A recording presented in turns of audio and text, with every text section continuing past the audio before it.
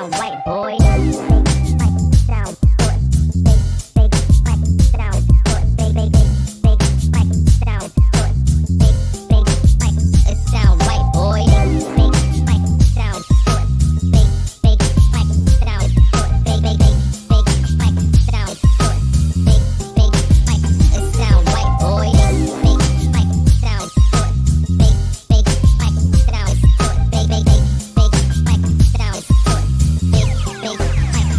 Sound white, boy.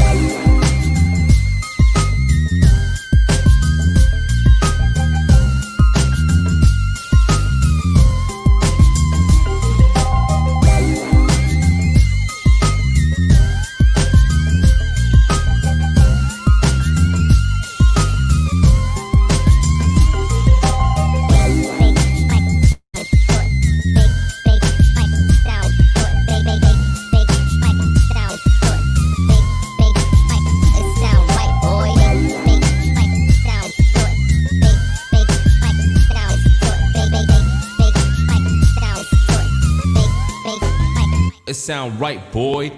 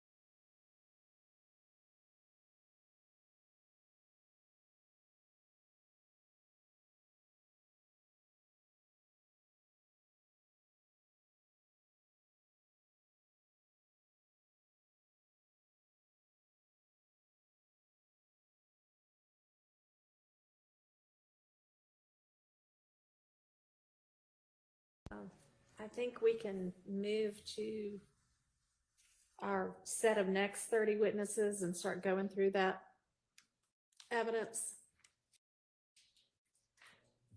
Oh, and we were, sorry, let me circle back. I'm looking at my notes from yesterday. Mr. Harvey, you wanted to raise something about item number 74 with Dennis. We were going to look at the CAD reports also, so we can do both of those things before we get to the next grouping of witnesses. That's correct, Judge, and we were waiting to see the court's order. The court's order dealt with essentially the admission of lyrics. Our challenge to, it's number 26, Dennis, item number 74, right? Did the state find that order? Okay. Your Honor, we sent that order last night to court and all parties. Judge Glanville ruled on the lyrics. Okay. I didn't see it in my email this morning, but maybe it's there now. But would it be a fair characterization to say that it's the admission of the lyrics, and the court ruled on the admission of the lyrics? This is a video, and it is a video essentially with one of our co-defendants as the primary singer.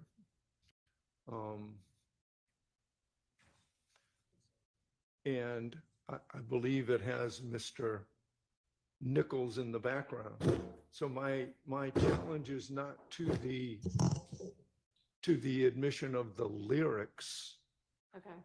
but to the admission of the video. And I think the video should be admitted against, with all due respect, Mr. Jackson, but not admitted against Mr. Nichols.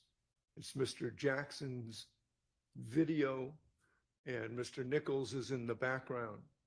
And that would be like saying, you know, if Gladys Knight and the Pips were singing, it would be admitting the actions of the Pips against Gladys Knight and that midnight train to Georgia. Not that I remember Who's that who song. here? Jackson is Gladys and Nichols are the Pips. The Pips, yes. Mr. Nichols is a Pip. Okay. Well, I mean, you know, I guess I don't know, let me look at the video, but I would think that both Mr. Nichols and the Pips are in the background voluntarily. Before you look at the video, can I just make an observation and a comment? My client's artistic expression, I want to put this in context. My client was arrested in 2005. The state has, not until 2022, I guess, got around to trying this case. Mr. Stillwell was rapping, and he dared to say in his rap song, "I beat a murder rap, paid my lawyer $30 for that," because a reasonable person would believe that he had been arrested for murder and beat it because he had been released and no one had tried him. I have no idea how this has become some sort of admission saying I beat a murder rap, because he was arrested for murder and he did beat it. I have no idea the relevance of this. He's just stating I've been arrested for murder, which is clearly true. And he beat it because he was out on bond. So I have no idea why this is admissible against anyone. I have no idea why it's relevant. I agree with Mr. Harvey that the fact that Mr. Nichols is in the background shouldn't come in either, but I don't believe that this should come in against my client. I think that this whole ruling is out of left field, respectfully, and that's our stance on it. I just wanted to provide that context before you viewed the video, because that's what it is. It's years after he had been arrested for murder. When's the video from? I don't 2019, we believe. 2019. So it's 4 years. The state says 2019. I'm not certain, but according to the state, it's 4 years after he'd been arrested. He had been released, and no one had tried him on the murder, which he's innocent of. And he was merely stating, I beat a murder rap. So I don't know why any of this is coming in, but I appreciate Mr. Harvey's point that nothing came out of his client's mouth either. Yeah, it's not an assertion under 801 D2E. So I don't see it coming in with regard to Mr. Nichols. And I adopt everything that Mr. Schardt just said as well. Interest either, Your Honor. It's not against any interest. It's not anything that's inculpatory. Talk into the mic because they can't hear you back there. Good morning, Judge. Good morning. I'm not sure that it's against any interest. It's not anything that's inculpatory. I think that might just be a statement by a party opponent.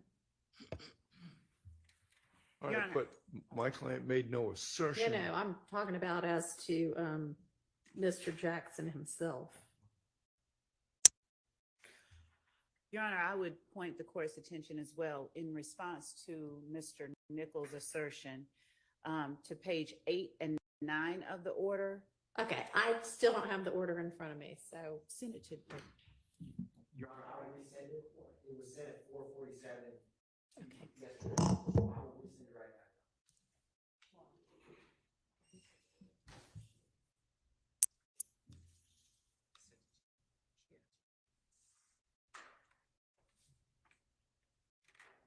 I mean, I thought I perused it.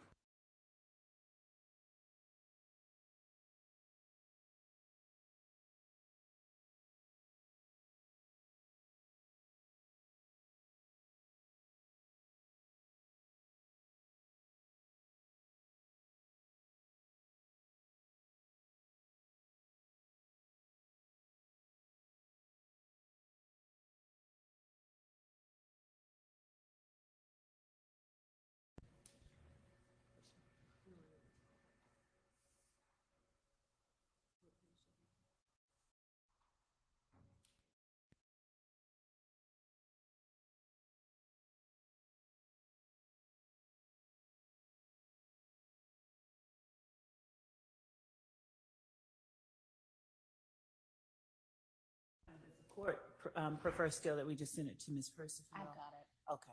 She's sent it. Mr. Atkins, what page of the order are you referring to? No, it was- Page this one. 8 and 9. You're welcome.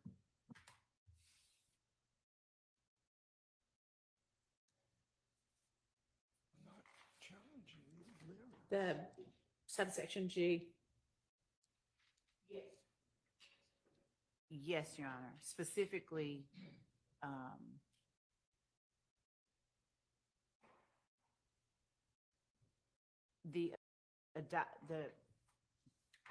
the court finds that contrary.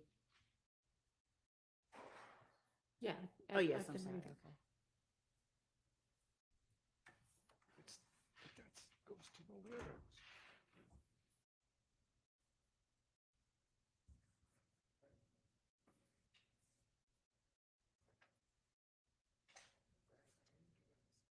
Yeah, that's irrelevant.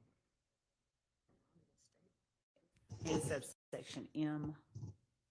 M also? Okay. I know that.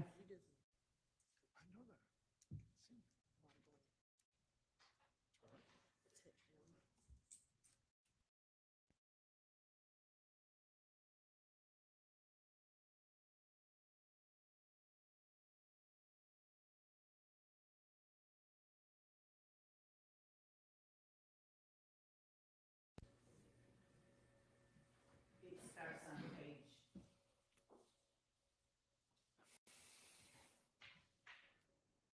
27. All right.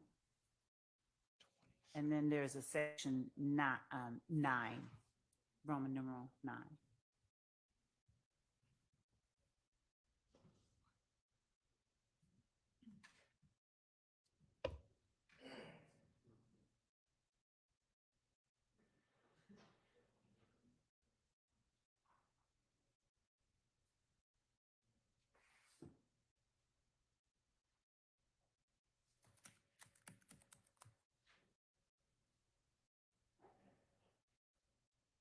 And finally, the rulings on page 41 as against Mr. Nichols.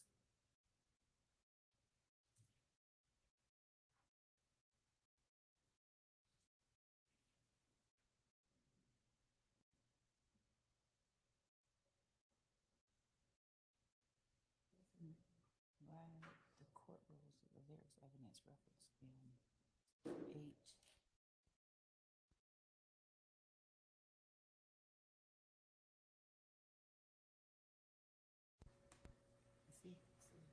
The murder case that Mr. Stillwell Jackson was arrested on and then not tried on or whatever happened, is that asserted in this indictment as an overt act? It's count 2. And it's one of the overt acts. Oh, okay. So it's the Thomas murder. Yes. Okay.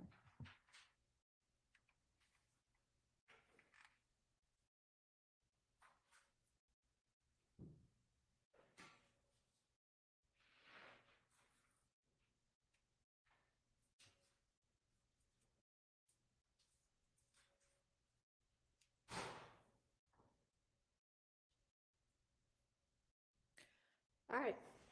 I'm familiarized myself with those parts of that ruling now. If you want me to watch the video, I will. But it appears that, is it on Zoom? Okay, let me get on Zoom.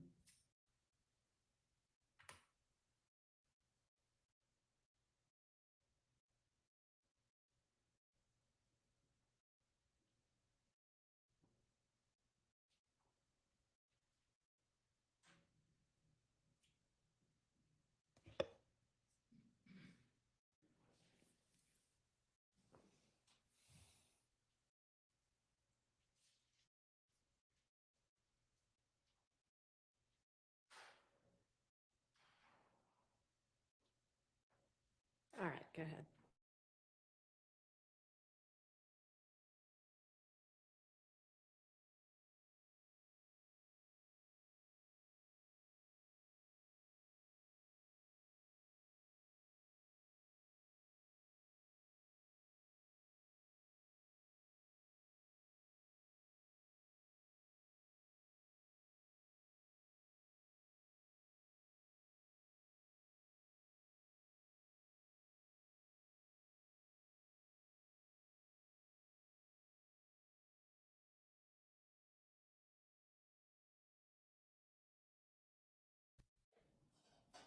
All right, I don't see any reason to revisit the ruling. Well, it wasn't, With regard to the, so if we don't show the video, then the state intends for it to come in as against everybody. And there's no way for it to do that if the jury doesn't see everybody in the background. well, if it comes in, I don't think it should come in against Mr. Nichols. It should come in against Mr. Stillwell. And I would again ask for a 105 instruction with regard to this. It is again, Mr. Nichols is just a person in the background. Who chose to be in the background. So y'all can argue the same thing you've argued to me, which is, okay, all this is a song.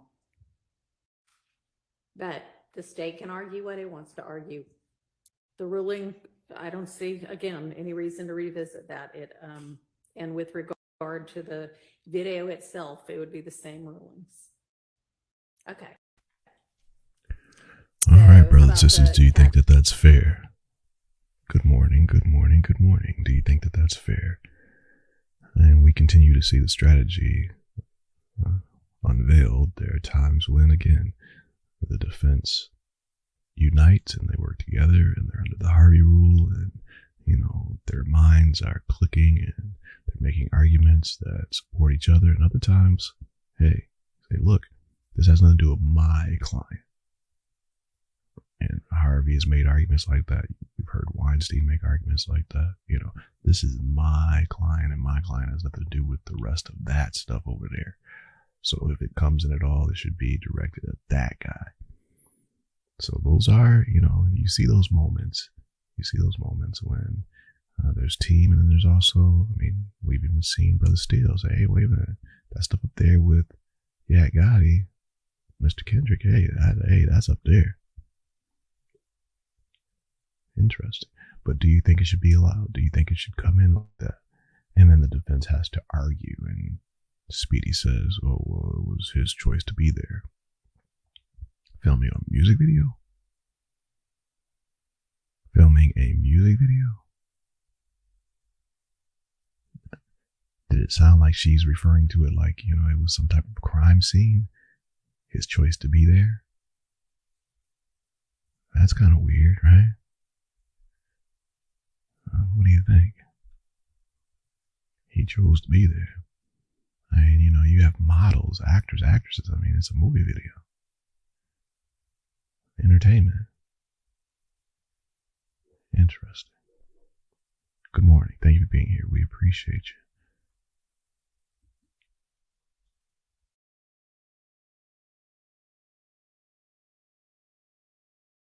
CAD calls. Or not CAD calls, CAD reports.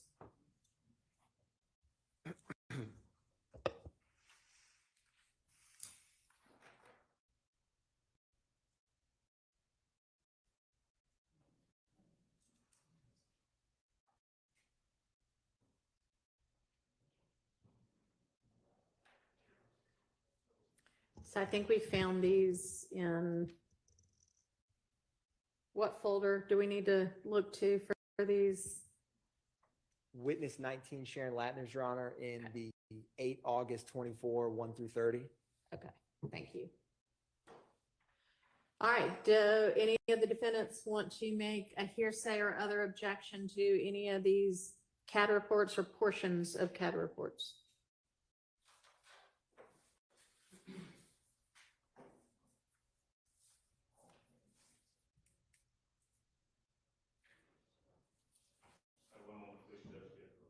Sure.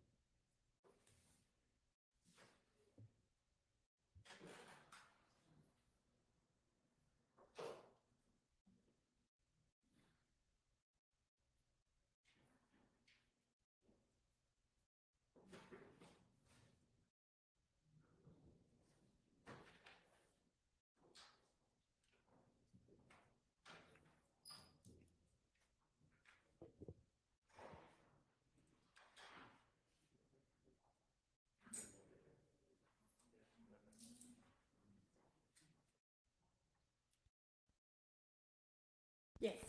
All right, so, and I'm really what I'm doing is repeating an objection that we've made previously. Ms. Latner has testified numerous times before. She's come in regards to various 911 calls that have been made. And our objection has been and continues to be objecting to any hearsay that would be contained in. Right, so point out for me now the hearsay so that we can make a ruling on that. All right, so we're probably gonna have to go through them one by one. And if That's fine. with the court's permission, if I may retake my seat and kind of. All right.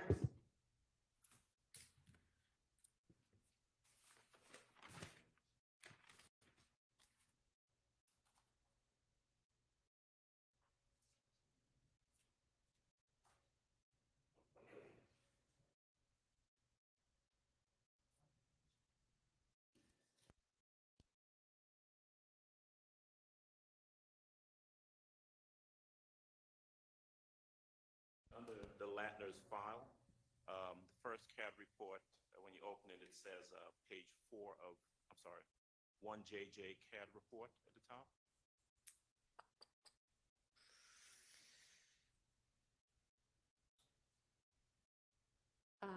Yeah, it says that on the It's Yeah, printed date is 6/22/2022 if that's yes, all right. And so I'm going to go to page 4 okay. of that, page 404, where there's a statement under CAD narrative. Under remarks says number 78, shots on call, 6 to 7 vehicles shot up at location.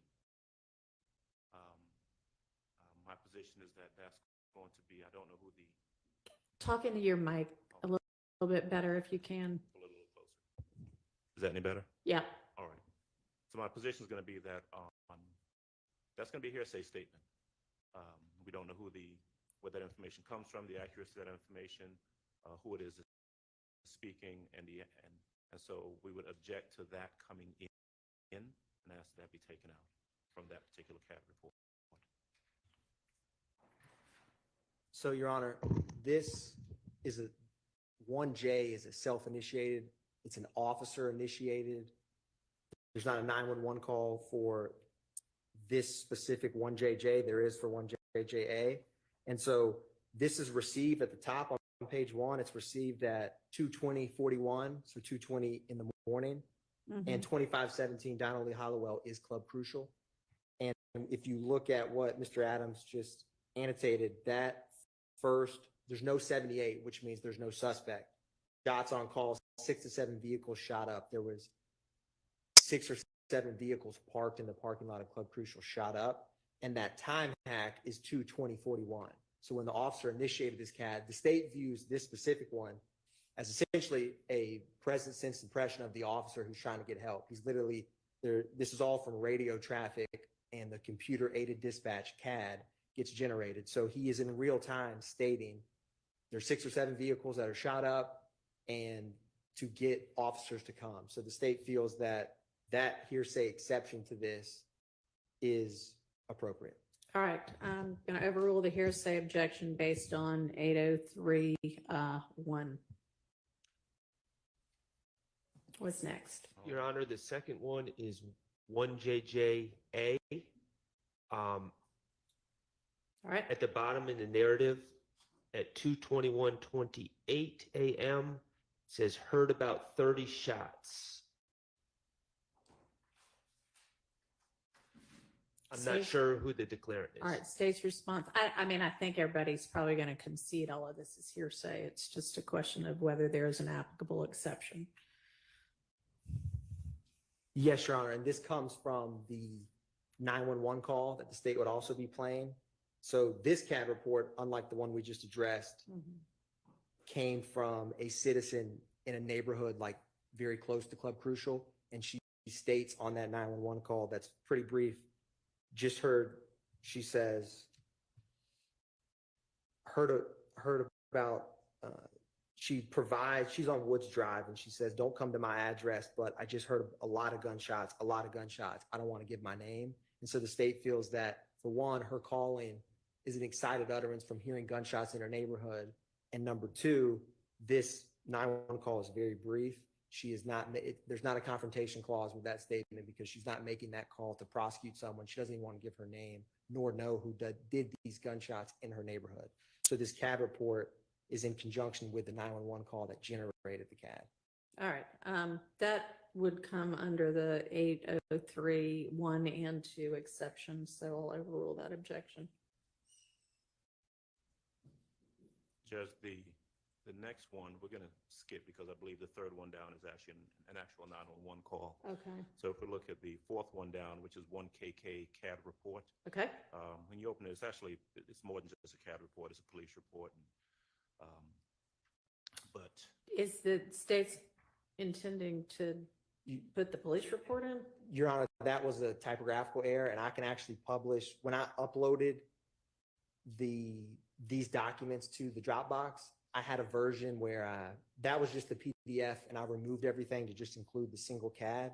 So for purposes of this, I meant to it's embedded in the 28-page PDF, but Okay, you're just going to be using the CAD report part. of it. correct, and specifically the CAD that ends in 455. But for time's sake, I don't want the court or defense to look through those 28 pages. I'm happy to Appreciate it. publish. Okay. Go ahead.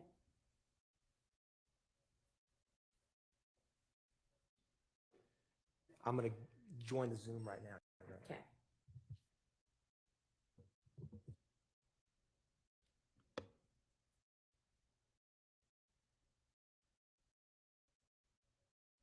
Mr. Atkins, is that the CAD report that if I'm looking at 1KK that starts at page 14 of 38? Is that right? I don't have the original PDF I got this from, but the CAD ends in 455 and it's a single page CAD report, if that helps.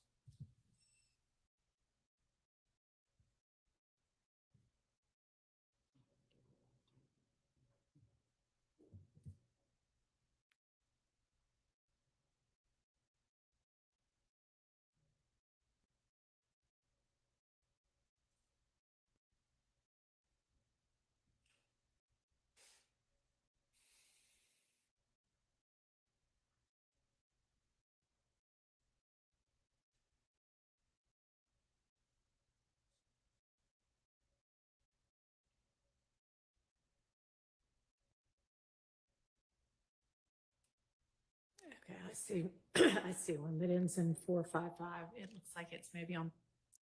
It looks like it might be the last page, page 38 of 38 on what we're looking at. I see it. All right. And what's the objection? All right. Same here. So objection. If you look at the bottom of the CAD report, there's going to be information by a declarant indicating call advised. You heard 8 shots fired in the area. That's the last line of the CAD report. My position is that that's not the officer reporting. That's simply the officer reporting what was reported, and so that would be hearsay. We'd object to that.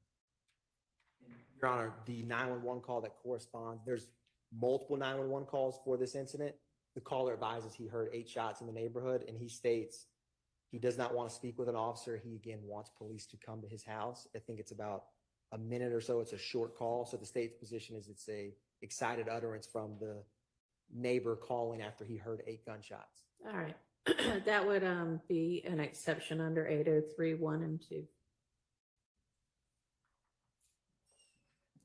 What's next? Your Honor, 1LL. Okay. It's in the narrative, it says heard 9 gunshots fired near parking deck. Okay. At 5, and it, according to the CAD report, it's 5:52:18 a.m.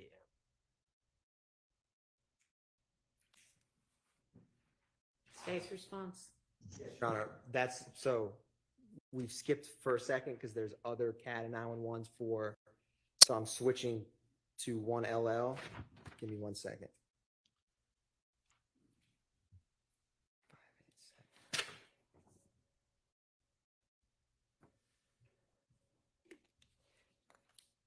Yeah, so this 911 call, the caller, so the incident happens at 1903 Drew Drive, and the 911 call that corresponds with 587, which is 1LL, she says, I just woke up and heard about 9 gunshots. It came from the parking deck. This is an apartment. She gives her phone number, the apartment, and the gate code so officers can get in. She does not see anyone. And then she says she does not have to speak with an officer, just heard a lot of gunshots. So the state's position, again, is excited utterance and not for the purposes of prosecution in terms of confrontation clause analysis, because that, my apologies, Madam Court Reporter, the heard 9 gunshots near parking deck is the CAD report automating what the 911 caller audio, which we have, states. All right. That would also fall under the 803, 1 and 2 exceptions.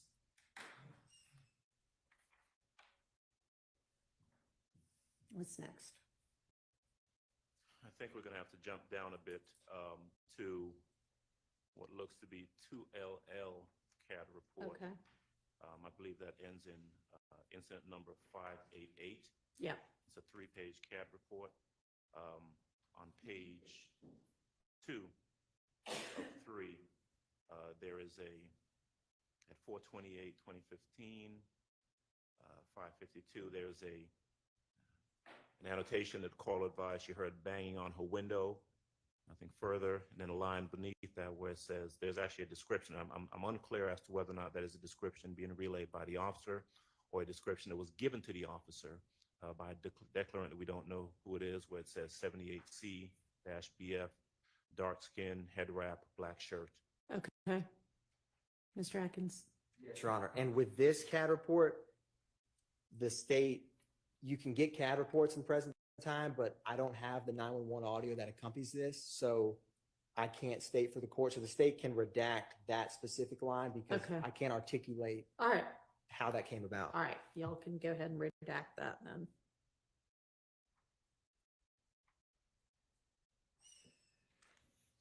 What's next? 3KK, 4/28/2015 at 4:05 a.m. There's a note, do not see CLR. I believe that might be caller.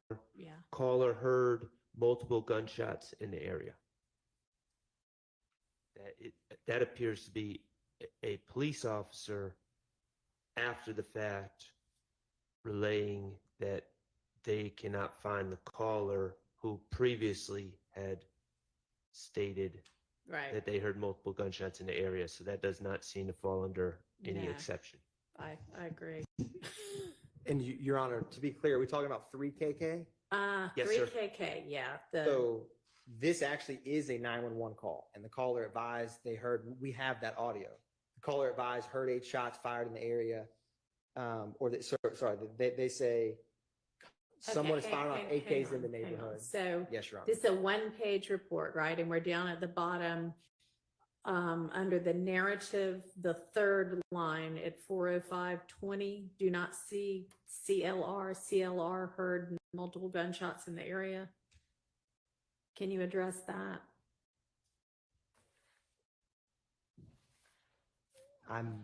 Give me 1 second, Your Honor. Sure.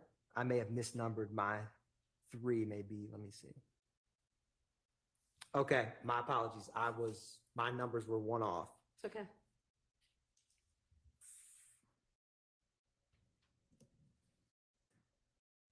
There is a 911 call for this. It's Mhm. very hard to hear. The person's just, I can play it. It's only like a minute.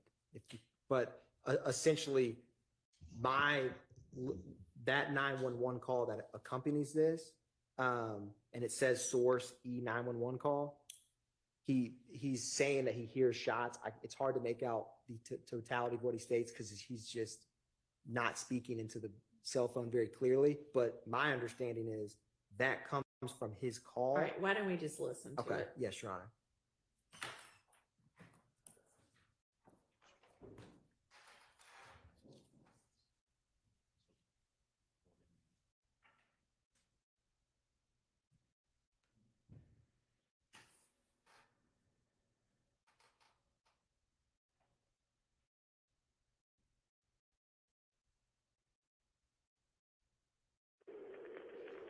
Atlanta 911 operator 2091. What is the address of your emergency?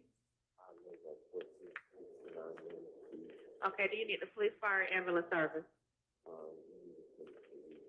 You need the police?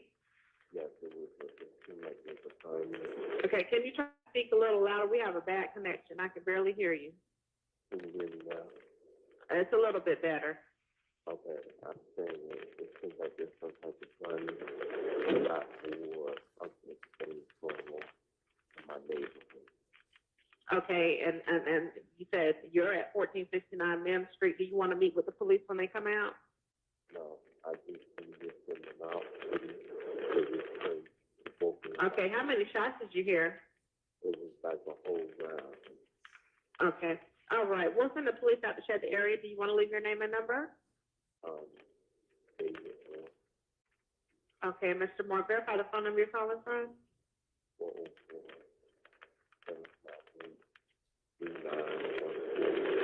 404-758-3914.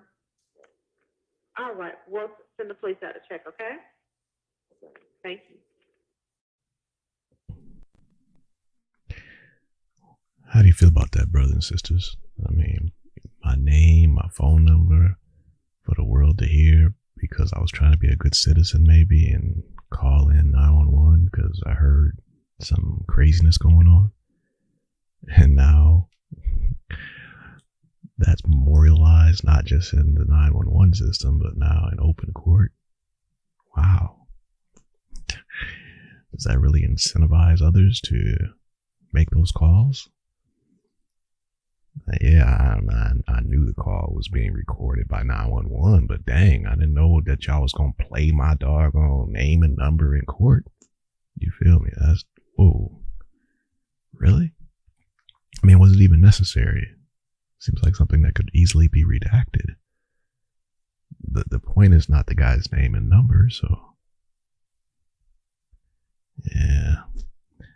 You gotta care about people, and think about these things, especially if you claim that there are people that do bad things, right? I mean, that's your whole claim. This, things are so dangerous. You take precautions, well, then take them. It just seems awfully interesting. A little bit too loose. A little bit too loose.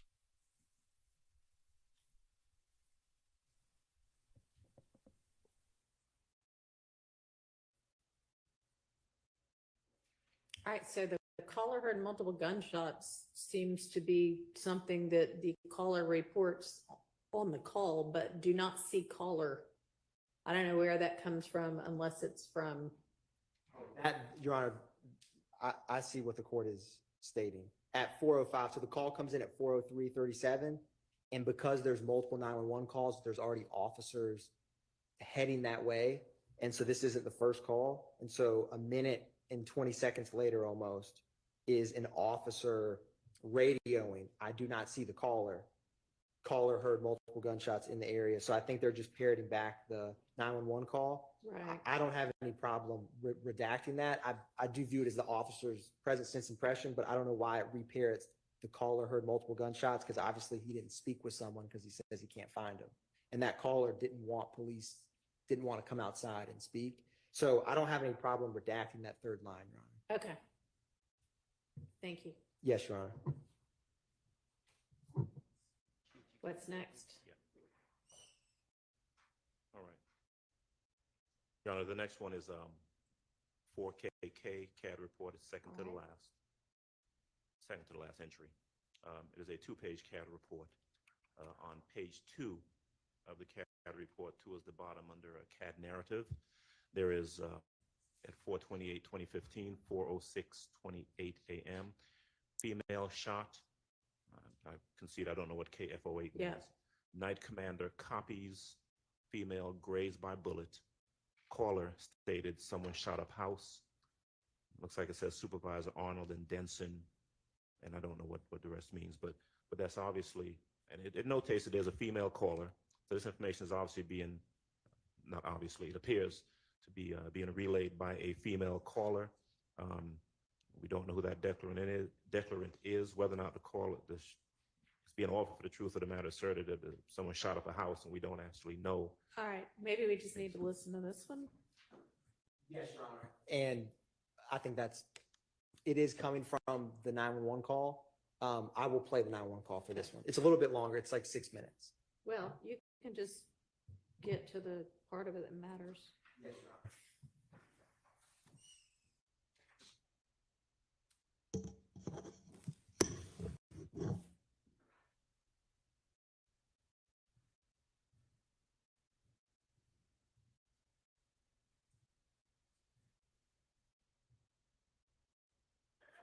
Put that weed out. Atlanta 911, operator 6587. What is the address of your emergency? Someone just turned a shot on my house and my auntie got shot. Okay. Okay, what's the address? 1428. 1428. Adair Avenue. Adair? 30314. Is this in a house or an apartment? You said what, ma'am? Is this a house or an apartment? A house. Okay, that's Adair Avenue Northeast? Southeast? I thought it's Southeast. Okay. 1428 Avenue, Atlanta, Georgia, 30314. Okay, it's not coming up Southeast. And Your Honor, around 2 minutes and 31 seconds, this gets to the female being grazed, so I'm going to jump to that. Okay.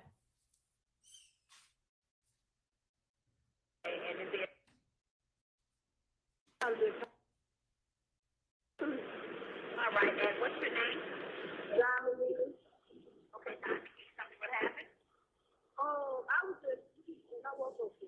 shot people. Somebody just told me they were shooting up the house. Okay, was anyone shot? Yes, ma'am. Okay. Are you with the patient right now? Oh, she's lying in the bed. Okay. Are you with her right now? You said what, ma'am? Are you with her right now, Simon? Yes, ma'am. Okay, how old is she? She is. She didn't get the bullet didn't go through. She got straight. But she is. And the reason I highlight that part, she says the bullet did not go straight, which is how the CAD report ends up reflecting female grazed by bullet because her aunt was shot. Okay. I mean, other than the night commander copies part of that, that's all the caller obviously relaying what just happened. So that would fall under the same exceptions as the others. Do you intend to, I mean, the night commander copies part, can you I can redact redact that. that out? Okay. Yes, Your Honor. All right, what's next?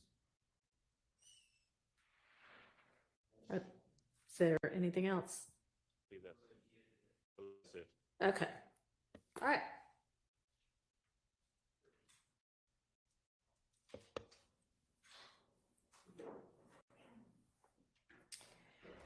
The other thing I had written down from yesterday was Mr. Stillwell jail calls. If y'all are ready on that, if not, we'll just move on to the next. I'm ready, Your Honor, just thinking about the most logical way to address these issues. They're about 14, 15-minute calls. The state has, to my knowledge, not given any clear direction on what they plan to play. So I think that maybe it makes more sense for them to propose what is admissible. Okay. And then I can respond. All right. And Ms. Hilton, is this the one that you sent over that was like in a spreadsheet, or where would I go? What's the best way to go find these? No, Your Honor, that was the co-conspirator statement. Okay. But in the same Dropbox, these are all in the Mike Sprinkle folder. Okay. Under Shannon Stillwell. Okay. And Your Honor, it may do well for us to have a conversation at a break with Mr. Schardt and counsel, because there are some that we've identified that we will not use, and then there are redactions that we have.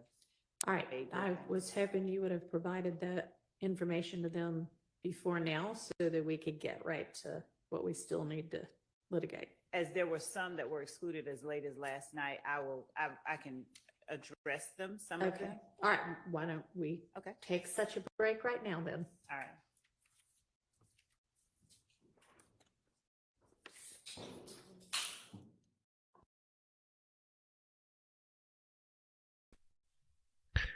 Yeah. Any excuse possible to wait a couple minutes, right? Well, I tell you, this law's getting pretty good with the non-specific, specific type stuff, right? Like, yeah, we can, well, kinda, and maybe, and most likely, and most of it, some of it, kinda. Right. We've seen this show before. So Brother Schardt did the right thing, obviously. Put the pressure right back on him.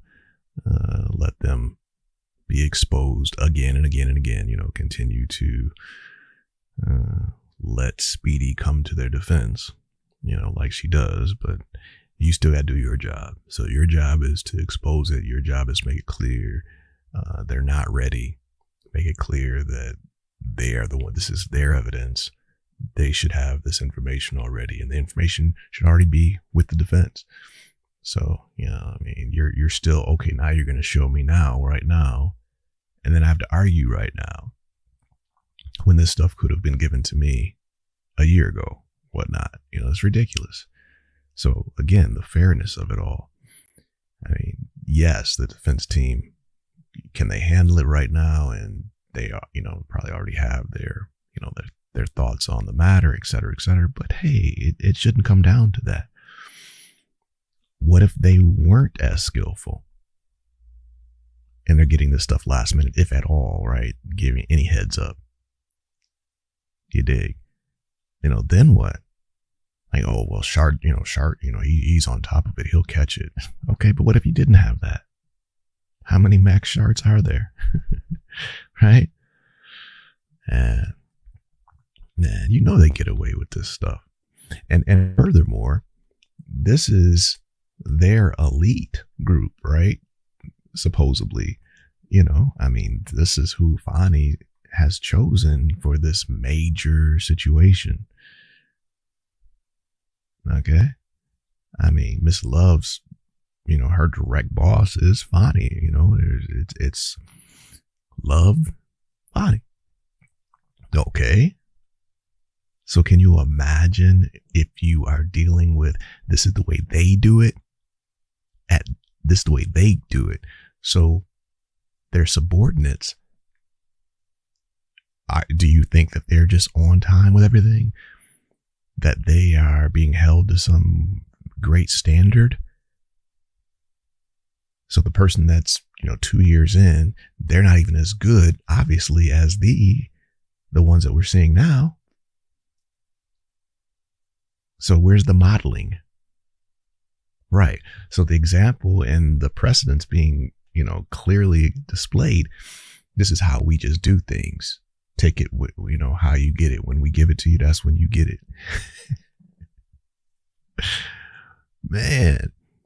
Miss Love gave it to you five minutes before, I can't give it to you 5 minutes before, I'm not as good as Miss Love.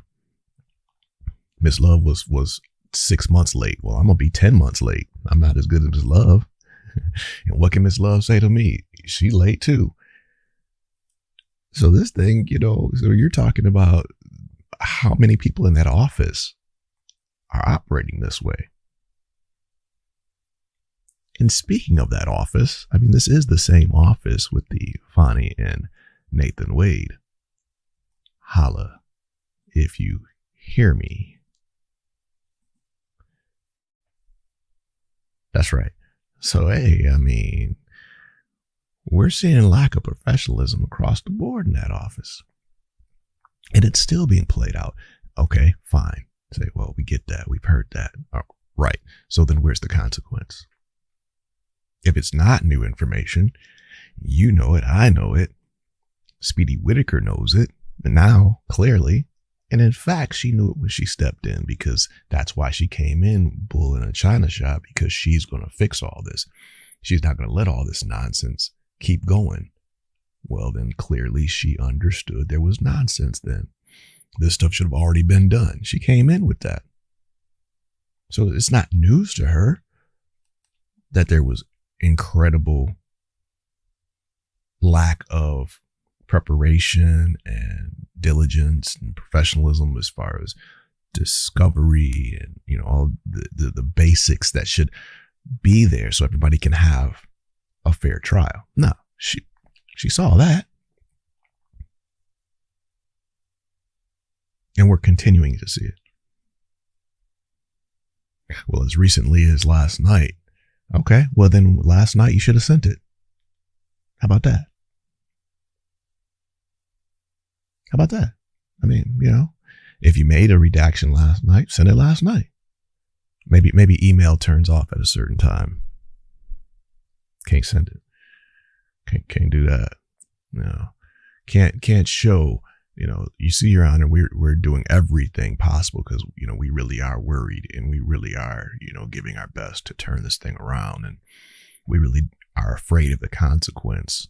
You really have us trying to be at our best. So yes, it was 1 a.m. that I made that redaction. And yes, you can see 1 o'clock and 1 second a.m. I hit send. You can see. So as soon as I did it, I wanted them to have, the very second, if possible, I wanted them to receive it. And, I can show you versus what just happened. She didn't even offer it first. It's Brother Schardt who's standing up saying, yo, just, we still don't know what they intend to do, what they redacted, what they, we still don't know. Oh, So then, you had no intention. Where's the expediency from the state? Had it not been for Brother Schardt to even say something, you're just going to be railroaded again. You're just going to be hit blindside again with no consequence. But the defendants continue to be at the mercy of this nonsense. And I'm not just talking about the ones we're looking at. I'm talking about anyone in the system for years that have been going through this stuff, dealing with this type of we'll get to it when we get to it ism. You all get it when we give it to you ism. No.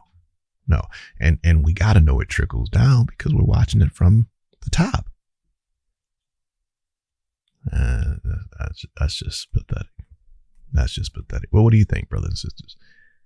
What do you think? Well, we're waiting for now this conference. So they're taking a little break and supposedly having a little conference together while Miss Love goes over a few things. So that's where we're at. We're in waiting again. Now, I will say, this whole lack of bathroom breaks and all of that nonsense that Speedy Whitaker, telling grown professionals, telling attorneys they cannot go to the bathroom, cannot take a bathroom break. She did it yesterday again. No. Can I take a bath? No. Dang. But then you have moments like this. So you're willing to not give Miss Love a consequence.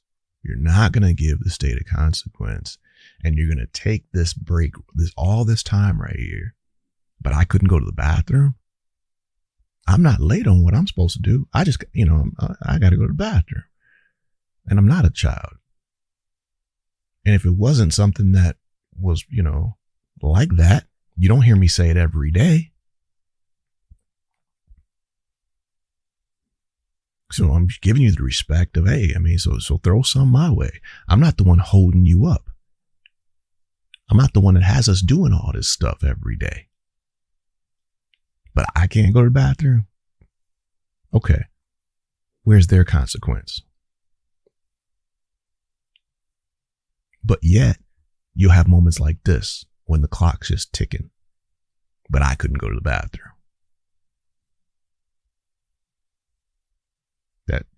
How is that cool? Nah, it's not cool. It's not.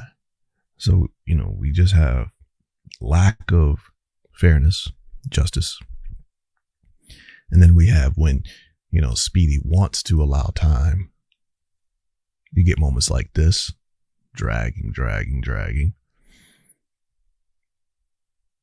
And then when someone, makes a legitimate request, well, then there's a problem. I tell you, I'm not cool with it. I'm not cool with it. All right, brothers and sisters, so this is where we are. Brother Steele, he requested yesterday to work from his office on the case and other matters, etc. So we knew as of yesterday that he was not going to be in the courtroom today. So Brother Adams is running point, and he and Brother Schardt seem to be handling business, doing what they do. They like this. Good. And, Brother Steele argued in front of the Supreme Court yesterday. Did a good job. So, you look forward to next week. It's probably a good day to take a day to, get things together because the cross-examination of Professor Woody is, coming up beginning next week, right? Well, yeah, he might be working that magic, getting, a good day to kind of get that going. Plus the other motions that they may want to spring on Speedy between now and then. So, it's a good opportunity to sharpen some tools. Not bad at all. So what do you think about the DNC convention, brothers and sisters? while we have a moment. What do you think of how that's going? I thought Sister Michelle Obama stole the show last night. She gave a once-in-a-generation speech from her. I mean, you know, she was hitting on all cylinders as far as what she can bring to the table. I think she brought it. And we talked about, you know, we covered it, and we talked a lot about what she was saying. And then if you read between the lines, other things that she was also saying, or at least we can infer that she was saying. And it pointed to the analysis that we gave Monday night of the great potential for this thing to tank. Do you understand? That there was a warning that was extended that this thing can go bad real fast. And we've been talking about it. And if you read between the lines, she was talking about it. Because the Democratic Party, they know that 2 months ago, people did not believe that Kamala Harris was, you know, perfect, amazing, the savior, spotless, the third coming or something like that. You know, it's just, you didn't think that. So the past few weeks have been miraculous, but they've also been manufactured. The party did this, created this. The media created this. The donors created this in the past few weeks. People weren't feeling this way about Kamala Harris. So it's hyped up. It's manufactured. She's been protected, right? She's not out there giving interviews on purpose. She's not subjecting herself to being exposed on purpose. They know that this is a manufactured presentation. So if you're reading between the lines of Sister Obama, when she's saying, be careful, this Goldilocks thing, feeling like you just have to be perfect. And so therefore you're basically hiding the candidate. She knows her husband didn't do that. And she knows that doesn't work. At some point, you're going to be a brother Joe Biden at that debate on that stage at some point. And people are going to see. And then what happens? And keep in mind, it's the same pool of people that were for Brother Biden, saw the debate, and abandoned Brother Biden. The confidence was instantly shook, right? It's the same group of voters. So if you say, oh, well, there's no way that if Sister Kamala gets exposed and they realize that she's really not all that she was made out to be in the last few weeks, well, they're not going to abandon her. Really? Are you sure? You saw what just happened with Brother Biden once people started to say, wait a minute, what is this? This is not what you claimed.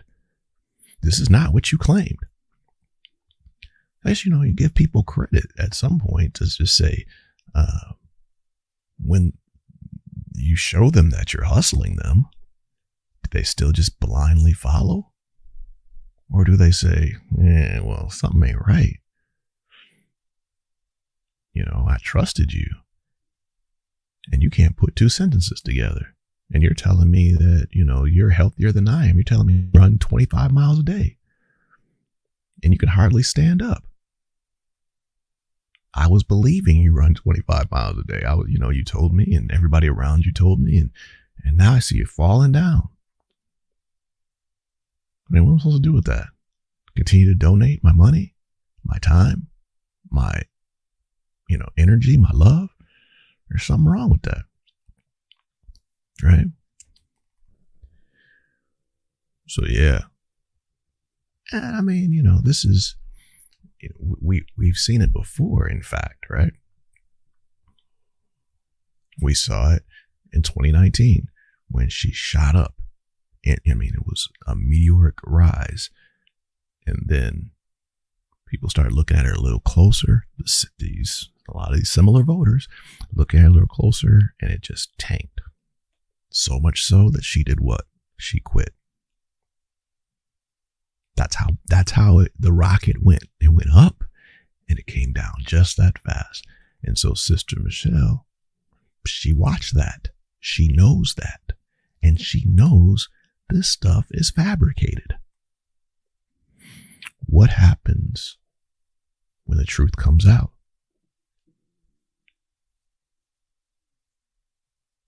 That we've created this thing in the past few weeks. And it's been a marvelous watch, right? To observe how they've rallied around and created this savior figure. It's pretty remarkable. So much so that people don't even remember that they didn't care for her just a few weeks ago. Just a month or two ago, just 6 months ago, just a year ago, didn't really care for her. Now it's just a love fest. Well, what did she do to create that? Nothing. It was created. She didn't create it. It was created. How? Why? And what sustains it? What sustains it? Okay, so those of you who are that's a little, hang with us at, during the DNC, and we'll talk about the Rhodes universe, talk about whatever we want to talk about. So, hang with us and check us out in the evenings of the DNC and on towards the election. As always, you don't have to agree. No. We have no prerequisite that person has to agree.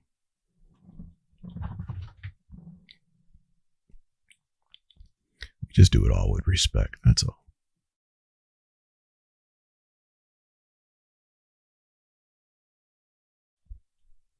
We enjoy the conversation and looking at these different topics from various perspectives. Why not?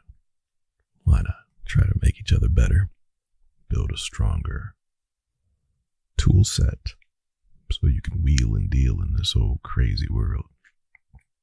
All right, brothers, this is where we're still on break due to what would appear to be another lack of preparation by the state, lack of diligence, and turning over of information to the defense in a timely fashion. Yet another example of it. So we're doing a little recap here. Last night in the current state of the presidential race. It's a very volatile time. And so back to Michelle. So she says things like, be careful because the polls, there's going to be some change in. And she even says the phrase, Kamala and Tim, they're not perfect. She says it. She was on it, man. She was on it. They're not perfect. There are going to be some rough days ahead. She's into the future with that kind of talk. She's saying, hey, I know all this exuberance, and I know, but the reality is she's not that. She can't live up to that.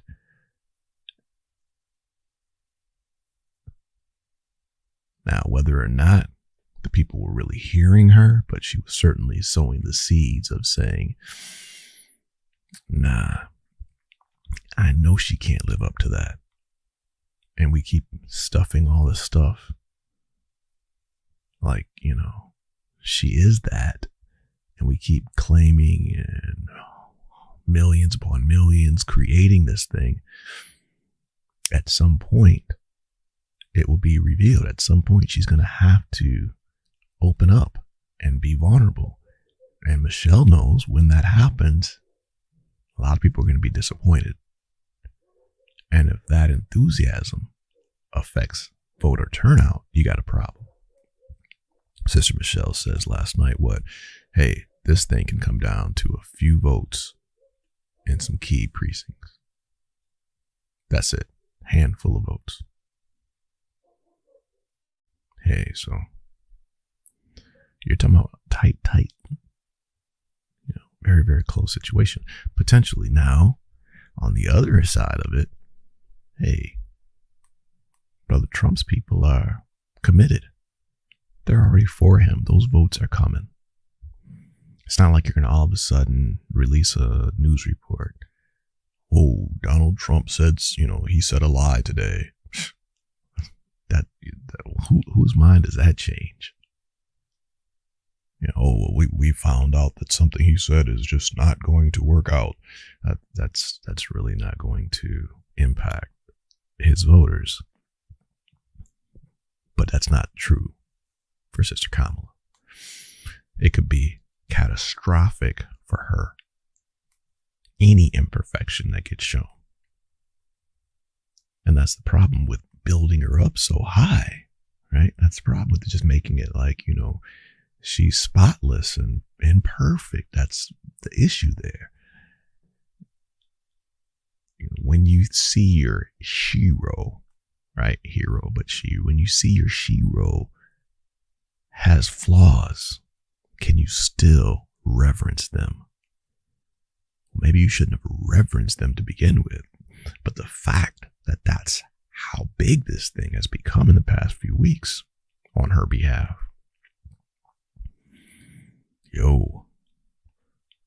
This error, that error, this mistake, this misstep.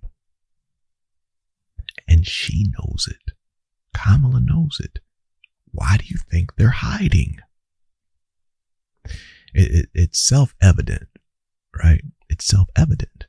If they thought they could really live up to the hype, they thought it could help them to show more of her, let her talk longer, let her engage with more people, let her answer more questions. If they thought that that would help them win, wouldn't they do it? Self-evident, brothers and sisters. Self-evident. If the campaign, if the party, if Kamala herself, if they believed that they had a better chance of electing her president, if the country actually heard from her more and actually got closer to her, talked with her more, heard from her more, experienced more of the way she thinks, the way she lives her life, the way she develops policy, the way she can govern potentially. The more they knew about that, she goes to Fox News. She goes even to CNN. She gives, like Biden was doing, the longer form interviews in that final week or so when he was trying to prove he still had it, right? And he went on this interview and that interview trying to prove that he still had it. But these were last ditch efforts. That's not what they wanted to do. They wanted to continue to hide him. If it wasn't for what happened in the debate, they would have continued to hide him. But because it was a last ditch effort, what did they do? They put him out there. And it didn't go well. So they didn't want to do it. Just like they don't want to do it with Kamala. Why don't they want to do it? Because not only does it seem like they know it won't help, it could be catastrophic, like it was for Biden, for different reasons, but inherently some of the same reasons. It's not what you thought it was. It's not what you thought it was. Brother Trump is what you think it is. He's what you think, right? Like him, dislike. But, known commodity, right? You're not surprised. There's some value to that.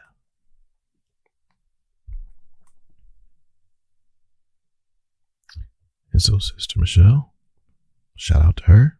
She told you, be careful of that Goldilocks thing. Be careful of that. Because you'll hide her and hide her and hide her. At some point, she's going to get exposed. And the drop could be so severe, can't recover. With the same group of people that you weren't able to recover with Brother Bud. Thank you for being here. We are continuing to wait for the state to conference and supposedly give over some information to the defense. We certainly appreciate you being with us. We'll throw on some tunes as we wait. Thanks again for hanging with us. We appreciate you. Don't forget to hit that like button.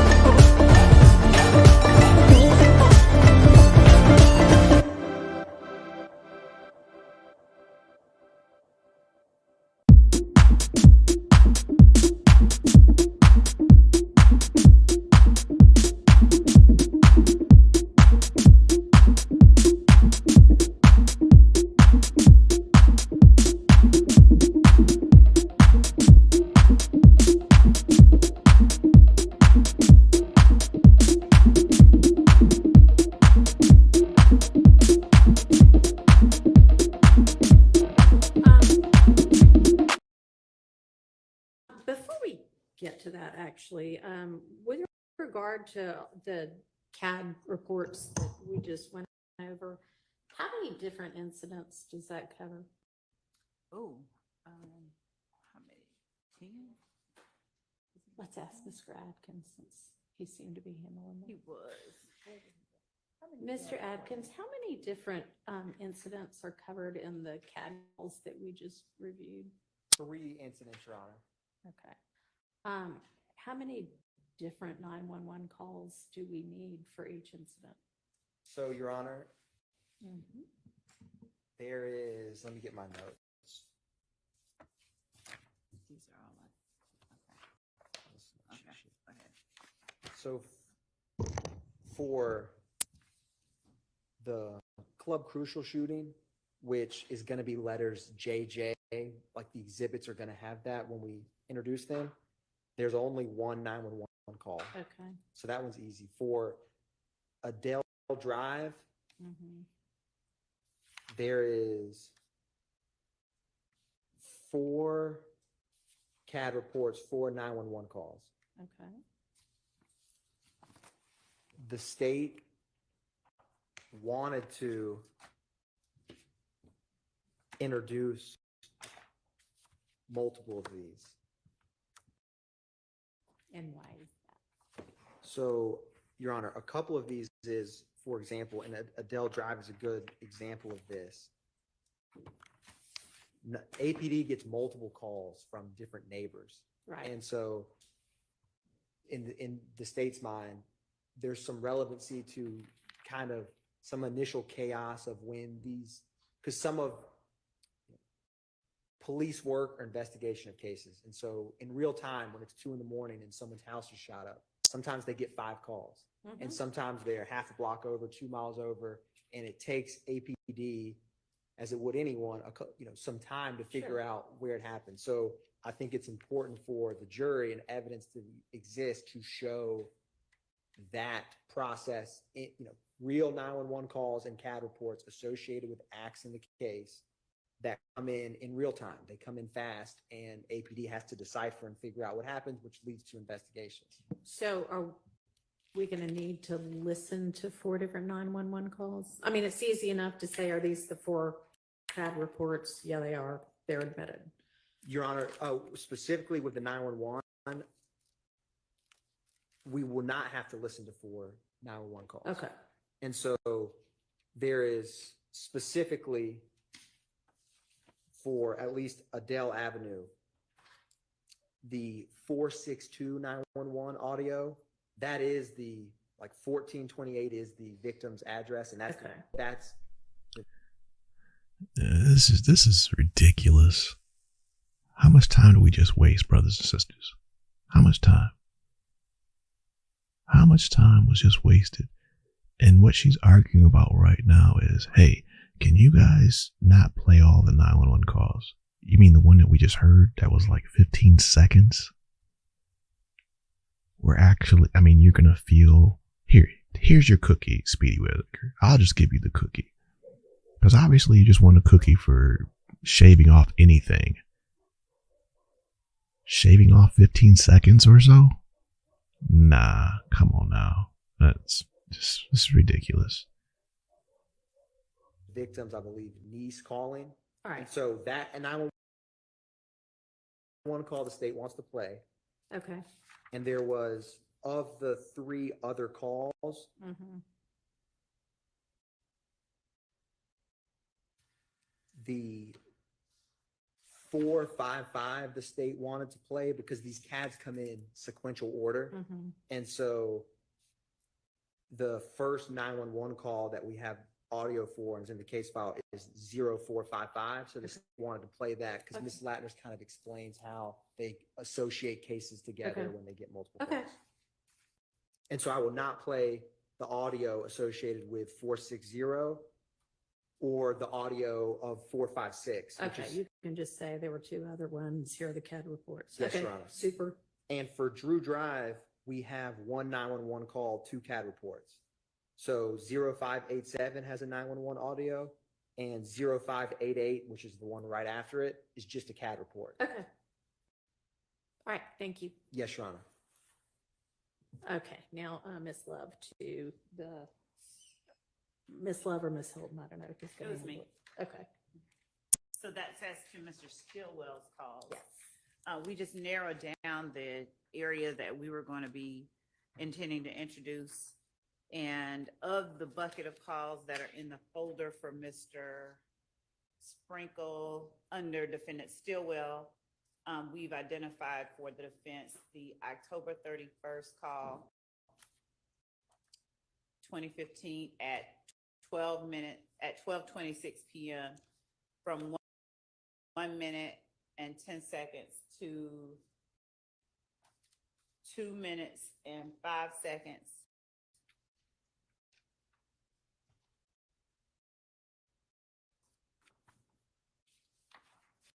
We have eliminated the November 9th, 2015 call at 12:04.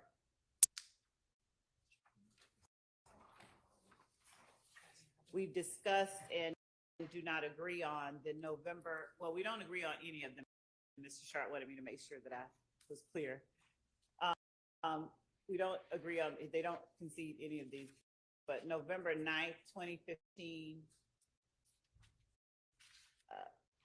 16:27 and 16:45, those are two different calls. We are keeping those. We have eliminated the November 9th, 2015 call at 10:57 p.m.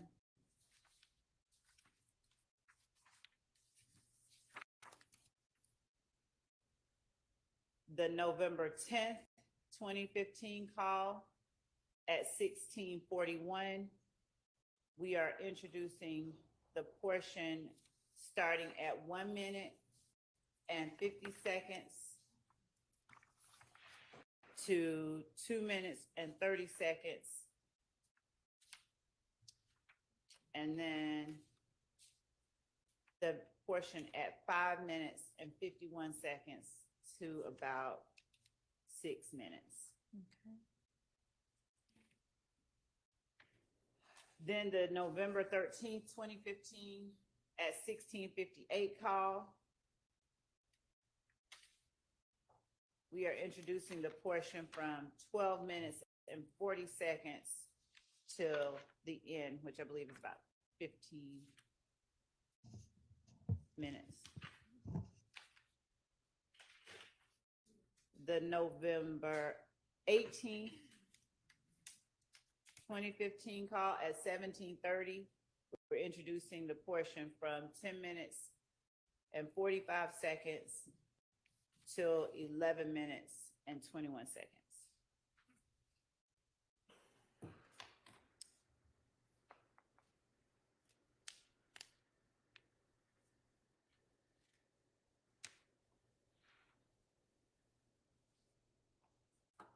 See? You want me to continue? The November 18th, 2015 call at 18:43. We are introducing 1 minute and 52 seconds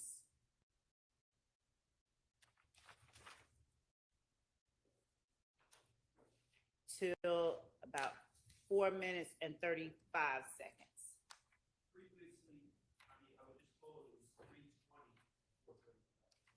So 1:52, the call starts, and then 3:20 to 4:35 is a specific portion that we have identified to Mr. Schardt, but we may have to back it up a little from 3:20 just for context, but 3:20 to 4:35 is the portion that we identified. Is that all of them? No, there's a couple more. Okay, go ahead. So November 19th at 17:26 from 2 minutes and 15 seconds to 3 minutes and 50 seconds.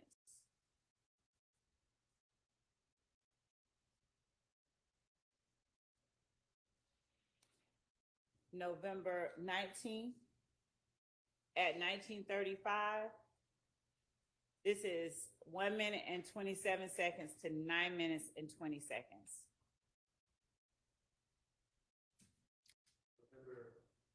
19, 2015 at 19:35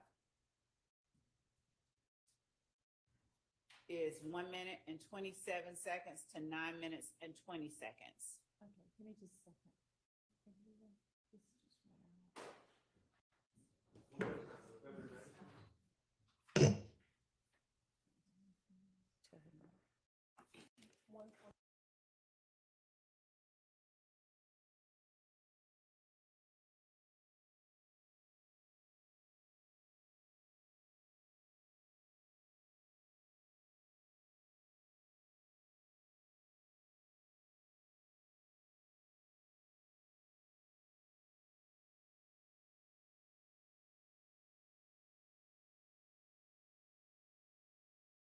So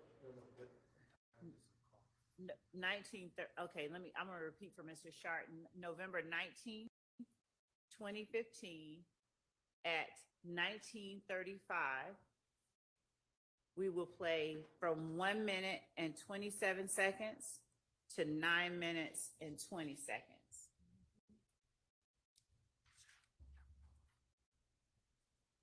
Then for the call dated November 23rd, 2015 at 16:08 p.m., the state will play from 8 minutes and 50 seconds until the end of the call at about 15 or 16 minutes, 16 minutes actually. So it's about 7 minutes. 8 minutes, 7 minutes. Then December 4th, 2015 at 15:48, the state will play 11:57 to 13:15.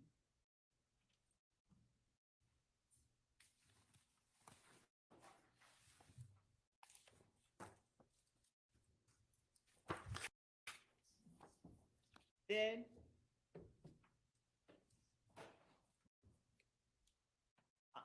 on December 4th, 2017 at 17:31, the state will play 8:10 to 8:30 approximately.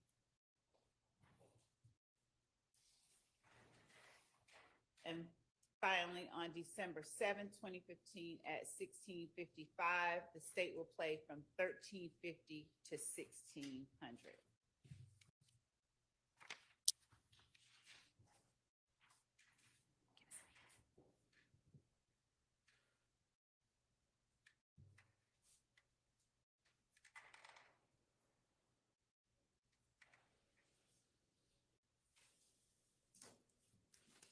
Okay, so do we want to just start with the first one and I'll hear what the objection is, or hear the tape and then hear what the objection is? Maybe hear the objection and the tape.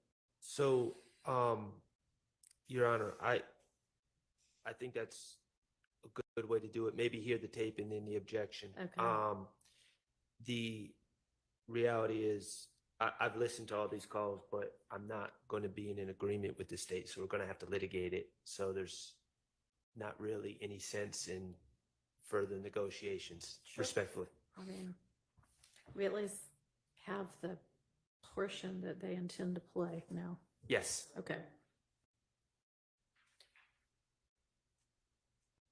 All right, so if you want to just start with the October 31st one and play that portion that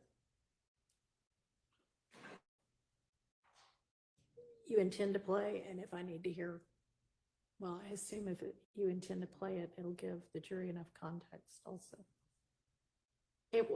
Is there like a general objection on all of these, or is it going to be different depending upon? Well,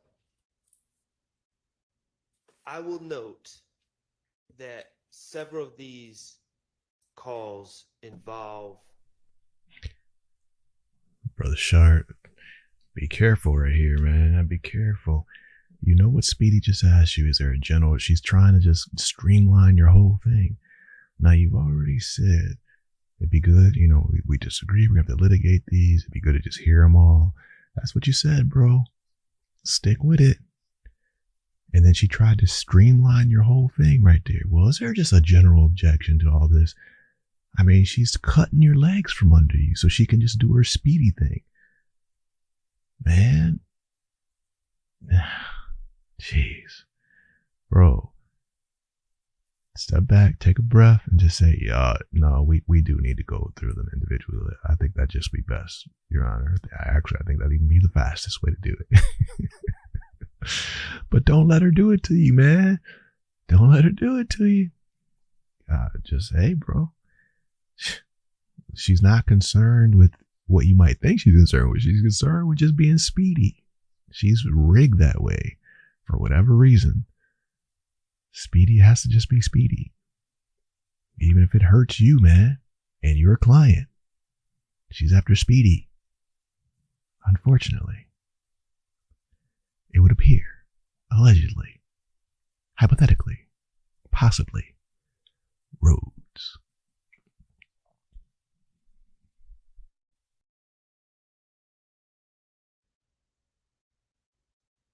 People threatening Mr. Stillwell and him reaching out for help to stay alive because the system has placed him in a cage with people who are potentially trying to kill him. I find something rather perverse about the system putting him in a cage in a situation where he needs to reach out to help to survive and avoid having a shank plunged into him and then us using that against him. So that is my general objection to some of these quote unquote gang related statements. I think we all know about the danger risks and the deaths and stabbings that have occurred at 901 Rice Street. So he's really in a no-win situation there. And I don't know, that just does not, on policy grounds, that doesn't seem like something that should be held against him. He didn't ask to be put in that situation. But other than that, Your Honor, there's different topics, there's different objections. Okay.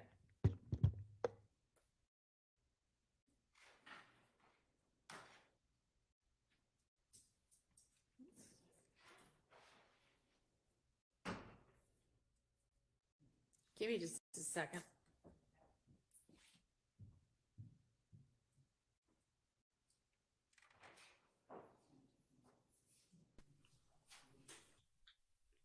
She better not have gone to the bathroom.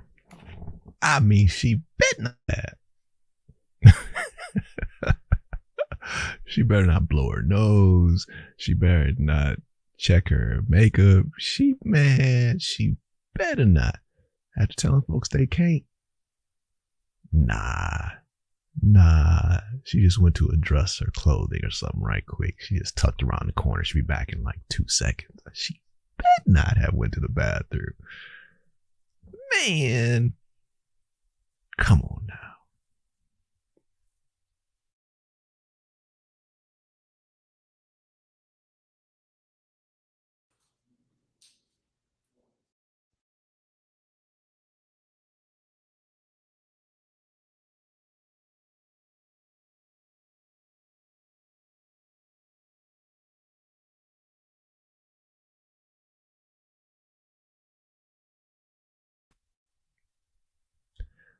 Nah, stream.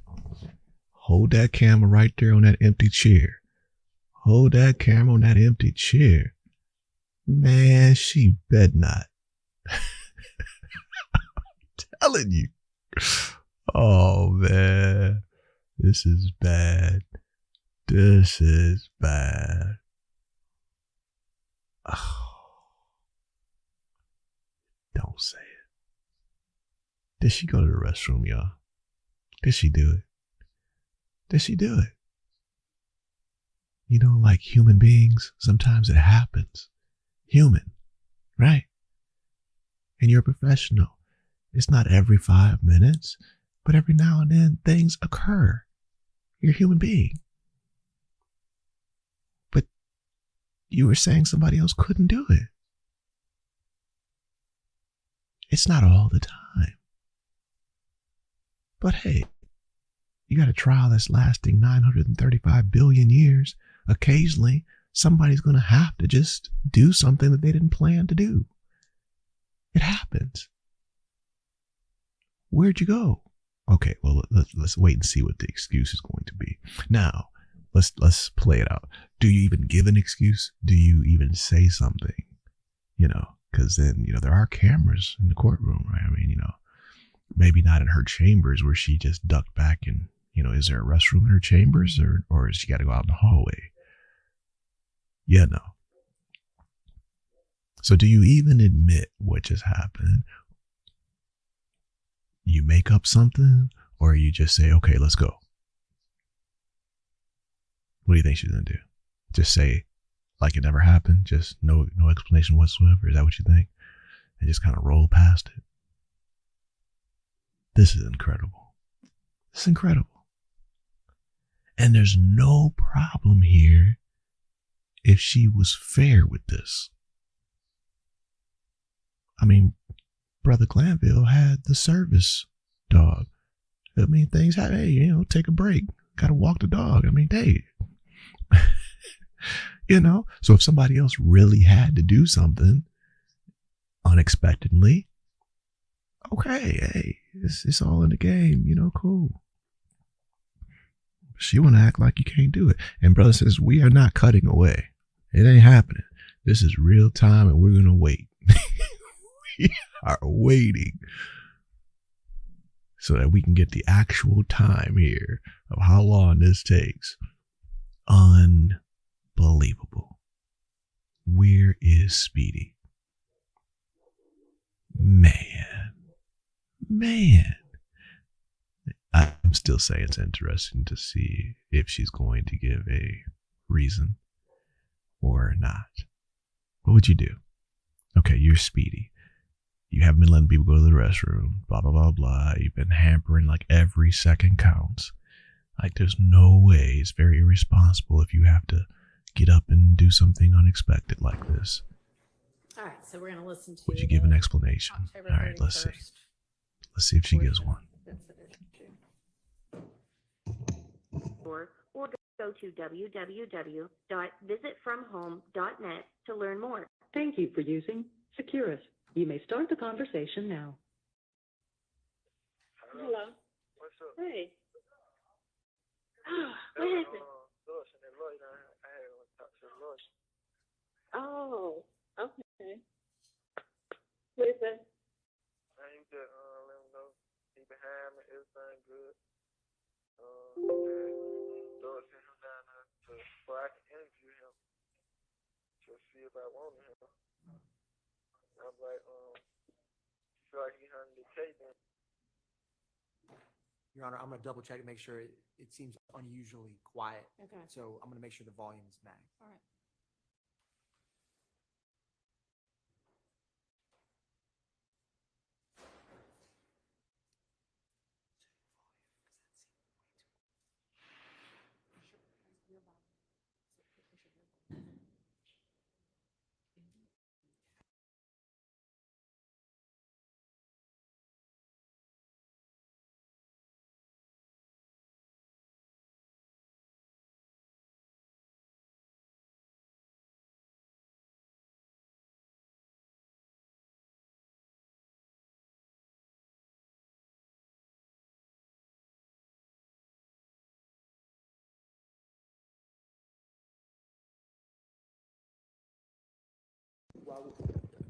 While we have a minute of downtime, I'm getting dispatches from colleagues that are not here. Okay. We wanted to make sure that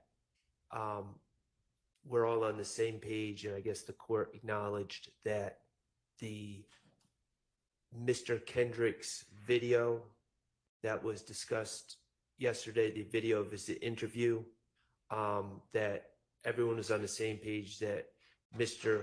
Kokomo, Mr. Steele were going to provide a copy of that video because it was not introduced at the time we were discussing it yesterday. Okay. And I think that everyone wants to make sure that you are on the same page that we will be supplementing the record with a copy of that video. Right, and I think didn't we talk about that yesterday, that would be Defense Exhibit 1 to that motion? Yeah. Yes, I thought we Okay. did, but Yeah, we did. Okay. So it's admitted, and the court reporter will await receipt of it. yes, All thank right. you. Thank you.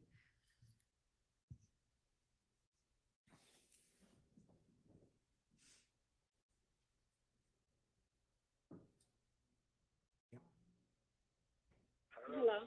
What's up? Hey. What happened? Lewis and that lawyer, I had to talk to the lawyer. Oh, okay. What is that? And you just let him know he behind me, everything good. He said Lewis sent him down there so I can interview him to see if I wanted him. And I'm like, feel like he handled the case and I want him. If you feel like then don't waste my time. Oh, okay. You want him? Well, he talking like he can handle it, like everything. He can handle everything. He say he been working with all type of stars on all type of murder cases and all type of cases. I'm sorry. Okay. Can't hear that at all. Your Honor, we're bringing over a Bluetooth speaker. I'll give the court what is being said so that at least we can discuss it. Bringing over the Bluetooth. Good Lord. Not this junk again. Bringing over the Bluetooth. Are we at a block party?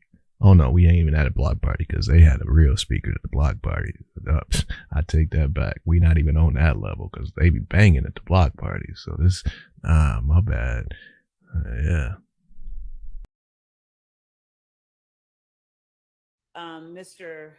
Stillwell says, when asked how he's doing, that Thug sent the lawyer down for me. I went and talked to him.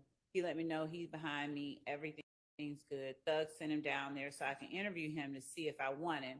I feel like he can handle the case.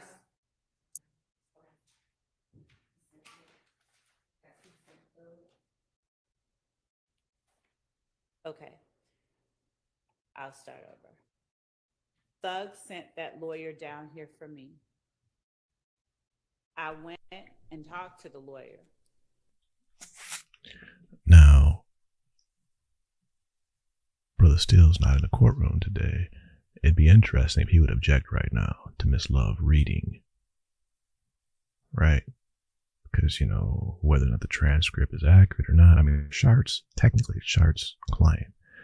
So Schart's not objecting. But because of this audio problem that we're used to seeing, because the junk is junk, but now Miss Love is going to proffer this is what was said.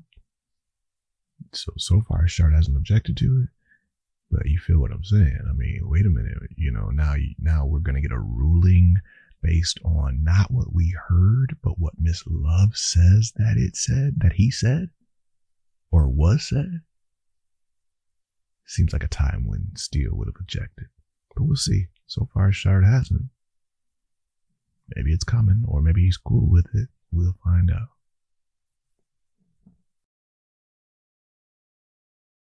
He let me know he's behind me. Everything's good. Thug sent him down there so I can interview him to see if I want him. I feel like he can handle the case, and if I want him. If I feel like he can't, then don't waste my time. He's talking like he can handle it. He's been working all types of stars and murder cases. All right, so the extent of it. Okay. I agree with the state's rendition of what that says. All right. My objection is relevance and 403 specifically confusion of the issues. So to my knowledge, well, first of all, let me just say this. Factually, I think the state would acknowledge this. I did not represent Mr. Stillwell in 2015. I did not meet Mr. Stillwell in 2015. I am not a lawyer that represented that. I beat murder cases all the time and have represented all sorts of stars. Okay. All right. Well, I mean, hey, inquiring minds want to know who was it that they were talking about?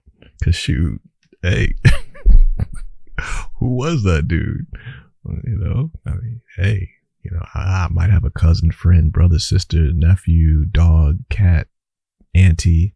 Yeah, my auntie from my brother's son's daughter's cat, grandmother's ex-boyfriend's daddy's co-worker that might need that dude sometime. So, you know, fire over that number, you get a chance, you know, just so we can have it, you know, never know when we can help somebody, you know, give somebody, you know, the name of this person that's been beaten, that kind of stuff, you know, hey, it's good information to know for the brother, sisters, cousin, coworker type thing.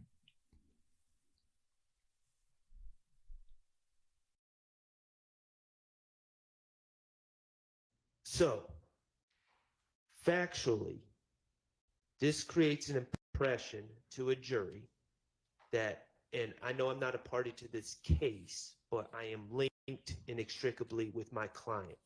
This creates an impression to the jury.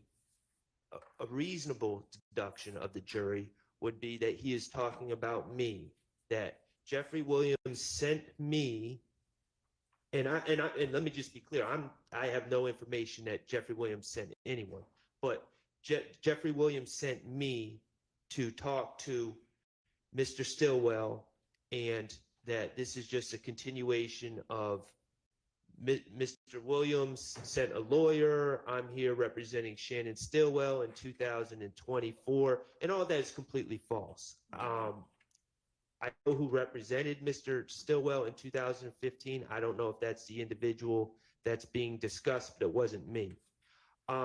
Furthermore, I don't know of any information or any evidence that Mr. Williams ever hired a lawyer on behalf of Mr. Stillwell or had any role in that.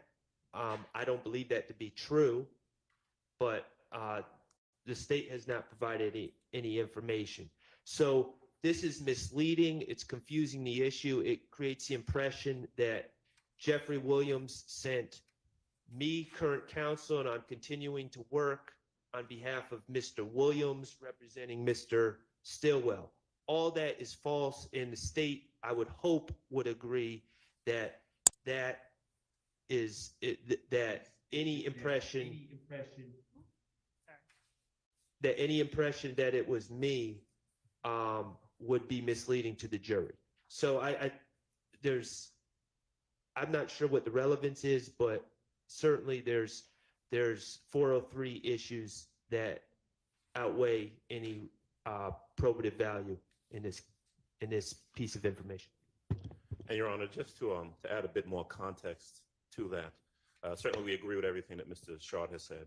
We're going to have an objection as well, of course. We don't believe that conversation that you're about to hear is, number one, irrelevant, that it advances any issue specific in this case, but more importantly, and the state knows this, I'm sure they do, there is no indication, and there, in fact, was not any attorney hired by Mr. Williams for Mr. Stillwell, Mr. Jackson.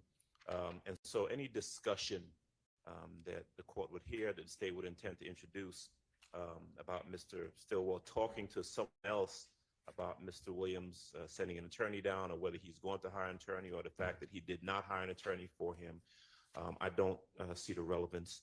And so that's just adding a little bit more context for the court. All right, thank you. I'll hear from the state. Yes, Your Honor. As far as the relevance goes, the fact that the alleged leader of the gang that Mr. Stillwell is a member of is securing for him representation for a murder that is alleged on this indictment, that we allege that other members of this gang committed. And the fact that we allege that in part, one of the ways that the gang protects its members is to pay bail for arrested gang members and enterprise members and to obtain and procure representation for them.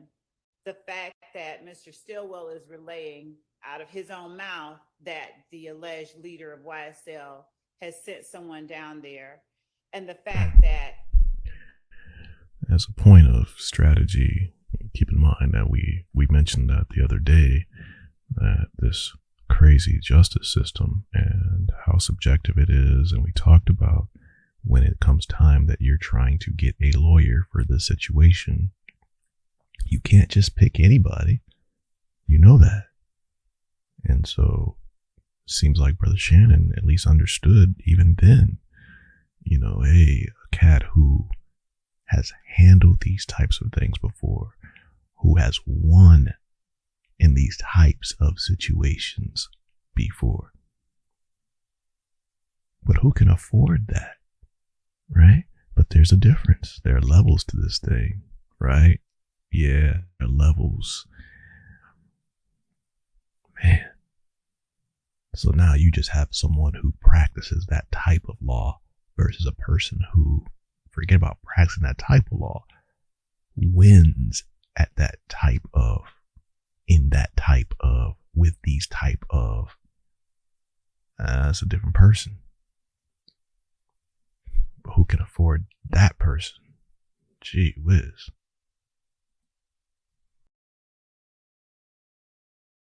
this person has been, according to Mr. Stillwell, working with all types of stars and murder cases. And he is saying in one of his songs that he's talking about paying a lawyer, having beat a murder rap. I don't think anyone is going to get the impression that Mr. Schardt is the person who represented him. And even if they did, it doesn't in any way impact the 403 analysis, which would Mr. Schardt bears the burden of showing that this information somehow or another is so substantially more prejudicial than probative as to permit its exclusion on 403 grounds. And he hasn't done that except to say that they might think that I'm the one, but Mr. Schart's not the person or the proper inquiry around which to make that analysis. All right. I mean, it doesn't actually say anything bad about any lawyers.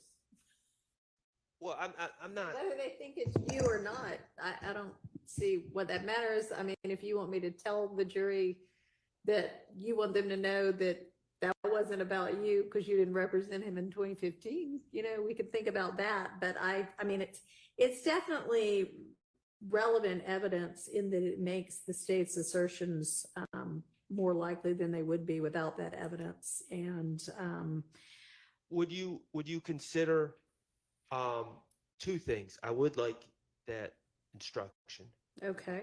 And second, would you consider taking out the lawyer said he represents all stars and is beating all sorts of, I mean, that's just lawyer puffery. And I don't know why that was said, but at the same time, I don't know why that would come in. Thank you, Your Honor. Go ahead. So as it relates to Mr.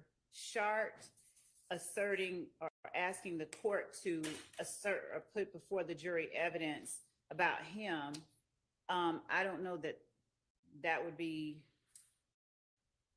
appropriate, but we can address it at a different time. And as for whatever the lawyer said about him representing all types of stars and murder cases, the fact that Mr. Stillwell made that assertion is the part that we believe is most relevant, because that means that it was important to him, and that's his belief. He's telling this person that he's saying he can handle it. You know, he's been working all types of stars in murder cases, that repetition of that part of whatever the conversation was is the part that we believe is most pertinent. Okay, and you're saying that then shows up in a music video, or what did you say about that? With respect to the music video, I pointed the court's attention to the music video that we heard earlier. Just that he had beaten a murder rap. Okay. Pay my lawyer $30 for that to beat a murder. I just beat a murder rap, paid my lawyer $30 for that. Okay. Your Honor, Me and my slime's above the law. I'm sorry. The problem is that there's nothing to indicate that there's any connection between that particular lyric that we saw in that video and this conversation that Mr. Stillwell is having with his significant other about an attorney coming to see him. And the important part to, pardon my seat, the important part, I think, to add into the analysis is that, Mr. Williams does not hire an attorney for Mr. Stillwell. And so there's been an association that's been shown already between Mr. Stillwell and Mr. Williams.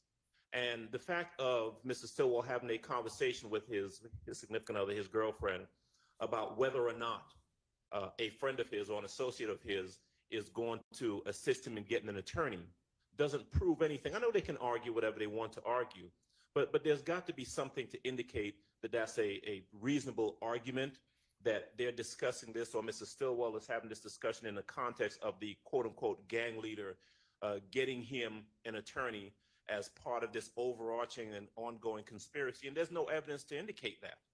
And then so for that reason, I would say that, again, I don't believe it's relevant at all. I think it does confuse the issue. Okay. I'd ask that I understand the objection. It is admitted. I will give the instruction that it wasn't Mr. Schardt if you want to come up with something like that. And otherwise it comes in. What's the next one?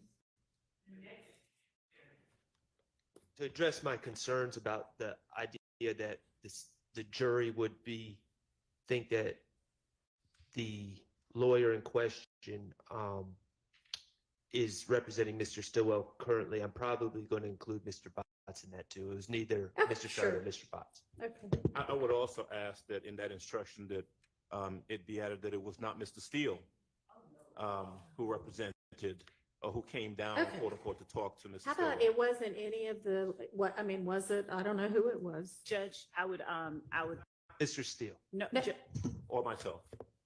we don't know that. And in fact, Judge, when we have in 2022 with the murder, with respect to Mr. Steele, we don't know. Okay, who entered an appearance, if anyone, on Mr. Stillwell's behalf in the 2015 case? A gentleman by the name of Michael Bixson. Anybody else? No. At some point there was, and just to give full context, a lawyer was not, the state keeps arguing that Jeffrey Williams hired this lawyer. A lawyer was not hired for a significant amount of time. He was represented by a public defender. Okay. I believe Mr. Bixson was the gentleman who entered an appearance and is being discussed here. Okay. And Your Honor, that's not what we said. We just read what Mr. Stillwell said, and that Thug has sent a lawyer down there. We didn't say someone had entered an appearance. He just said he talked to him. So we don't know who it was, and that was the point that I was making. That doesn't matter, because I'm not going to say it wasn't Mr. Schardt that talked to Mr. Stillwell. I'm going to say it was none of these lawyers who represented Mr. Stillwell in 2015. That's fine. So do you want it to be Schardt Bot Steele, or nobody here today? Nobody here today. All right. An entry of appearance.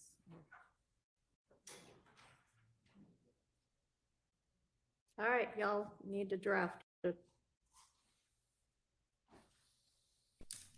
Give me a second. Well, the state actually, Miss Love needed to finish her argument there.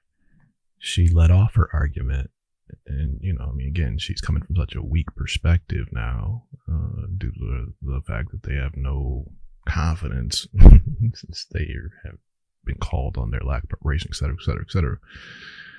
But anyways, she should have finished that argument, because if she wants to show that it's still possible that it was Brother Steele, etc., hang with that. that, hey, who came down here and talked to him? The issue is not who filed, who showed up in the appearance. Okay, you got that guy, but that doesn't mean that it wasn't still who came and talked with him. And if you're trying to show connection, right? Hey, I mean, she could have got so tough about it to, well, when bro still comes back tomorrow, let's have him, put it on the record, whether he did or he didn't. Now, Speedy may not have went for that, but that type of, being bold about something, taking a stand, but she's not able to do that because of this other stuff. The fact that they have messed up so much. The fact that she's, doesn't seem to have any confidence in her situation. So this is, ridiculous. I mean, it's their fault. It's the state's fault for bringing it to this situation. But now, they're not even able to argue appropriately, even when they got a smidgen of something that they could actually try to show some connection or put their foot down, or at least bring to the jury something, because that's all they really have right now is hoping something sticks, right? And they do have the other thing, and that is the incredible power of this RICO charge and how broad and vague it can seem to be. They do have so again, having anything stick can be very powerful at, when it all is said and done, if we get that far. So try to make stuff stick, as small as it might be. And that's why they're dragging it out. And that's why they're continuing to fumble around. And that's also why the defense wants to shut down that fumbling around, because they don't want something to finally stick. But here you had something that could have shown a connection. If you could have brought to the jury and said, look, these guys are connected. He's talking about talking to Thug. Brian still goes down there, blah, blah, blah, blah, blah, blah, blah. You see? That's something the jury might remember. That's something that might shade and color. Why do you think the defense is all saying, no, don't say it. No, get me out of it. They don't even want that impression, but love, let it go. See, might be, gotta fight for certain things. What are you doing?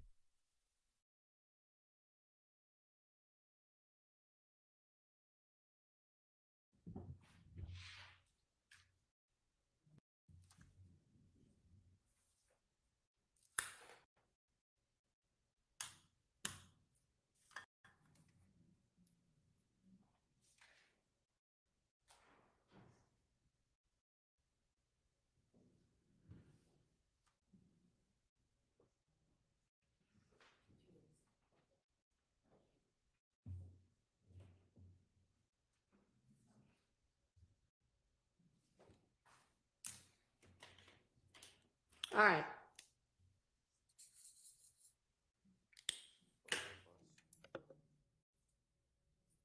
Next.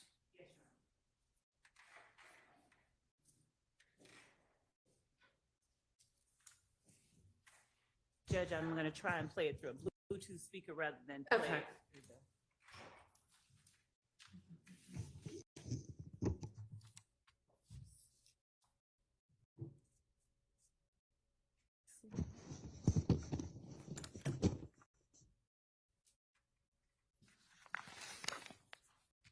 And this will be the November 9th, 2015 call at 1627. Just one second.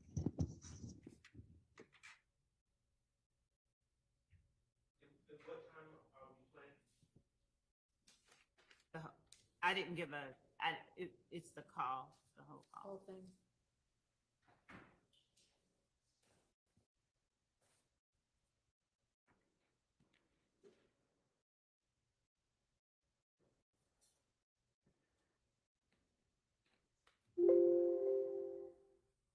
Hello, this is a prepaid collect.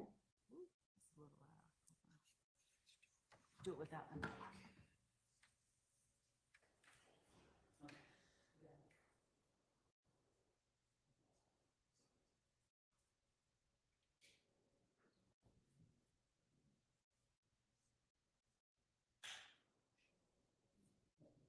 I'm going to start with the cost.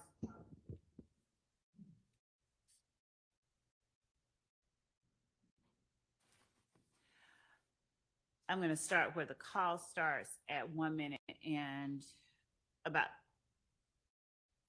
27 seconds in after the security.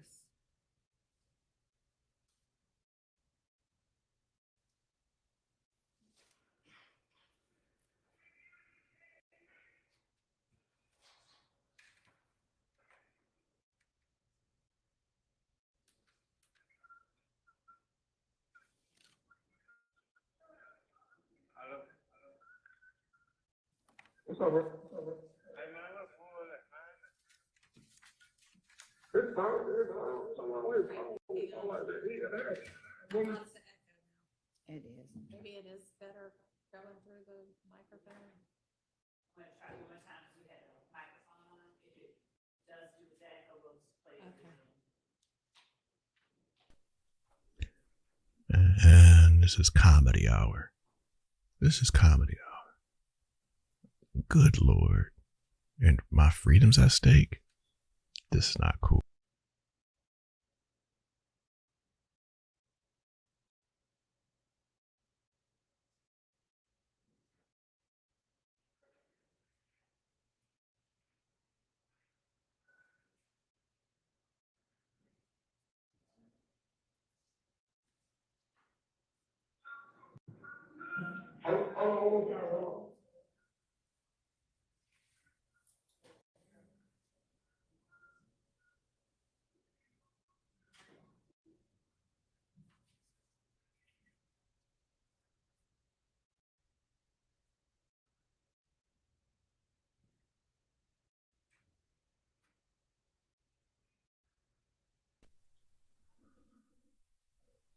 Okay, brothers and sisters, what about the simple equation here that these cats have this evidence that they at some point are going to, you know, you've had this evidence for years.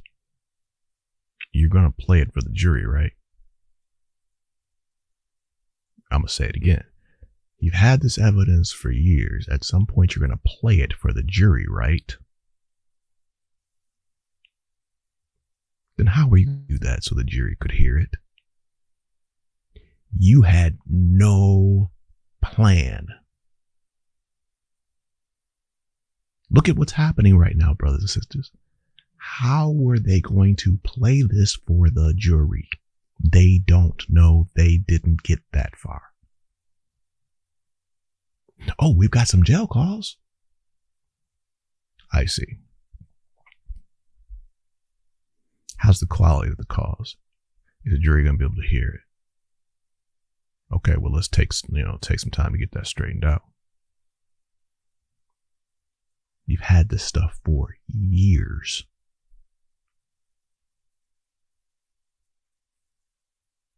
Come on now, brothers and sisters. Come on now.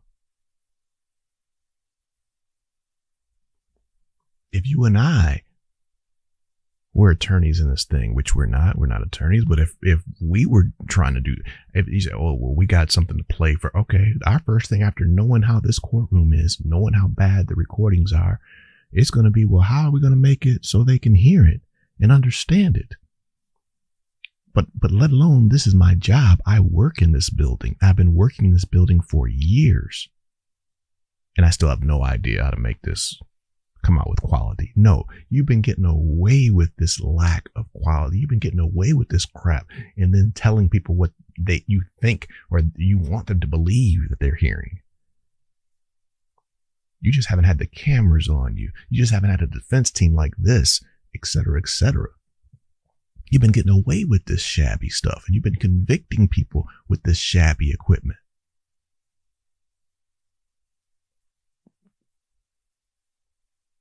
Again, how many people are in prison right now? And maybe some of them should be, but maybe they shouldn't have the length of sentence they have because of a lot of this trumped up evidence.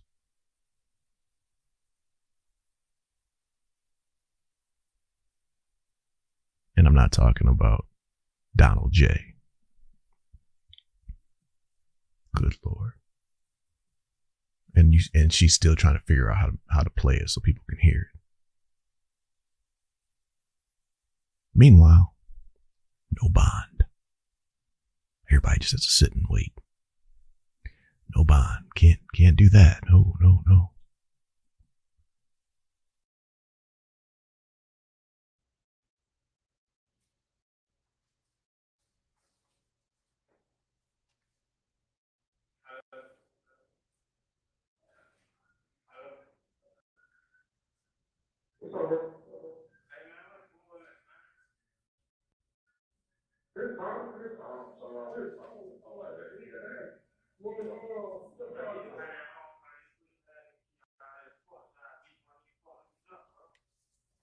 Honestly, if you put transcript, that might be easier.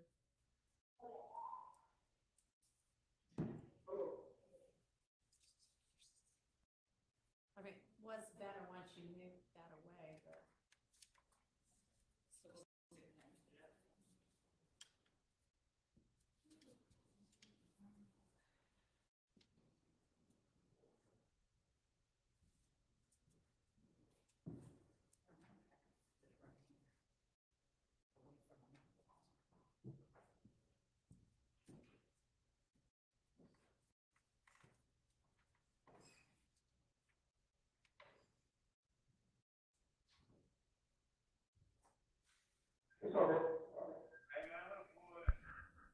Okay, brothers and sisters, this is ridiculous.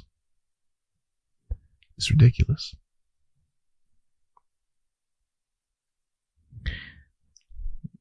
She's got a Bluetooth external speaker that she's trying to send to the microphone and let the courtroom microphone then send it to the courtroom speakers. Now, just a simple audio configuration in the courtroom that allows you to just plug in your device and then pump it with amplifiers into the courtroom. In other words, you know, when you go into your car and you can attach the wire into your cell phone and then use your car speakers and amplify the sound, you know, direct. And if you send a Bluetooth, you send it directly to the system. So the Bluetooth doesn't go to a microphone, it goes directly into your audio system, and the audio system boosts the sound throughout your car, right? What she's trying to do is let it play out in the open from a laptop or play from an external Bluetooth little speaker and then use a microphone. So the court system should have Bluetooth capabilities, let's say, so that she can just send it in the air into the system and then the system amplifies, or have the wire at the desk where you can jack in directly, and then someone with a little mixing board says, oh, well, let me increase the volume over here and give you some bump up. Bump. This is too low. Let me give you some juice. Bump. I mean, even your local deacon at the church knows how to do that. You know, somebody's trying to read some scripture and they're sounding really low. And in the beginning, God created. And what do? Hey, somebody go back there to the little audio board. Well, I don't know nothing about no audio board. Well, look, just find out which mic that is and shoot that thing up. Push the lever up. Oh, I can do that. They go back there and she goes from in the beginning, and they go back there and they move, they boost that volume, and she says, in the beginning, you know, you can hear it.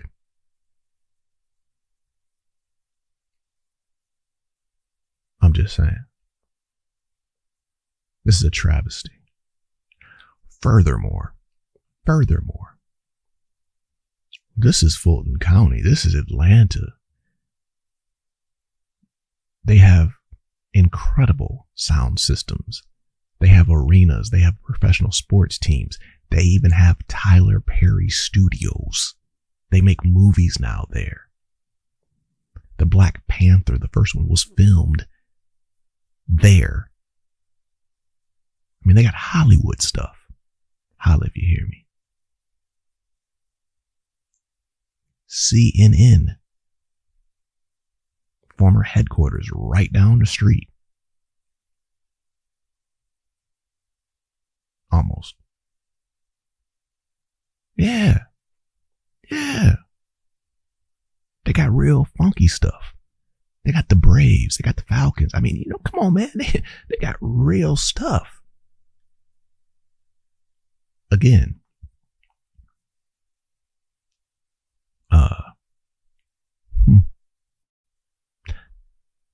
Little Jeff's got people in his phone.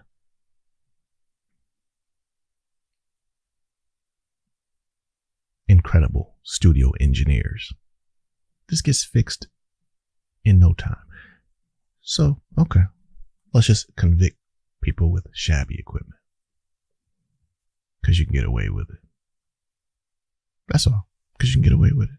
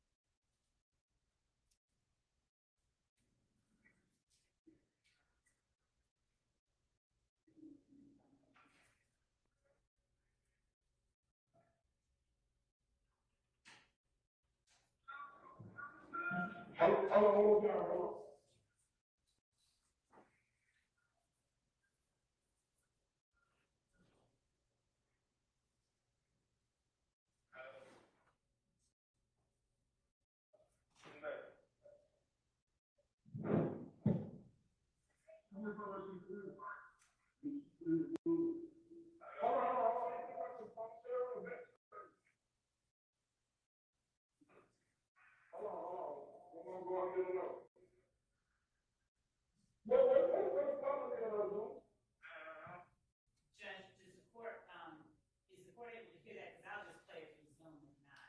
I mean, I can hear it. Can I discern what they're saying? No. I mean, some of it. I'm being encouraged to play it from Zoom. Okay. Do you have a transcript of it? Not one that's really that accurate. Okay.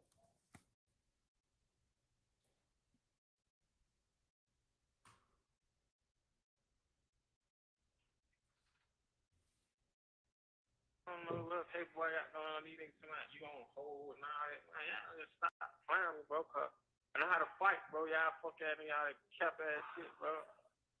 I ain't with all this suck shit, bro. Okay, so now back to this Zoom technique, which clearly is not appropriate, but is much better. So, again, these bright ideas didn't make it better, made it worse. Because you're just throwing stuff at the wall. You don't really know. So she didn't even know that this bright idea was considerably worse. Lack of foresight. They don't care. There's no way I'm bringing a case like this if I were an attorney. No way I'm bringing a case like this with this type of shabby equipment. No, my stuff's going to be together.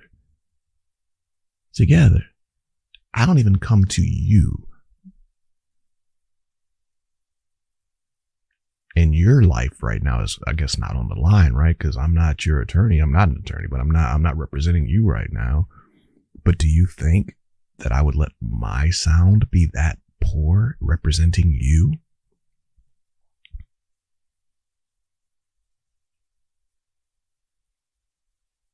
You understand? Exactly. So this is ridiculous. And our freedom is not on the line in this case, is it? We don't sound like that, do we? Holla if you hear me.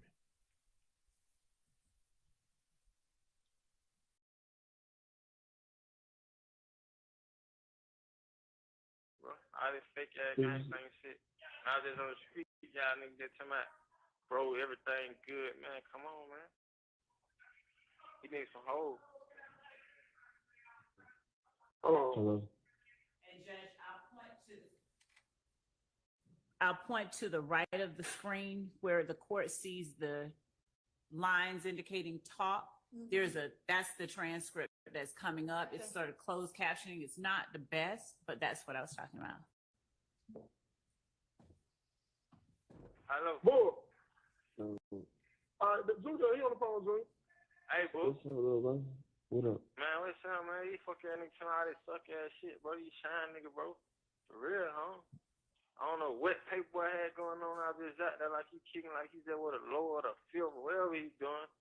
Man, Who said that? Paperboy, these niggas they don't know nothing about paperboy, man. Who are they? They trying they shine. What's their name? Who that big bro? He's my hit big bro Montana. Bro, what channel ain't got no wisdom? Hey, bro. Come here. My bro said Montana ain't got no rim. Montana your big bro. Hello? Let me holler at him. Hold on. Stay paused just a moment.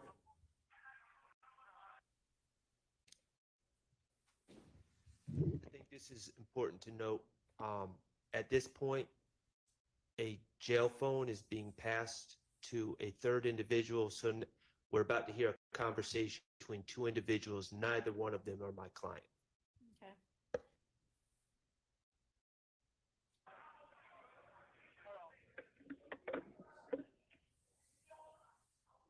Hold on, boy. He trying to have that something near the door. Hold on.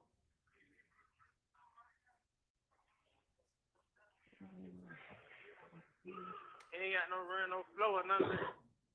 What you say, Montana ain't got no Shit, flow? bro, a green light and a flow is different, man. Hey, I said here. Bro. Hey, yo. I'm here, bro. Bull. He scared to get on the phone? I don't know, man. He talking through the door to another nigga, man. These niggas monkey, bro. Tell the nigga get on the phone. Man, these niggas monkey, bro. I beat one of these fuck niggas up, bro. I ain't playing, bro. All that lame shit. Come holler at my bro, man. Hold on. Hey, yo, homie. Yo. Rise and shine. I shine, you shine, we shine. Hey, who your big fool, bro? Yo, my big fool A1, dog. A1? Yeah, that's the big bro over Georgia, my nigga, behind the G-Wall, 5. It's insane. You talking about behind G-Wall? A1 is behind. Yeah, A1 behind the G-Wall. Listen, 5. Listen. But we just had a 5 on 031 day, dog. My channel don't even have no rims, 5. Hey, my handle is busy. Hold on, bro. My handle is busy, 5. You can ask any nigga about me, dog. My name Busy, 5. My channel don't got no what? Busy. My son got the green light. Joe Shine gave him the green light over the whole right street, dog. I'm telling you out the Joe Shine house. Bro, hey, look, you can three-way Joe Shine right quick. Hold on. Hey, bro, call Joe Shine, bro, cause I ain't keep going back and forth on nigga about nothing, bro. He about to do it, man. Hold on, hey, look, bro, ain't with all this suck shit, bro. All that lame ass. Bro, and who the fuck is saying that paper? Who put what in the paper mouth? I don't know. I think his name Pete. That some nigga name Pete in that door. You thought that name Pete, man, some murder ass shit. Hold up, bro. I ain't about to do it on three-way because I don't know how to work my phone. I got Joe. Hey, new baby. Huh? What that phone at? Is it on? Hey, come on with it. What's your sign number, boy? 770-255. Yeah. Yo. 9113. What's up? And they said you on hold. Yeah, I don't know what the hell that shit we got. So what the fuck? He said my town is the green light, but he ain't say my town ain't got no stain. He said he's the green light. Bro, I know my channel. Find my channel used to be a brown. He keeps telling nigga that. Bro, nigga know my channel. Dog, nigga ain't saying my channel nothing bad about the nigga used to be brown, bro.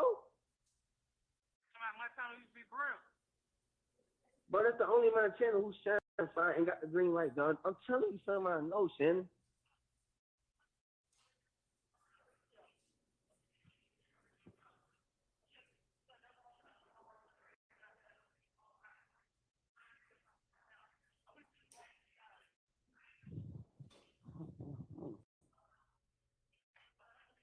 Hey, boy, he ain't picking up. He ain't picking up. Where the other man? Where the other strike on? Hold on.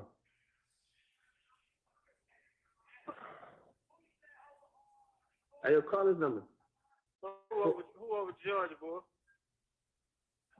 Hold on. 44 Yo, 632 yo. 6586. Bro, Pop got the whip for Georgia right now. Bro, these niggas asking questions and they don't even fucking know who the fuck is these niggas that say niggas on hold and they don't even know shit. Know what's going on, man. You can find hell nah, man. Fuck these niggas, bro. I don't know that. Who they saying got it? Joe Son? Who got Georgia? Who y'all saying got Georgia? Who he saying got Hello? Georgia? Hold on. Hey, Paul. Hey, yo, Robinson, fire. I saw what's up. Bro, listen, you know Shannon and Rice Street, he just went upstairs, right? Yo, Listen, bro, these niggas talking about 5 is on hold and all that kind of shit. Who this is right here, boy? This buckshot. It's buckshot. Hold on. Hey, yo. They talking about what? They saying that there's 5 is on hold and all this Montana shit. Bro, tell these niggas Montana don't even got no fucking room. Montana don't got no fucking rims, nigga. That nigga's a slap, nigga. That's what the fuck I just told these little niggas. These little niggas don't even know shit. What the fuck? What he saying? He got the same. Hey, he said his name. He said his name Finesse and another bro named Pete. Bro, and then on top of that, these niggas want to tell me that Pop not running the whip. Pop pushing the whip, nigga. That's what I'm telling them. He said Pop. Georgia. Pop, man. Pop. Yeah, he know Pop pushing. Bro, Pop is running the whip, G. That's who got the rims right now, G. This shit going on. Hold on, like that, bro. Yo. Hey, yo, Yo. Hey, yo. Yo. Who is saying that Shannon is on hold? Huh? Who's saying Shannon on hold? My the green light over here, Lil Pete. Look, let me tell you what the situation going on right now. Joe Shine gave him the green light over on 6th floor. Goddamn, Montana got the green light over the whole right street, right? Goddamn, the hood we pushing is living proof or no proof, right? Y'all say the high is hot. No, Pop. The high is not Pop, bro. The high is Doug, bro. Doug Ski, bro. Bro, Doug is not. He's inactive right now. 5. It's a bunch of policies going on with Doug right now, G. But them niggas. Hold on. See, look, we've been in Rice Street for a good minute. See, we ain't been pulling up at no jewelry shop. You feel me? Wow. Yeah. But fine, look, yo, you right on paper. Doug is the high, but bro, this nigga's inactive right now, 5. You got a 3-way with Joe Shine? Bro, call this nigga Joe, 5, so they just so fixed on this nigga Joe. I'm bar Joe right now. Tell Lil Pete they follow Joe right now. Tell Lil Pete they follow Joe right now.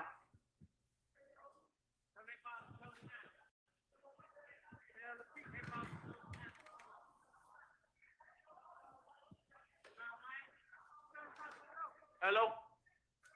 Yo.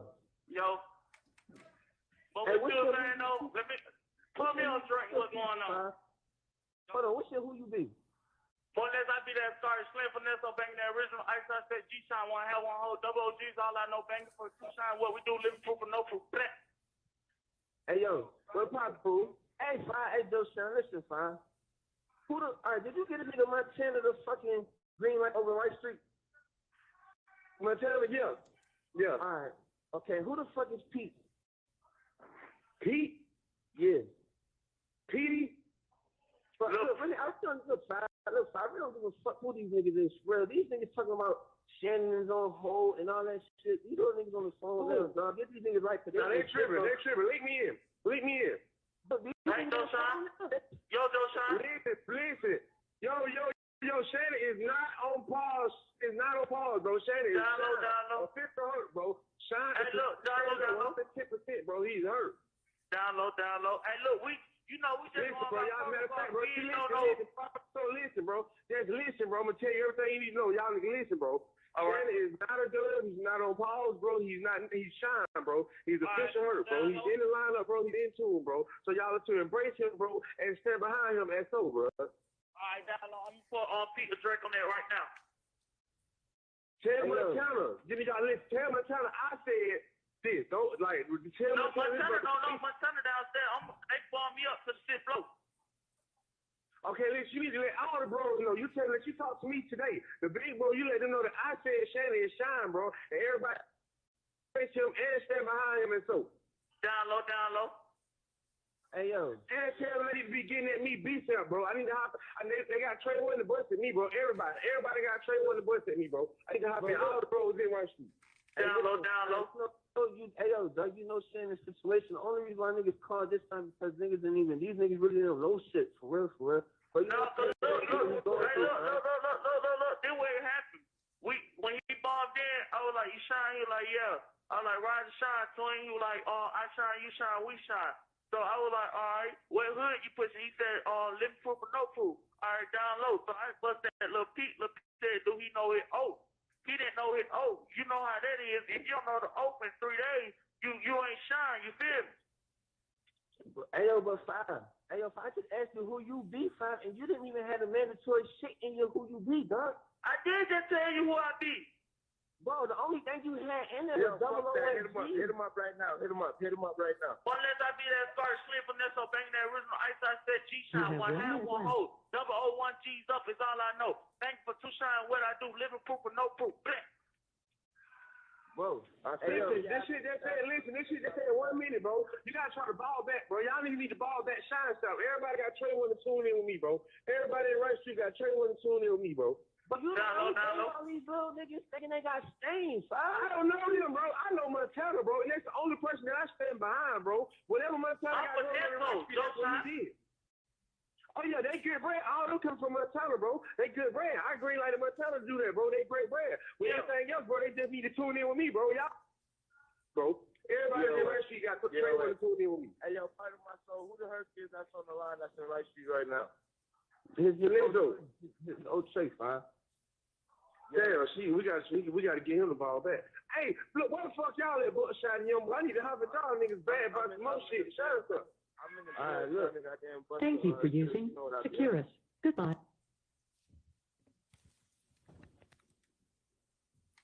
Okay. So, just before I get started with the facts, I do not accept Miss Love's assertion that I bear the burden. Certainly. Brothers and sisters, obviously there's a whole lot going on there. And that would take several streams to even break down. There's a lot going on there. Suffice it for right now, because we want to hear what Brother Schart's going to say.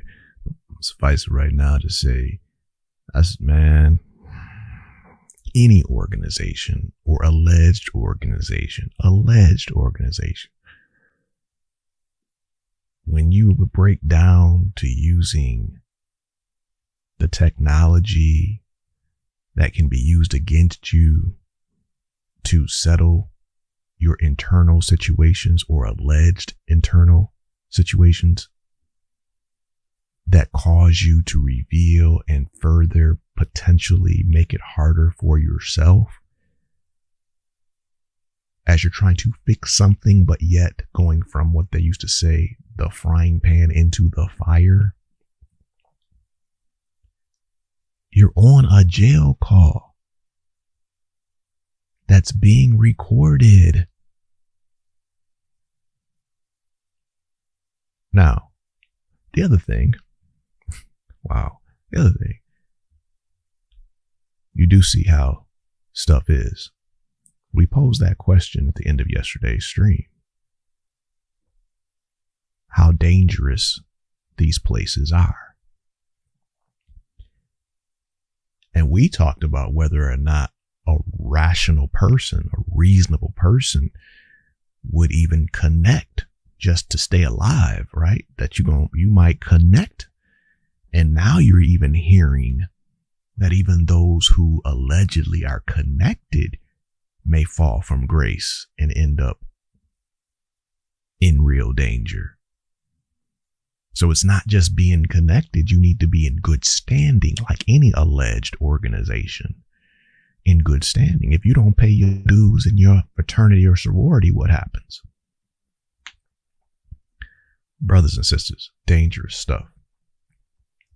To reveal the supposed inner workings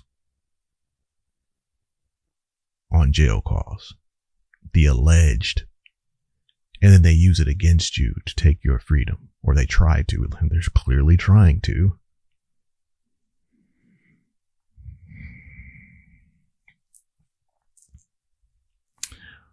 There's something else. And again, we're scratching the surface. There's a whole lot for us to discuss about moments like this, a whole lot. But there's something else.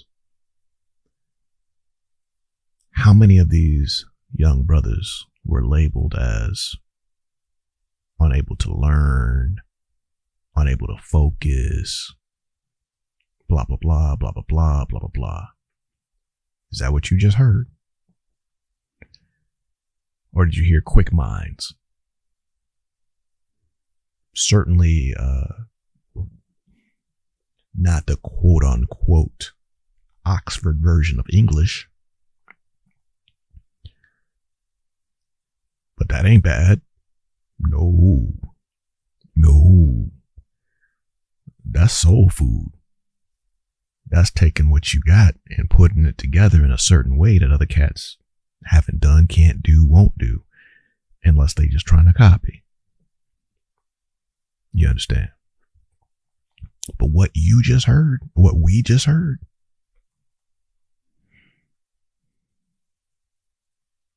that's street Shakespeare.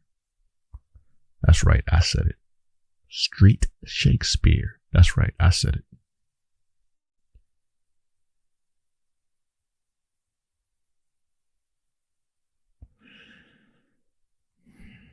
So you still talk about potential. What could Professor Woody have been? You hear how he talks. You see how people love him all of a sudden, maybe for the wrong reasons. What could it have been? These brothers you're listening to right here, with organization and strike. Yeah, the organization allegedly appears to be being challenged in certain respects, or maybe protected in certain respects. But there's something there, which of course is the state's point, that there's something there. There are rules. There is a defined thing, which is why on a jail call, maybe you don't choose to do these things.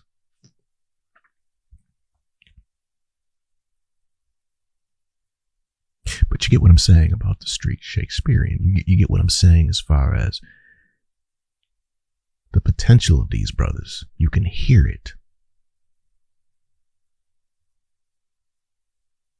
But in that third grade classroom, you know, they were looked at as incapable, slow. That didn't sound slow to you, did it? We have a lot of potential that's wasting away in those prisons. Young men and women that may have cured cancer with the brilliance inside of them, instead wasting away in a prison. And that's sad. Again, we're just scratching the surface. Thank you for being here. Let's see what Brother Schardt says to try to get some of this stuff taken out, or at least mitigate the impact. Let's see what he's got to say.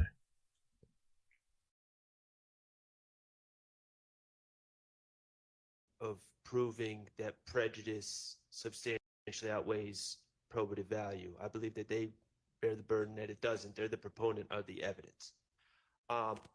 That being said, what we have here, just in context, Your Honor, in November of 2015, Shannon was in a car on University Avenue. People shot into the car, tragically shot a young lady in the face, causing the car to crash and flip over several times. Shannon and the mother of his child were sent to the hospital. Shannon had a collapsed lung, several broken bones. While at the hospital, Detective Thorpe took out a warrant for Shannon for the murder of Donovan Thomas. Once Shannon was finally medically cleared, he was brought directly to Rice Street and dropped into this environment where he is wounded, hurt, and apparently, from the context of this phone call, individuals who seem to be associated with the Bloods started threatening him. I believe the context of this call suggests, if I'm being candid, it suggests that Mr. Stillwell calls an individual and asks him to tell the people that are in jail with him to basically get off his back and stop threatening him.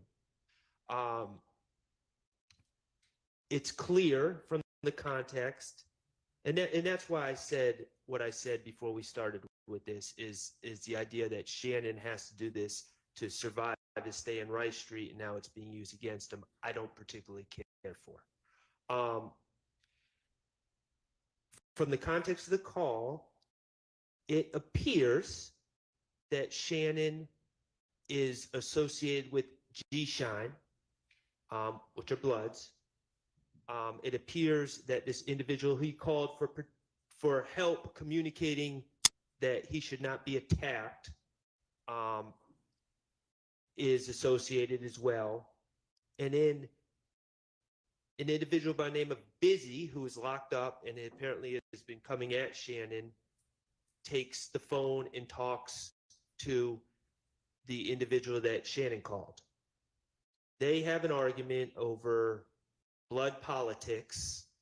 Shannon, there's no indication, has any part in that argument. I don't know where Shannon is at that time, but they have an argument over blood politics, over who runs this, who runs that. One individual thinks a gentleman by the name of Montana is calling the shots. The other individual is saying Montana doesn't have the authority to call the shots. But either way, the message is sent: Shannon is hurt, Shannon is injured, don't mess with Shannon. If this were a case about the G-Shine Bloods, my argument would be more difficult to make. This is a case allegedly about YSL and the alleged gang, criminal street gang YSL. Now, the state believes that they have this unbeatable argument, which they've brought out dozens of times already, and I'm sure they will again. Well, this is a hybrid gang, so therefore everything's relevant. No, it needs to be specific. They're saying that YSL is an entity, is a criminal street gang, and they're moving together to for a common purpose. This has nothing to do with YSL. This is internal blood politics, internal G-Shine politics, and quite frankly, my client just trying to survive in 901 Rice Street. Additionally, Your Honor, there's another concern that I have, and I would assume Mr. Adams has too. There's an individual, they're talking about who runs things. And one individual thinks Montana runs things. And then there's talk, again, when Mr. Stillwell is not on the phone at all, that a gentleman, and what I believe is said, is Dub. A jury hearing that could quite possibly misinterpret that as Thug. I was concerned, I heard that at first, but that is not the case. So that's another wrinkle into this, but I don't believe any of this is relevant. I believe it's highly prejudicial. It's not relevant to this case, I should say. It's highly prejudicial. It confuses the issues. And for a substantial amount of time, I did not note the starting time, but from a time till 8 minutes, Shannon is not even a party to the conversation. A certain time, I'll say around 6 minutes, but I didn't note the exact time, to 8 minutes, Shannon is not part of the conversation. And from 10 minutes and 40 seconds onwards, Shannon is not a party to the conversation. So it's unclear to me how this could be labeled statements by a party opponent and be admitted that way, or any sort of admission.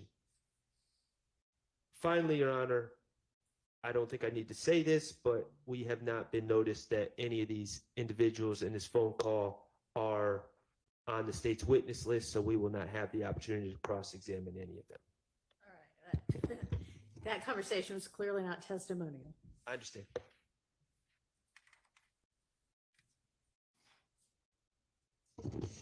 Your Honor, with the court's permission, I'll address the issue of burden in a moment, but I'd like to just start out by talking about the relevance. Mr. Schart's assertion regarding the fact that this case is against YSL is, and therefore any calls that defendant Stillwell makes to have someone verify his blood gang credentials are therefore not relevant, is belied by the part of the indictment wherein the state asserts YSL claims affiliation with the National Blood Gang, and that some associates also claim the blood subset gangs, sex, money, murder, and 30 Deep. We also go on within the indictment to discuss that YSL, as Mr. Schardt correctly stated, is a hybrid gang, that they actually have members of both Bloods and Crips. But specifically, we also assert that YSL associates often use and write the word blacked, which some of our witnesses have come forth and said means other things than what our experts have said, which is blood love all the time. The court heard within the context of this call a reference to G-Shine and Shine. As Mr. Schardt correctly asserts, G-Shine is also a blood gang subset. And Mr. Stillwell did not call someone to have the authorities come and have these people get off his case. He called another blood gang member. He had one blood gang member get on the phone with another in order to verify and validate his credentials as a bona fide blood gang member. So we would argue that Mr. Stillwell's words are words of a party opponent, that the words of the person who spoke on his behalf when he gave him the phone is an adoptive admission. He's making these assertions on behalf of Mr. Stillwell. And regarding, so in terms of relevance, our argument is that it very easily passes the low hurdle of relevance. And under 402, it's therefore presumptively admissible. And under 403, Mr. Schardt has not made any showing that it is substantially more prejudicial to Mr. Stillwell, such that the evidence would create a risk that defendant Stillwell would be convicted on a ground different from proof specific to the offenses charged in the indictment. Regarding the objection burden, Your Honor, I'm citing a line from Carlson on Evidence 8th edition that, echoing federal authority, Georgia cases have placed the burden of demonstrating a violation of Rule 403 on the objecting party. But the case that I'll cite is State versus McPherson, 341 Georgia App, 871. And the pen site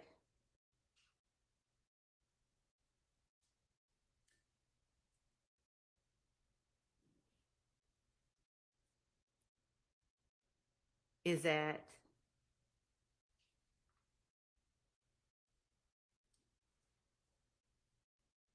874. specifically, in discussing or analyzing whether or not there is a 403 reason to exclude the evidence, the court says that it finds no basis in the record to support the extraordinary remedy of excluding this evidence as unduly prejudicial, particularly given the strong statutory presumption of admissibility.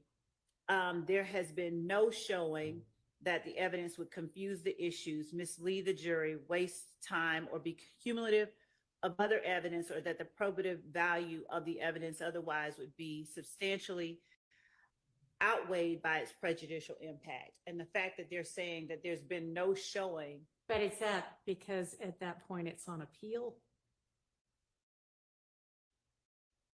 When the court says, are you talking about at the trial court level, somebody didn't show, or here on appeal? Because that's I just see. what the court said. Yeah. I think it's. if the court would give me a moment to analyze that aspect of that case.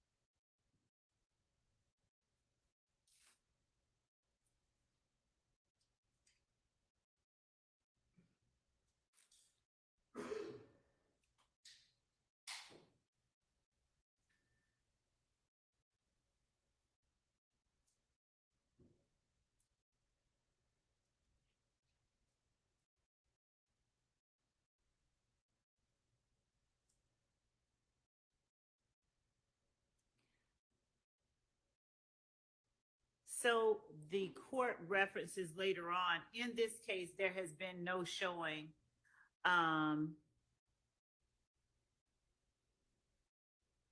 that the potential witness's memory about the alleged incidents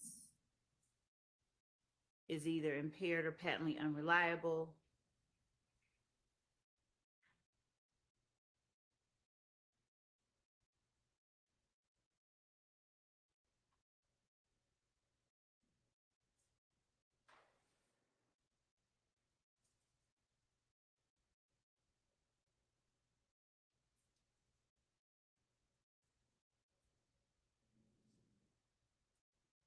Just one.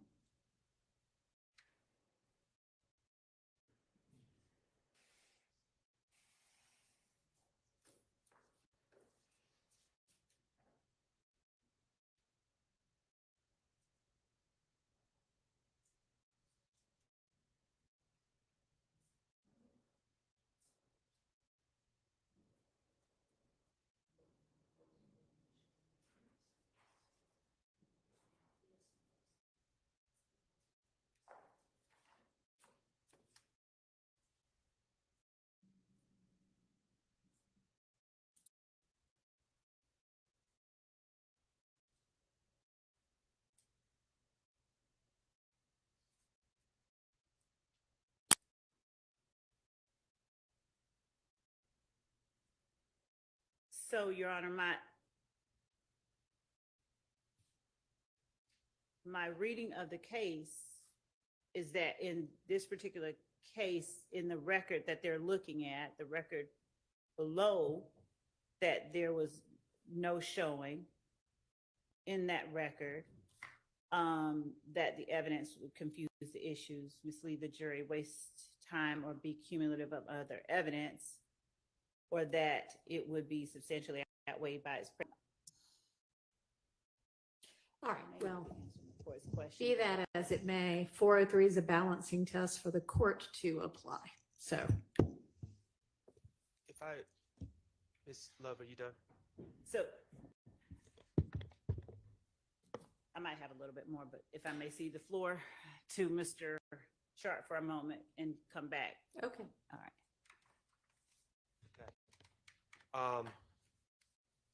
Two things. The state thinks it's relevant that Mr. Stillwell called someone else for help because he didn't call the authorities. He's in jail surrounded by the authorities, put there by the authorities. I don't know who he's supposed to call. He's around law enforcement. He's not being protected. As far as adoptive admissions, there are 2 phones. There's not an ability to have a party line in the jail where you can just pick up a 3rd phone. There's not supposed to be an ability to have any kind of cell phone, but I agree. anyway. But in this scenario, That's a heck of a point that Brother Schardt just made. Hey, welcome to Ants the Man, by the way. Welcome, Ants the Man. Good to see you. Good to see you. Thank you for sharing that. Yeah, man, this is a dirty game, bro. This is a dirty game. And, you know, what do you get? Even if, now you say August 13th, right, is when it finally got resolved. But what do you get for all of the pain and suffering, all the nightmares, you know? So it's like, oh yeah, okay, go ahead. You know, okay, all right, you know, we'll let you go, you know, we'll get off your back. Okay, but how do I get all the stress back? How do I get all the time, the worry, the pain, the financial stress, my reputation, you know? They don't restore that. So how is that justice? I'm still, you know, I still had to undergo all this crap for years. That's the junk. That, man, come on. And that's not cool. That's not cool. You know, like a major publication puts out this terrible report on you and millions of people see it, and then they get it wrong and they give you a 1-sentence redaction 5 weeks later, right? The damage is already done. That's not cool. So, hey, Ants the Man, glad you are still kicking and, you know, able to continue to move on. But, you know, there's still scars, right? There's scars about, you know, the things that people put us through and the things that we have to go through. Man, yeah. Sorry to hear that, Ants the Man. Ants the Man says he got jumped in court because people lied. They put him in a bad spot. Such a bad spot. And it's dangerous out here, man. It's dangerous. But no, you know, this is, you just talk about fairness. The system is bigger than just the actual court proceedings, as we can see. This stuff impacts you. I mean, you can have PTSD and not even realize it simply because you didn't go downrange, right? I mean, you know, you weren't in some foreign land, and, you know, that's not the only way to have PTSD. I mean, shout out to the brothers and sisters that have it from that. Don't get me wrong, respect to them, and they need and deserve all the care they can get to be healthy, whole, going forward. That's not my point, you know, so shout out to them. I'm saying there are other people who live in war zones that have to go through this terrible stuff. Man, not cool. And then on top of that, what happens when you're not even being treated fairly, like what we're seeing? So, you know, hey, I mean, it's one thing to go through it and say, oh yeah, your court date's in about 8 months. 8 months. Yeah. So just, hang tight. You know, we're working on it. We're kind of backed up right now. So wait a minute. So what do I tell my boss? What do I tell my family? You know, I mean, it's just any situation. Just playing with you. Now, this stuff gets really, really intricate. Now, right now, we're saying shout out to Brother Schardt because Miss Love made a statement that I guess maybe helps her world view as to why she's even a prosecutor. Now, I'm speculating, okay? But what Miss Love said is kind of indicative of someone in her position. And she threw it out there as a legitimate argument. As well, you know, if this guy was in danger, talking about Shannon, right? If this guy was in danger, why didn't he just tell the authorities? And that argument works in certain communities. You can say something like that. Hey, I mean, golly, if the guy was, I mean, this is Miss Love. She just made the argument. If the guy was really in danger, I mean, instead of picking up the phone and calling some so-called gang member, he could have just let the authorities know. And then the light-skinned brother, Max Schardt, I said the light-skinned brother, Max Schardt, I say the light-skinned brother, Max Schardt, stands up and says, wait a minute. You expect him to call who for help? The same people that put him there? The same people who are standing around right now, not keeping him safe? This is happening to him with guards standing around him, all around him right now. And his life is in danger right now. Who's he supposed to call? He's calling for help because obviously the people standing around can't protect him. But Miss Love makes the argument, does work in certain communities. Well, he should have just let the authorities know. He shouldn't have called some gang member. It's a dirty game, brothers and sisters. Because Miss Love, deep down, she knows how dangerous those places are. She knows. She sent enough of them there to know. You can't have sent all the people to prison that she sent to jail and prison and not know. She knows these guys. She knows some of the things that they are capable of. And you're going to put all of them in a box and then say, oh, well, just ask for help. And she's the same person, talk about the hypocrisy. She's the same person who the other day said, this is why this person in this same trial couldn't be housed in the same jail with other people in this trial or associated or a party to or connected somehow. Can't be in the same place because we can't verify and we can't vouch that we can keep them safe. She said, YFN Lucci, she said, they can't guarantee the safety, but she can make the argument, oh, you know, should have called the authorities.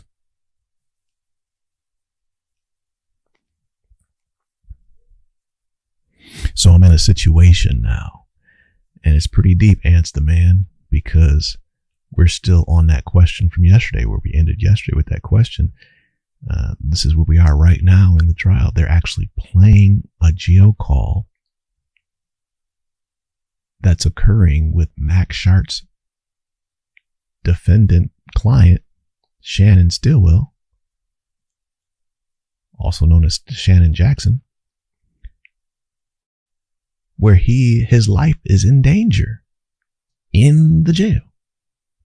Rice Street, the same jail that these guys are living at right now, except for young Jeff.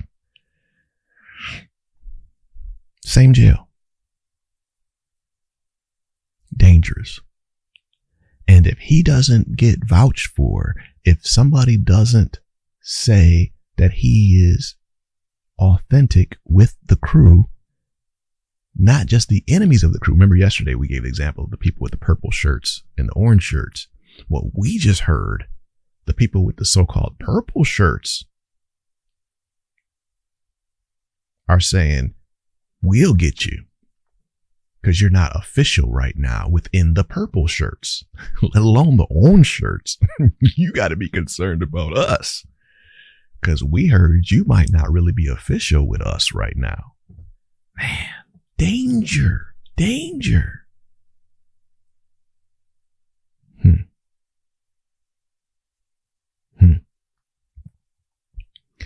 Wow. As the man, I just thought the gears of court twist slowly, but they don't. But they just don't spin for everyone. Wow. Yeah. Slowly or not spin at all. what we say is it's best to not even get in this situation at all costs. And tell the young people, man, just stay the heck away. Don't get yourself wrapped in this situation, because you probably don't have Jeffrey Williams type of money. You probably don't. And look at where he's still been sitting there for a couple years with no bond. And his freedom is still in the balance of this crazy system right now. So how's it going to go better for you?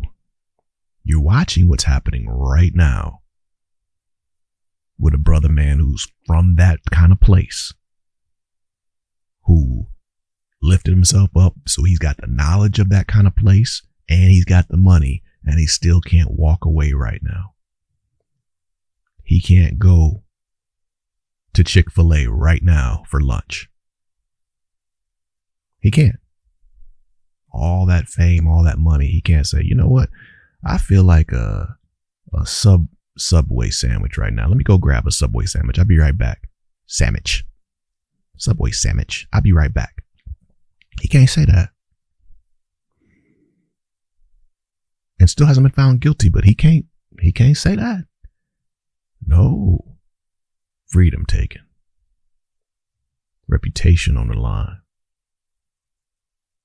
Money depleting.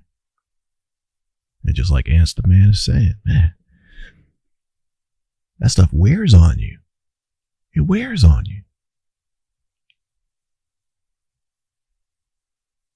Gotta be a better way. Gotta be a better way.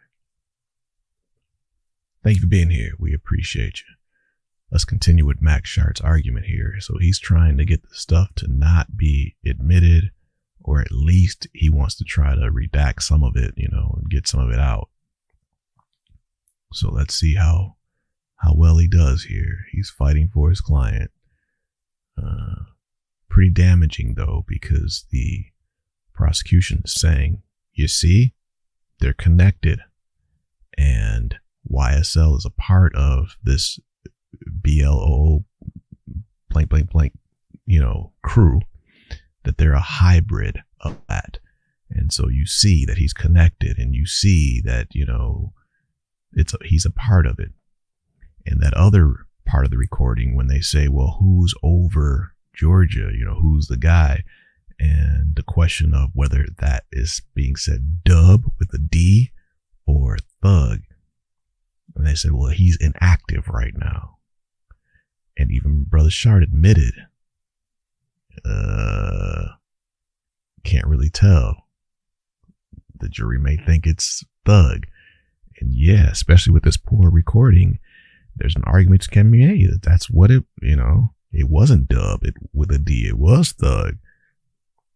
It's dangerous, brothers and sisters. I mean, because of this RICO, because of the broadness of the RICO,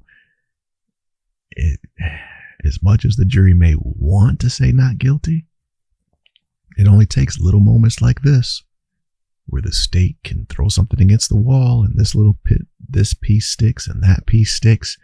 You say, well, yeah, at least I think they are a part of something. Oh, gotcha. Oh no, I didn't know that was going to mean 15, 20, 30 years. I didn't know that. Yeah, well, it's mandatory. I mean, yeah, if you agree they're a part of, well, I'm not saying they did all these bad things, but I think that one thing that they did do, and yeah, I do think they are a part of something. Oh, gotcha. RICO. Gotcha. You mean that's all? Yep, that's the law. Gotcha. Then you should have been a part of it. We gotcha. It can turn just that fast.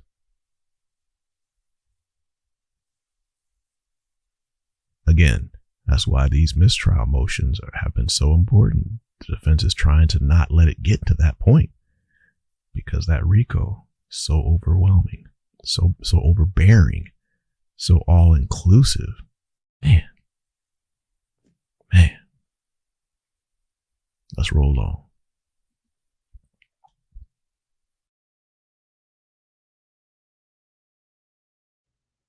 Another individual has the jail phone. The idea that Mr. Stillwell has adopted what's being said because he doesn't pummel the man with the phone, retake the phone, and say, no, that's not true, when A, he's not hearing what's being said because he doesn't have said phone. B, we don't even know if he's next to that person. And C, there's not a phone for him to speak into to deny what's being said is preposterous. So it's not an adoptive admission. So when does Mr. Stillwell, obviously Mr. Stillwell starts the conversation, he gets back on the phone 2 different times? No, he actually is on the phone where Mr. Schardt stood up and said that from here on out, this is not going to be him. You hear him throughout that portion. You hear Mr. Stillwell throughout that portion talking on the phone at various times. There is a point at which the talker on the person to whom he gives the phone says he went upstairs, but then you hear the person to whom he gave the phone to speak on his behalf continue to assert his credentials, and his being the person now talking, his own credentials to speak on behalf of Mr. Stillwell and to assert his validity as a blood gang member throughout the call. So it's at various points, and I could go back and, you know, obviously I could sort of demarcate those specific times where you hear Mr. Stillwell's voice, but there is not a point at which you stop hearing his voice 3 minutes in, and now it's only these 2 people calling or talking. And it's certainly not a point at which you expect Mr. Stillwell to pummel this man because he's making these assertions, when Mr. Stillwell placed the phone in the man's hand precisely to make those. And it's almost like he's an agent for Mr. Yes. Stillwell at the time, somebody speaking on his behalf.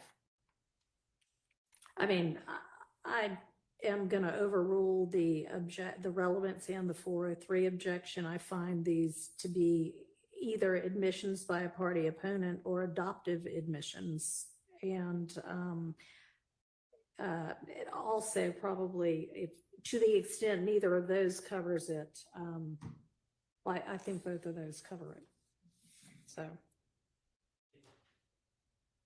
Your Honor, will you grant me, for all of these rulings that do not go my way, will you grant me a continuing objection? Yes. Thank you. All right, brothers and sisters, there it is. Jury gets to hear it. Wow. And Brother Adams, I think, needs to circle back around, though, to the other part of the objection of that Dove versus Thug thing. Man, you got to get that out if you can. You got to get that out, or at least have a limiting instruction where Whitaker is going to say to the jury, Thug's name is not mentioned anywhere on this recording. Now, Brother Schardt threw it out there, but Adams or Steele, who's not in the building today, you know, might be time to get that on the record right here, right now. Now, you do hear Schardt saying he wants that continuing objection because he's thinking appeal now, right? So he has to have it on the record. So if this thing goes bad, you know, it's on the record. He is due diligence to put it on the record, the objection, so that they can handle an appeal in the appeal process. But dang, I mean, calls like this are not good, brothers and sisters. They're not good.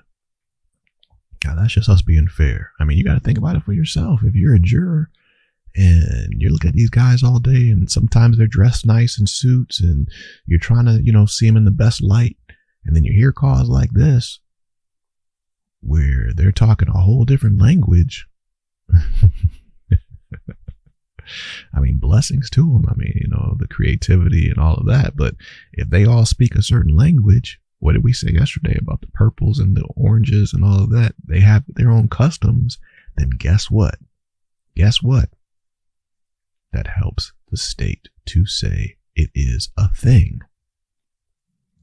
And now we're to the level where even the defense says, yeah, it's a thing, but it's not the YSL thing. They're a part of the other thing. So then the state says, nope, the other thing is also a part of this thing. If the jury buys that, then what do you have? If the jury buys that the BLO blank, blank, blank, blank, blank, if that organization is truly a part of YSL and vice versa, it's a hybrid or a sub, that the YSL is a subset of the BL blank blank blank crew. If that's the case and the jury buys that, it's a wrap. With all the delays, with all the lack of preparation from the state, with all of their shenanigans, with all the stuff they got away with, because the jury will have no choice at that point. They say, well, shucks, I mean, whether or not, yeah, these guys, we do believe they're part of YSL. And if YSL is a part of that other thing, then yeah, man, I mean, I guess they're connected and they've done these other things to, they've at least done that and they've at least done that. So, obviously they're furthering their situation. So throw the book at them. I mean, technically there are, there's a couple little things here and there, but you get the point. Calls like this do not help because they presume structure. Hypothetically, they bring together structure, organization. So once you have that in some of these bad deeds, RICO smacks you in the face.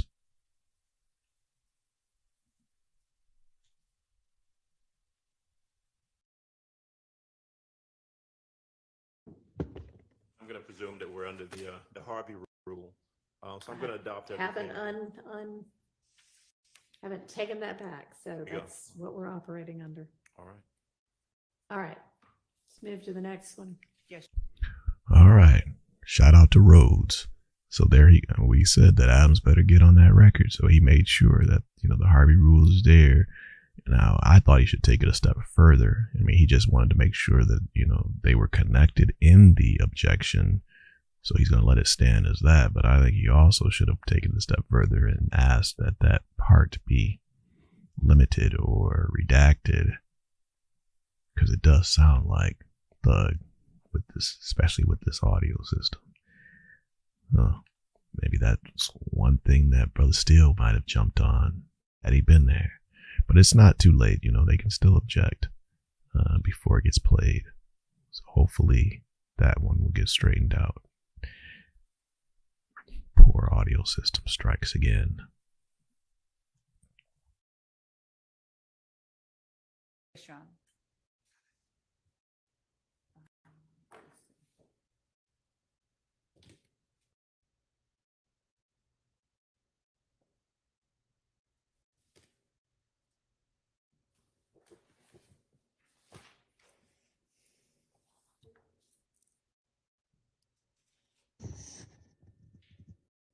The next one is going to be November 9th, 2015 at 16:45.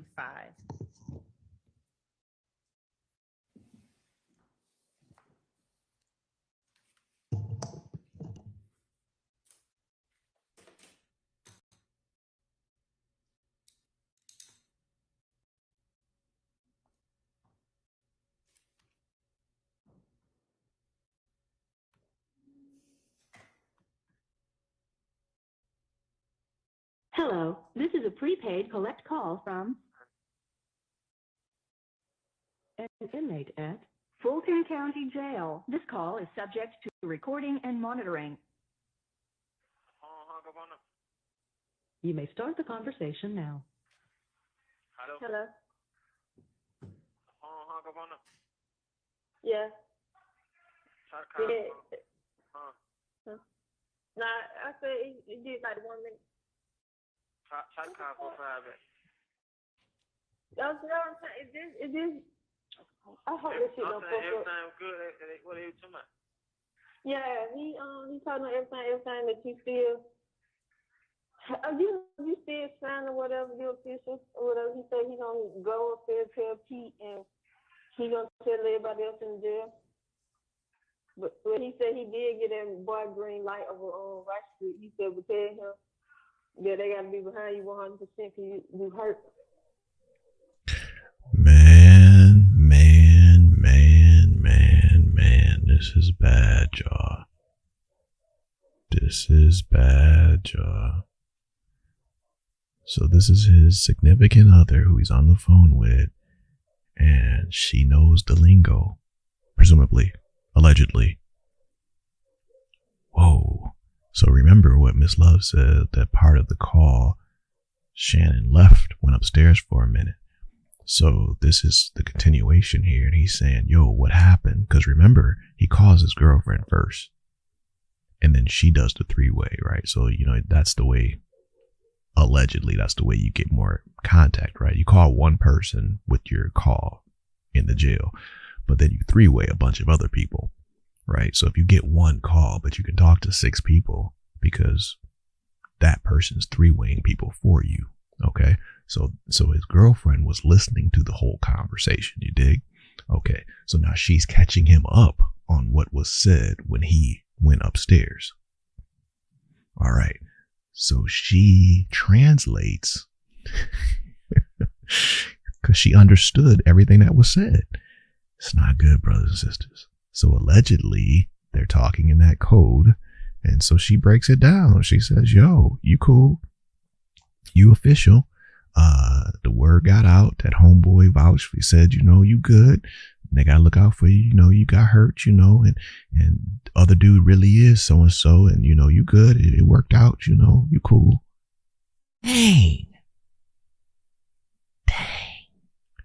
And the problem here is when we talked about customs and culture, right? And people know the language. How you know the language unless there is a thing? It's dangerous, brothers and sisters. And why are you doing all this on a recorded call? Why? Man. Golly. Whoa, Nelly. But apparently, you know, I'll give a little grace to something. I'll give a little grace because, yeah, I mean, if I don't make this call, these boys might get me tonight. I may not be here tomorrow. So let me at least in fairness say, right, dude is in danger. I mean, this is imminent danger. You hear they right there. It ain't like they can't get to him. They on the phone. Pass me the phone. Pass them the phone. That means they right there. They right there saying, yo's not official. You know, we might do something to this dude. So he's in danger and looking for assistance in real time. So the only way he's going to get the assistance is certain words have to be said to those dudes and from certain people, allegedly. Wow. Meanwhile, hey, yeah, you guys need to make a phone call? Hey, sure, make a phone call. The recording's working, right, Jim? Yeah, we got it all. Golly, man. Oh, this is bad. It's bad, brothers and sisters. I mean, what do you do? What do you do? So let's just take it. Let's take it there. So do you not make the call? You got to make the call. And the whole point of the call is certain words have to be said. If the certain words aren't said, then how do we know you're official? The whole point is we're checking your credential. Golly. You catching all this, Jim? Yep, we got it all. Bring somebody else in that they have to check the credentials of so we can get more information on how they vouch for each other. Okay, we'll bring somebody else in. Yeah, bring somebody else in that's kind of suspect and put them in a situation like this so we can record all their checkpoints. Oh my goodness. Oh my goodness. Rhodes. Man, that's something. I'm trying to see if that.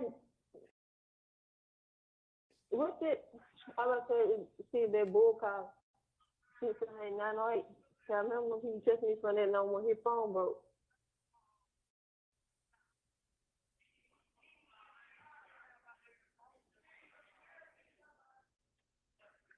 They just told you what was going on. They said you supposed to be behind you 100% on my situation. Hello? Yeah. Hello? You want me to call them back? Yeah. Which one, Bull? Well, I was out so fast, and I don't really know what Bull is. Hold on. Cause I think I don't sit on the phone because they were still talking. I just hung up because you weren't on the phone. All right, take call 45.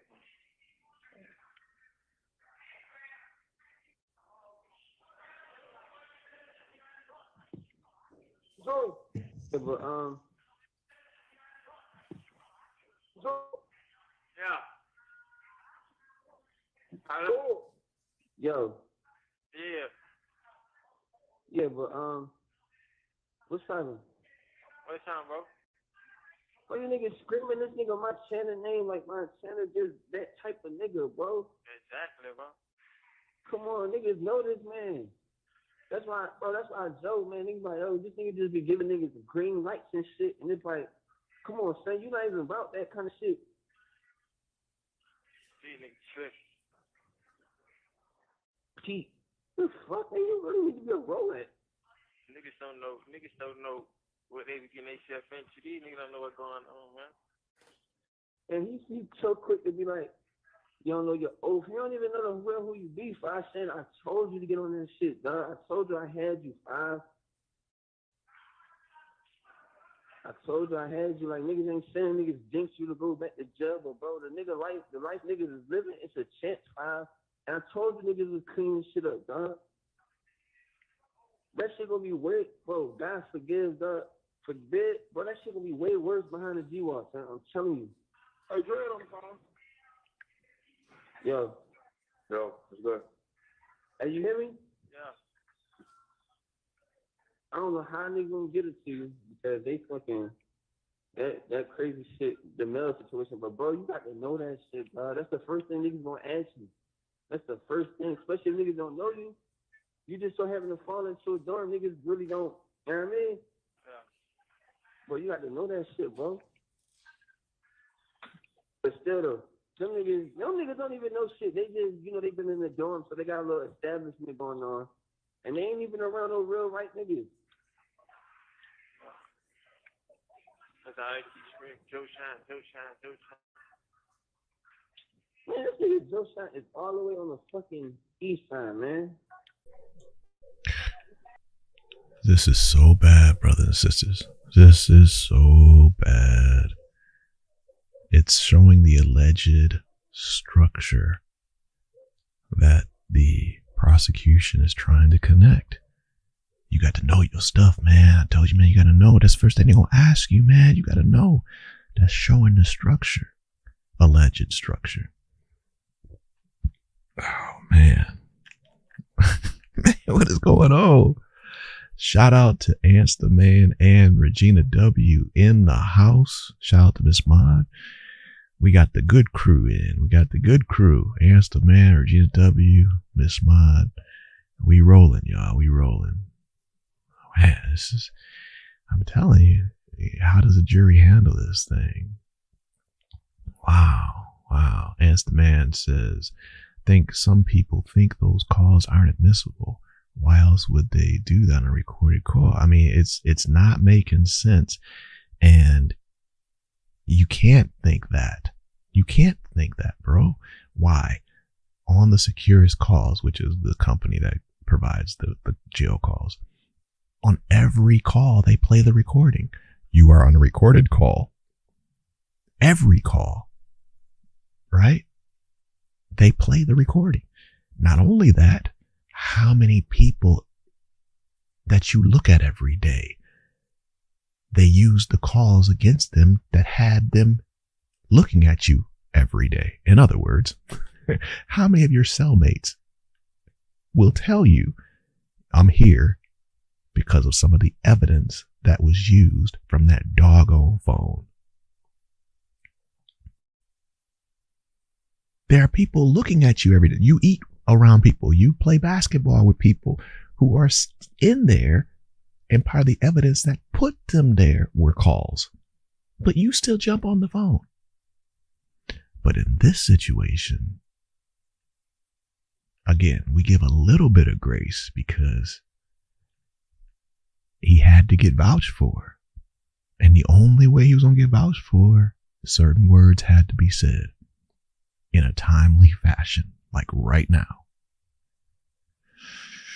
But now the carrying on and continuing this conversation, you know, I mean, the extra words and the extra, hey, you know, I don't know how we're going to get it to you, but, you know, you got to get on that stuff. Now, what's the interpretation? We don't know. Allegedly, that can be interpreted as there's a group, there's knowledge about us.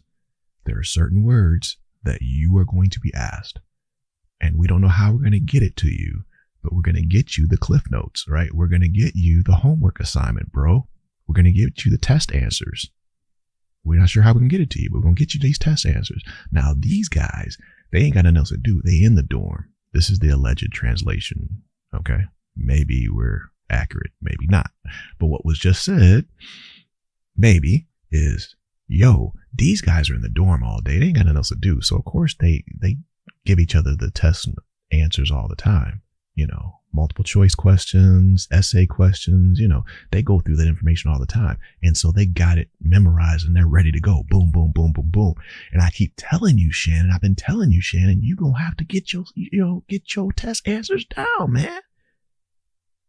I've been telling you that, Shannon, because every time you come in a place like this, it's the first thing they're going to do, Shannon. I've been telling that, man. So Shannon ain't been doing his homework. And brothers and sisters, that's bad, because that's not the same as, Shannon, you're not a part of this. Shannon, you're not even a part of this. Shannon, you're not even a part of this. That's not what's being said. And even Max Schardt, his attorney, said, well, yeah, maybe he is. I mean, because you're like red-handed now, right? So caught in the cookie jar, right? So it's like, red-handed. Woo. Wow. So Brother Schardt says, yeah, okay, maybe he is a part of that, but that still is not YSL. Still up for the state to make that connection, which they're on their way to try to do that. Thank you for being here.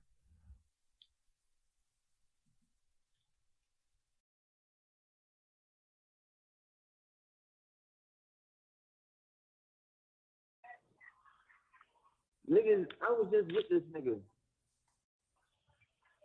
The only people this nigga does that, like, right up under him is like his brother Bart and some other nigga. All these other niggas, dog, these niggas don't even be real right. Me and Joe got into it at least 2-3 times since I've been out. Yeah. So what the real nigga doing now? Talking to the other nigga too, though. What's their handles?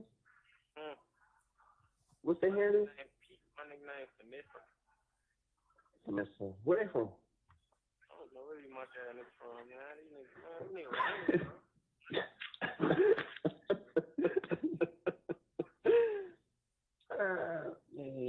man, you good though, bro. I'm so big on fucking hearing Joe.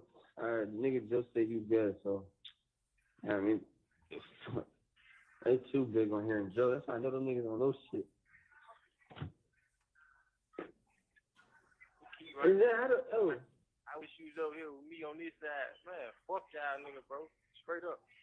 And I'm with that same shit when I was well. I don't give a fuck about these niggas, bro. Straight up. These niggas know how to hit you on the phone. He just shake like a hand, just shake. Bitch ass nigga, you gotta stop playing, man. And then on top of that, who the fuck is y'all niggas to say niggas on pause and you gonna come out your mouth and say you ain't been in no jury shot? These niggas, man. Finesse me or whatever. Hey, so where my chin at? I don't know. I think he said my tongue downstairs. This nigga got the whole right street, not even on the 6th or 7th floor. So crazy, man.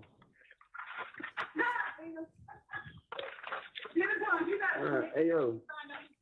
Hey. What's man, up? Look, man, I love y'all, bro. What's that you, baby? Yeah, I love you too, dog. Alright. Love you, Joey. Love you too, bro. Love you, bro. Alright, love you, bro. I'm gonna call y'all tomorrow.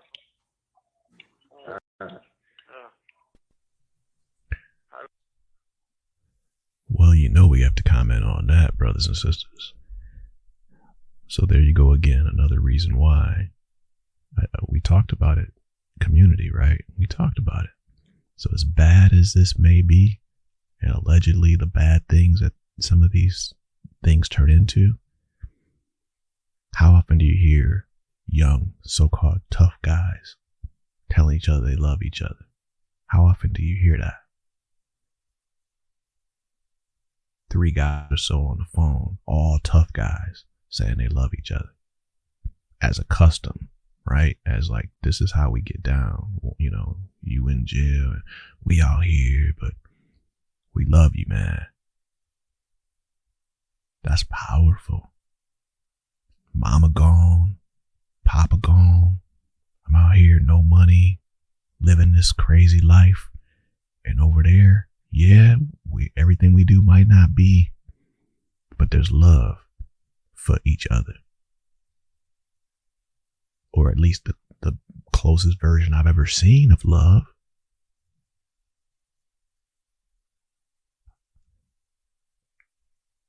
I don't think we should minimize the impact of that for anyone, especially people who are in very volatile situations where that's lacking in their life.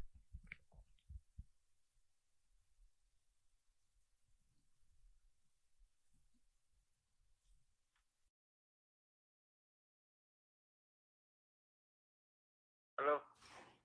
Yeah. Yeah. Y'all crazy. You nigga munching, bro. I'm just looking at how it works. I don't know. Oh my God. We gotta get this shit straight before the situation gets situationized. You're on the third degree. So stupid.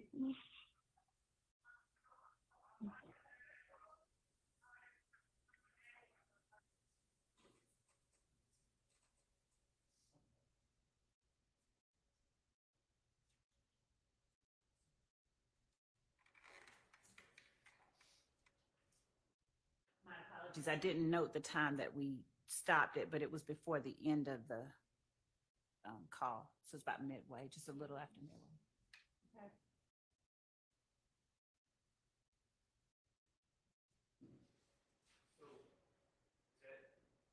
I think that's all they. I'm sorry. Yes, that's it.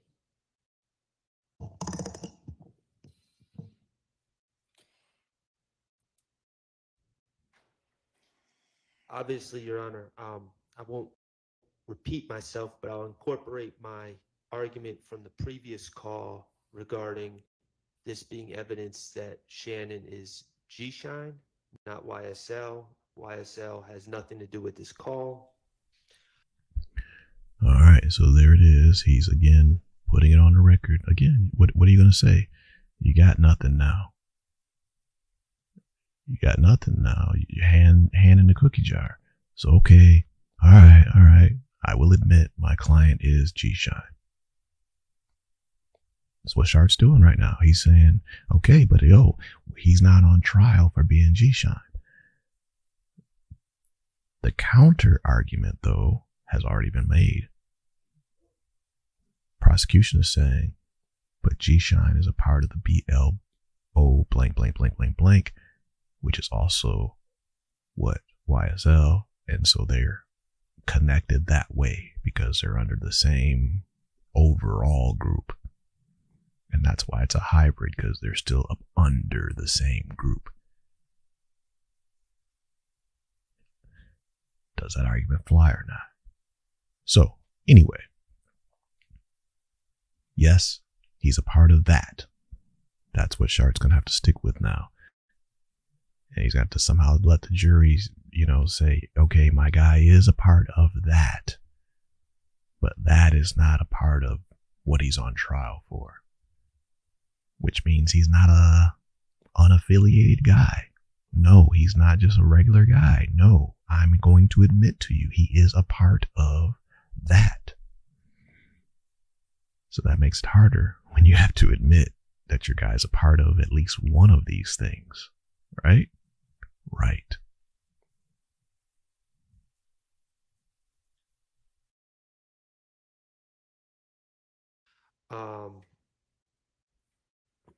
And the perhaps the state wants me to state specifically what the prejudice is, I guess, but I think it's pretty self-explanatory.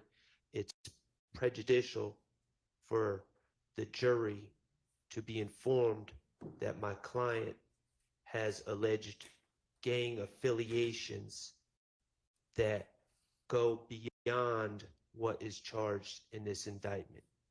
And so it is prejudicial to the evidence of my client's gang membership, to the extent, obviously, my stance is if it's evidence of membership in YSL and shows that YSL is in fact a criminal street gang, I understand that would be evidence in this case, but evidence of gang membership outside of YSL is prejudicial. That's my argument. And really, Your Honor, this call is just a recap of what had transpired 18 minutes beforehand in the previous call. So I'm interested in you addressing, is there anything additional in this call that's not covered in the other one? So no, what this call did was belie the assertion that Mr. Stillwell wasn't making those assertions that were made by the person he gave the phone to. This is Mr. Stillwell, but this is it basically coming from his mouth that that's what he was doing. Okay, well, I think it supports then that argument, but it doesn't need to come in separately to the trial. Yes, Okay. Your Honor. All right, next. Your Honor, so are we saying that that's coming in or not coming in? It's not cumulative.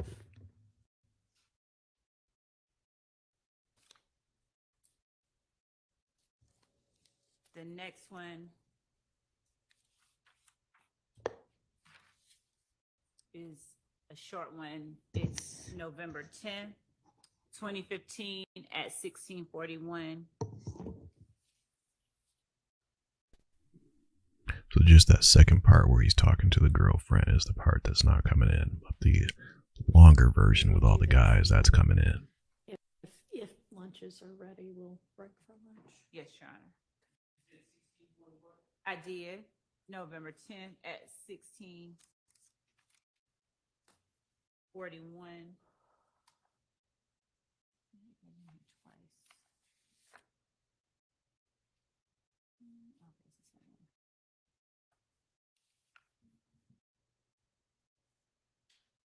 And I'm going to start, Your Honor, at around 1 minute and 30 seconds to about 2 minutes and 30 seconds, which is 1 minute. And then I'm going to go from 5 minutes and 51 seconds to 6 minutes, which is about 9 seconds.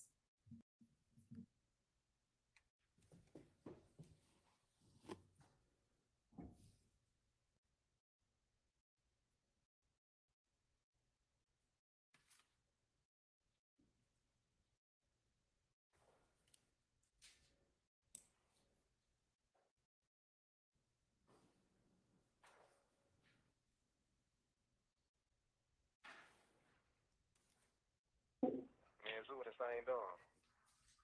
Yeah, who told those Zoo? Who? And I told those Zoo.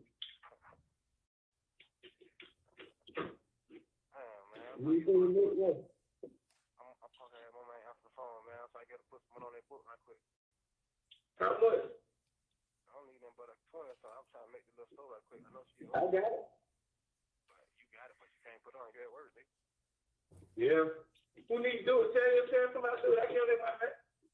I don't know. Do this shit. That's what I'm trying to see. I think you can call. I think you can do it online. Call 113 real quick. You still got nothing? Nah, I got a new phone. I ain't got nobody's number. I'm getting on What it is? 678. Hold on. I'm gonna fast forward, Your Honor, to 5 minutes and 51 seconds.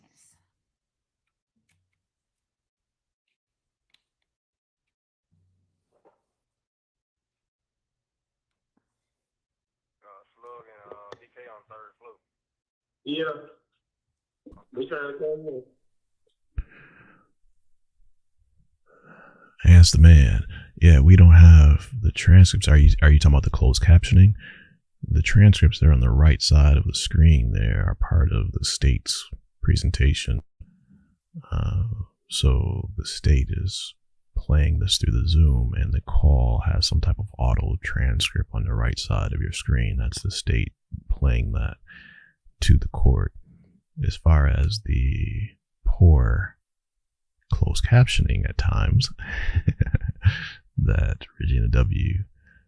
Commented on, which she's right. I mean, it's way off at times due to the low quality of the recordings, etc. But yeah, that's being just auto generated in real time. So not sure if you're asking about the transcript you're looking at on the right side of your screen during the call or the closed captioning.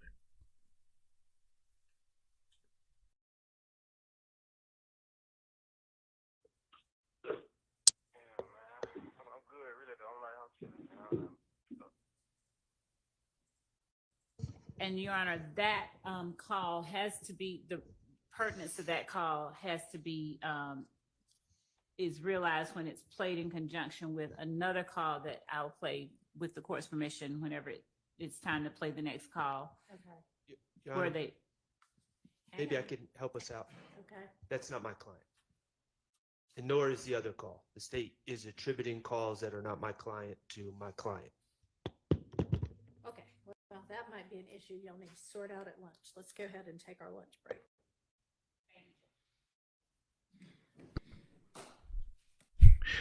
What the heck? They were trying to say somebody was, he said 2 calls. Trying to say somebody was Shannon. It wasn't Shannon. Yo, what's up with that? Once again, what if you didn't have Max Schardt or one of these attorneys? They just played audio recordings with people saying incriminating things, potentially incriminating things, and Brother Schartt's like, yo, that ain't even my guy. It's not my guy. What is going on? And they would have got away with that. And if not careful with Speedy, still might get away with it. Good Lord. It's all bad. All bad. Oh, I tell you. Moving on. So, due to our great analysis breaks, now that they're on lunch break, we should be able to skip a good portion of the lunch break. What say you, brothers and sisters, about skipping a big portion of the lunch break? Trying to catch up? We might not have to wait that much longer. All right, so they're on lunch break, but we shaved a lot of that time from the lunch break. So we'll play some tunes in the meanwhile for a little while, but we shouldn't have to wait too much longer. This is a live feed right now of the courtroom. They are at lunch. They haven't made it back yet, but we shaved some time due to our wonderful analysis breaks, which is cool, so we won't have to wait too much longer. Maybe. All right. We'll jam the tunes. Thank you for being here. Shout out to Regina W. Shout out to Ants, the man. Shout out to Miss Mod. We're rolling.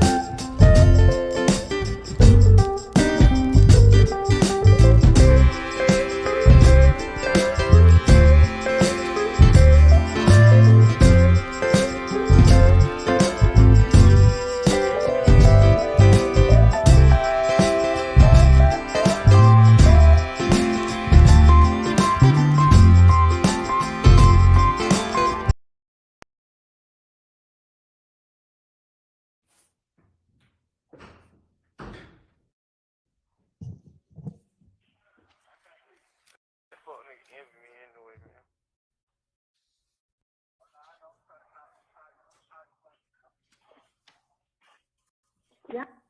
Pussy asshole. Good asshole. What the hell? You don't know. Wait till you get your package.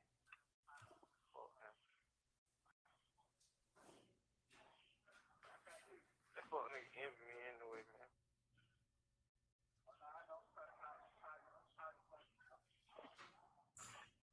Yeah, I got one for you there. Relationship. Fuck nigga envy me. You hate this thing I had. Y'all be back rocking this all over. Crazy fuck. I don't want to bitch. I really gotta shoot myself in the face. Y'all go back right. I don't want to fuck that nigga, man.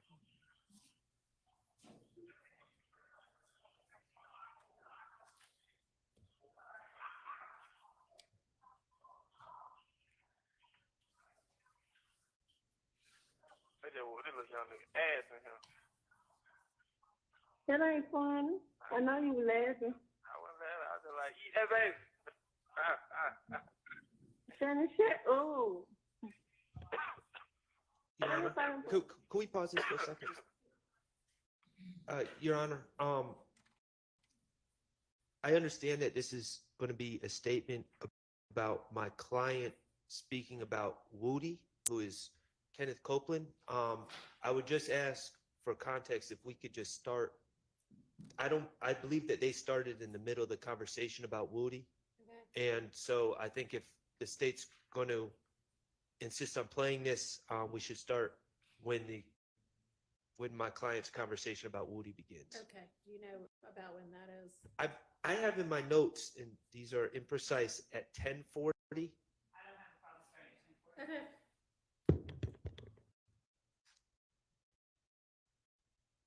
Today, that I did see you. 10 days.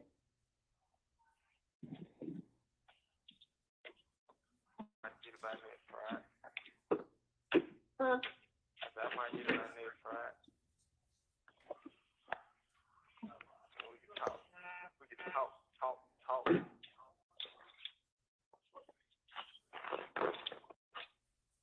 Drew came back with him yet? I guess so. But she a lot of pictures and said I asked for a selfie.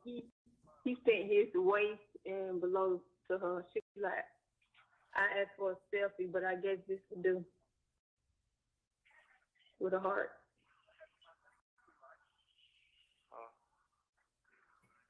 That's what the whole world back. Yeah.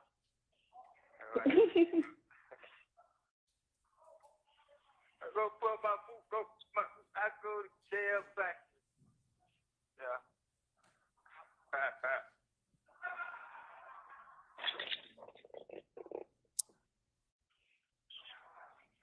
You know what it is? You know what? I told you, I had wrote Treasure like, oh, we didn't know he had the same charge because Lloyd said he didn't.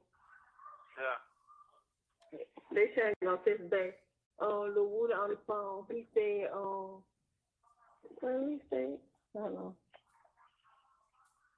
He said you told the Treasure they dropped the charges on him. He want to know what was said. I said, I never said they dropped the charges on him. I said, I didn't know they had the same charges. Oh, I guess that what Treasure was talking about. Okay, thank you. But she. They trying to sit up, push that out for a nigga slap. I don't think she gets much love with her out. You and your pussy ass baby dad got in there, fuck ass. Y'all both y'all on that lane, fuck ass, little boy ass shit. Pussy asshole. Good asshole. What the hell? You don't know. Wait till you get your package.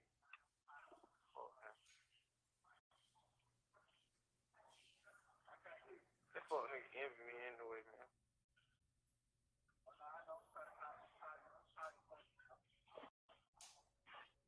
Yeah, I got one for you there, relationship. Fuck nigga envy me. You hate this thing I had. Y'all be back rocking this all over. Crazy fuck. I don't want to bitch. I really gotta shoot myself in the face. Y'all go back right. I don't want to fuck that nigga, man.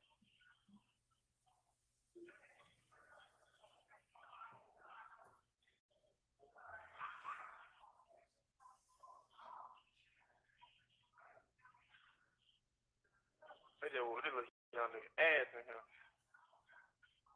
That ain't funny. I know you were laughing. I was laughing. I was just like, eat that baby. Shannon, shut up. Let me find something. Say your blood and he ain't real right. He what? He ain't real right for his blood. He what? He ain't real right. What? Shit, you know your own? It be different shit. Like, niggas push up on different niggas. And the wrong way. Nigga pushed up on me the right way. Nigga pushed up on him the wrong way. Like, hey, bro, you got to go and do this. Man, we finna goddamn go and get at you, man. You know, they did. They pushed up on me like, shit, bro, you know, they saying, man, listen, man, you want to talk to these people because you scratching these big hoes, but you ain't on the phone with these folks. I got these folks, man, you want to talk to these folks. Yeah, bro. Now these niggas be goddamn. I be asking me, I like, bro, you got up for rug, bro, but you ain't help panhandling, bro. That nigga has a big. Shut up. But hey, man, that's y'all did. Y'all choice. Y'all business.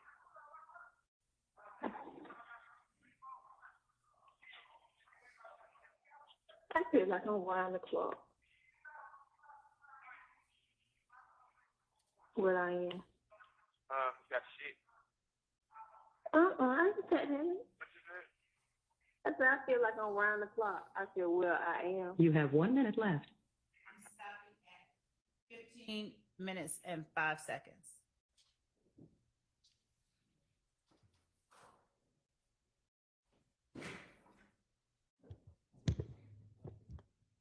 Okay. Your Honor, from 11:25 to 13:30, there is discussion about Woody, Kenneth Copeland, lying on my client, and having my client falsely accused of these charges. That is one aspect of what was just played. After 13:30, there is a brief discussion, as far as I'm understanding it, about the previous calls, about the same subject as the previous calls, where we're talking about the Bloods, quote unquote, pushing up on Shannon. Very brief discussion. And then we get into stuff that, quite honestly, I'm not tracking or following, but I don't believe it has any relevance to this case. To the extent that 11:25 to 13:30, I would object. For the record, I don't think it paints my client in the best light, but if I'm forced to deal with that, I'll deal with it. That's 11:25 to 13:30, but I think that's the extent of what is admissible, or what is relevant at all in this case. All right.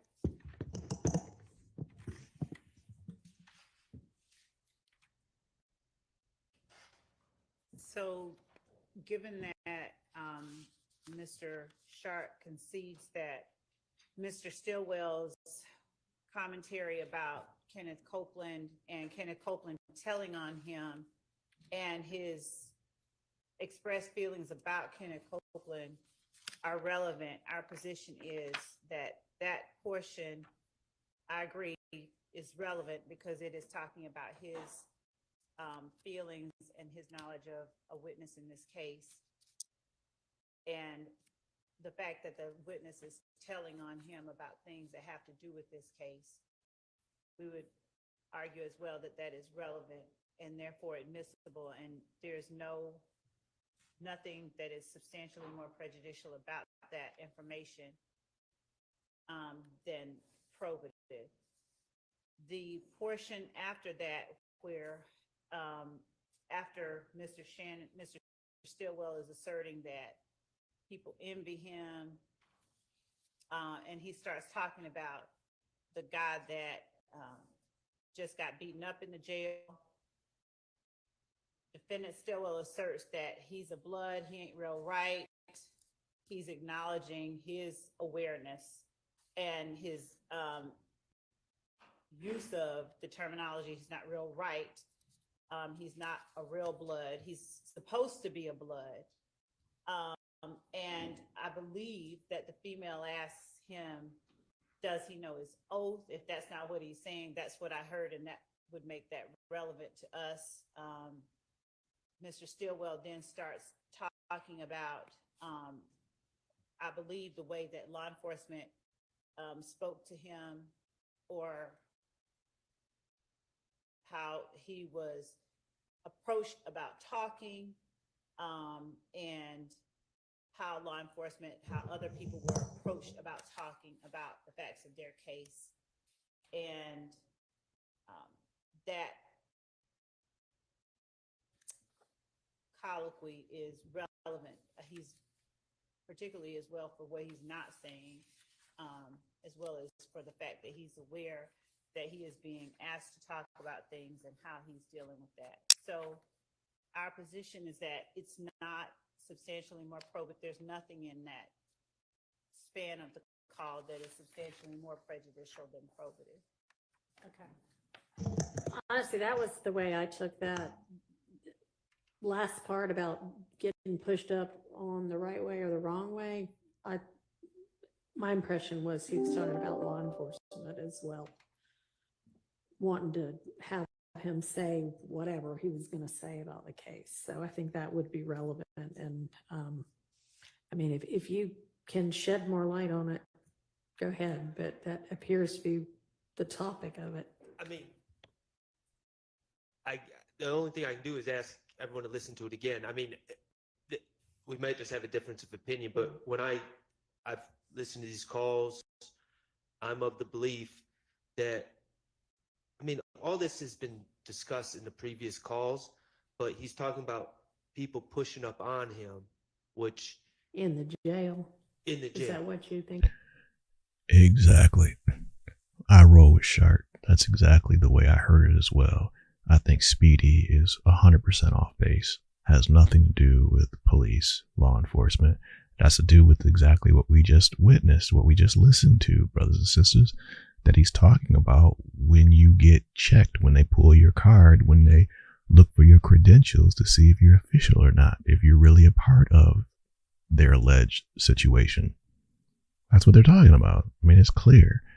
And if she can't hear that, now if I'm wrong, I'll be the first one to admit it. But if she can't hear that, she has no business handling this type of a case.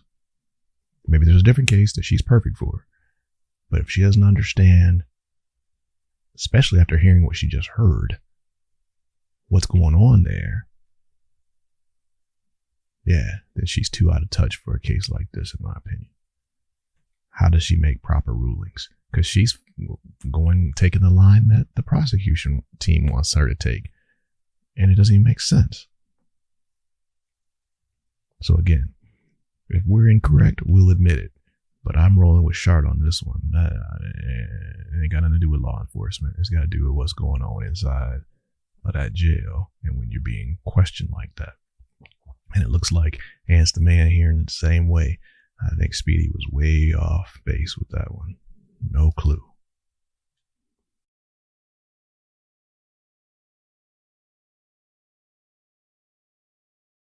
Yes, I mean, that's what I believe it to be. And so I understand that Your Honor has already ruled one call in. I think at this point it's becoming cumulative. I didn't hear the thing about the oath, but to the extent that the young lady is talking about Shannon needs to know his oath, which I didn't hear, but to the extent that that was said, I mean, that was said in the previous call. So to me, the talk about Woody, I believe it's fair and accurate to say that it appears that Shannon's talking about Woody when he says he envies me, he always envied me, but that ends at 13:30. So that's my stance is. Now, I did hear something about the oath. I did hear that. She did ask something about the oath, but I think that the way the state said she said it is not what Schardt thinks the exact line, so he doesn't have to agree to it. If they missed the exact line, then he don't have to agree to it, right? Like I ain't what I heard, which is honest. That's not what he heard, right? But it does sound like, you know, she was tracking with the conversation, right? And she's like, "What? You still don't know your oath?" Or something to that effect, like, you know, well, why they step into you like this? What, you know, you ain't got that yet?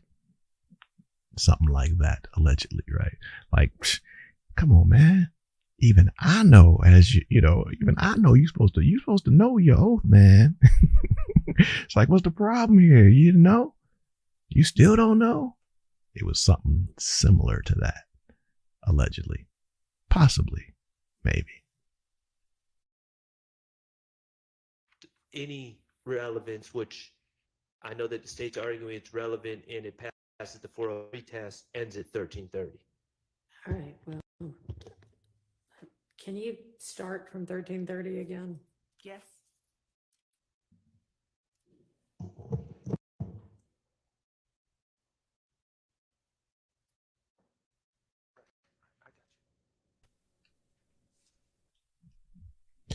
Okay, answer the man. I understand what you're saying about that she's just not in tune. Maybe another way of saying it is just, if you're going to deal with certain cultural norms, or you're going to deal with a case that is centered on a certain situation. You know, if I'm going to deal with, let's say, something in France, you know, I've got a heavy case and it's all about French culture, right? Everybody is, you know, deep into a subset of French culture, and I speak no Francais. You know, I have no understanding of the language, the culture, the people. Then when things like this happen, especially with terrible audio equipment on top of it, right? Then, you know, I don't really know the intricacies of all that. And if it's a major case like a RICO involving all types of dynamics of French culture, all types of different colliding French isms, then I'm probably not the right person for it. I mean, I may know the law, but maybe somebody who doesn't have to have everything translated to them might be just a better choice. And get this, especially if I'm joining the doggone trial late. Rhodes.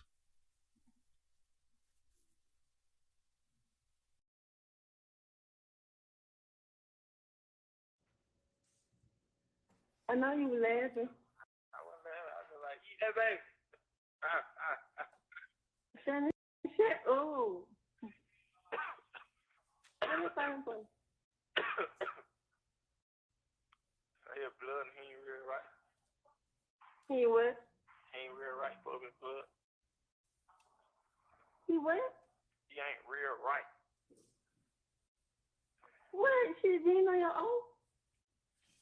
It be different shit like nigga push up on different niggas and the wrong way. Nigga pushed up on me the right way. They pushed up on him the wrong way. Like, hey, bro, you got to go and do this. Man, we're finna goddamn gonna get at you, man. That's what they did. They pushed up on me like, shit, bro. You know, they saying, man, listen, man, do you want to talk to these people because you stressing these big hoes, but you ain't on the phone with these folks. I got these folks, man, you want to talk to these folks. Yeah, bro. Now these niggas be goddamn. I be asking me, I like, bro, you got a Ferrari, bro, but you in here panhandling, bro. That nigga had to big. Shut up. But hey, man, Right. that's how it is. Whether it's about how people are treating him and other people in the jail or law enforcement, certainly the part about certain people being bloods but not being real right, I think that's all relevant and not excludable under 403, so I'm gonna allow this over objection. Thank you, Anna. The next call is November 18th, 2015 at 17:30, timestamp 10:45 to 11:21. Okay, so now we're getting to the point, brothers and sisters, where Brother Schardt may just have to do a couple of things here, because Otherwise, they're going to get this stuff in. Okay. So a couple strategy points for Brother Schardt right now is to completely translate every word to Speedy Whitaker so that you can build your argument based on an absolute understanding, and then he can make his objection because it's completely understood. That's one way of doing it. Another way of doing it, you know, Speedy's all about time management and cutting through. So your cumulative argument may be your best bet right now, is just to point out at every chance you get, look, Your Honor, we already covered that. It's already in there, because you know that's music to her ears. It's just one more thing that she can X out. So even though you may have other great arguments that you could have used, maybe don't use them. You know, give your objection, but maybe spend most of your time, Schardt, just trying to convince her, hey, Your Honor, that's already been covered. We already established that, Your Honor. Come on, they already got that from the other one. And he knows how to talk that way, and that might just be, just stick with that. Otherwise, as you can see right now, she's letting in a lot of junk. And that could be dangerous. No charge for that, by the way.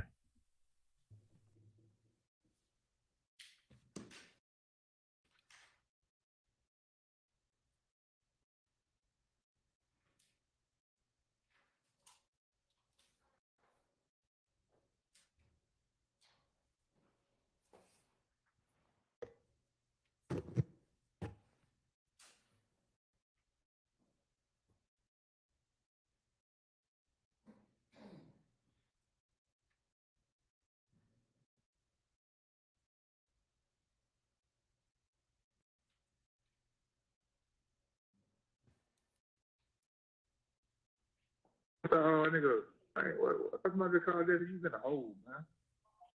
Hell nah. What the hell wrong? Shit, man.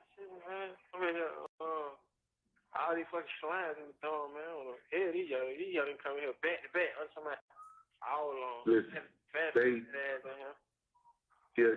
So you were fat and you want a twin in. Yeah, twin in here. Fat in here. I got it back on. Yeah. Oh man, ain't seen none of them suckers. Man. Oh, nah, I ain't seen nothing in Hey, here. it's funny, man.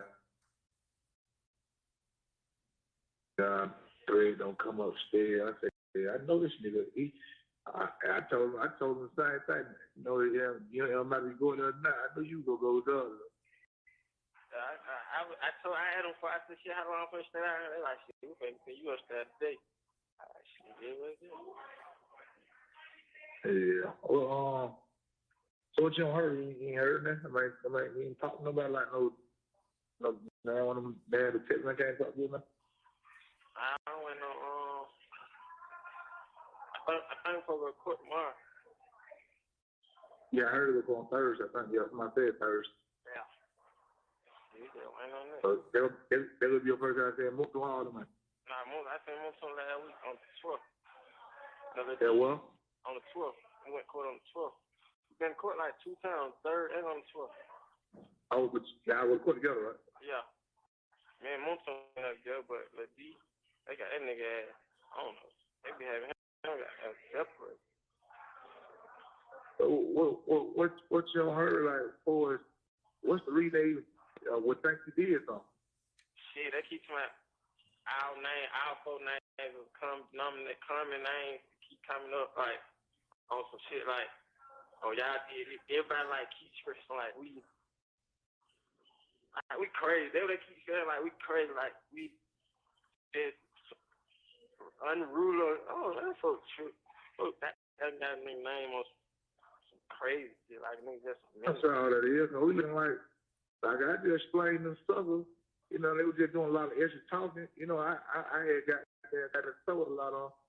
So I'm like, I can't just vouch and say that a nigga ain't been beefing. But I said everybody had eyes on everybody when it was time when they said the boy got killed, nigga had eyes on these folks. These folks was, you know what I'm saying, around a nigga, you know what I mean? Yeah. So how the hell they can leave in 10 seconds and go do shit like that and be right there around us all, you know what I mean? I'm like, shit, it is what it is, what the police do their job, man, you know what I mean? Yeah, I niggas just saying it because it was on some really on some shit. Well, I told nigga y'all find something to do with it, and whoop, you know what I mean? And, you know, shit, I got there I had that, what the nigga name? I don't even know that name. He a lawyer. I had him just looking into it, just through the head going on. He like, man, so much shit just going on. He said, man, that shit real from each state, she say. Yeah. Yeah. So I was like, man, these folks, they'll be back. What a nigga soon, man. You know what I mean? Fuck these niggas. Got the nigga Schardt shit down here. He was just like, he was just telling me, he was like, the shit that they saying, it like, oh shit, like, yeah, I can go for it. I can say he had something to do with that. I can say I can say that, this and that. You feel me? But he said, motherfucker not saying I seen home do this. You feel me? So they can't say that anyway because, come on, bro, look at the name they saying. Look at these there. I ain't never see these. You gotta see these feds, boy. Huh? Yeah, that's no, look, boy. I'm past the federal penitentiary. Yeah. Man, they had like 18 marked out cars. Like, he didn't go bust them out or they just leave. Man, it never like, man, explodes. Man, them folks deep as a motherfucker. They been go hit somebody or jail, hit somebody. They leaving out the federal penitentiary. You have 1 minute left. Man, they need to be hearing me, letting me know what's going on, man. I be and that word about you, they be asking me about the shit I don't know, man. Yeah, I be chat. New baby tell me she be talking shit. I just be like, man, I be so down, bro. I be like, man, I don't want to talk, no. I just be. I know, but you know, like I told a nigga, man, it's a process. Man, y'all coming home, man, y'all ain't did shit. That shit dead, man. And the niggas just so long. I said, you got it, man. I mean, you should have seen the date that they hit all y'all with it. All the suckers come out to my, oh, they were there having it. And next thing you know, that next goddamn week, they pick their ass up. Hey, new baby, somebody go to my shit. I was waiting on Shannon to get out. They try to go on new baby. I can't wait to get new baby. I was waiting on Shannon to get out. This nigga suck. They came out, leave about 30 beat that day. They hit y'all with that shit. All the brothers and all. Thank you for using Securus. Goodbye. I want to make that correction. It was 10:45 until the end of the call at 16:05 instead of at 11:21.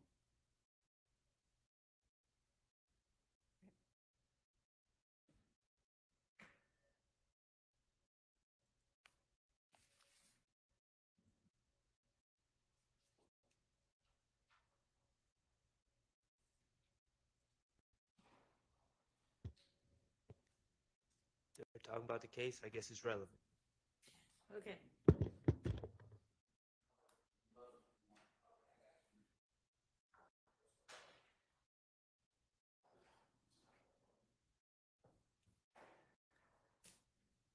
So the next call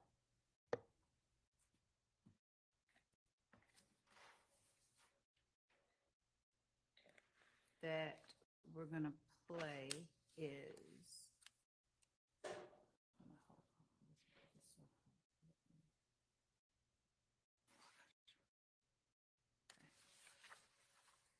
November 19, 2015 at 19:35. And this one will be played from 1 minute and 27 seconds to 9 minutes and 20 seconds.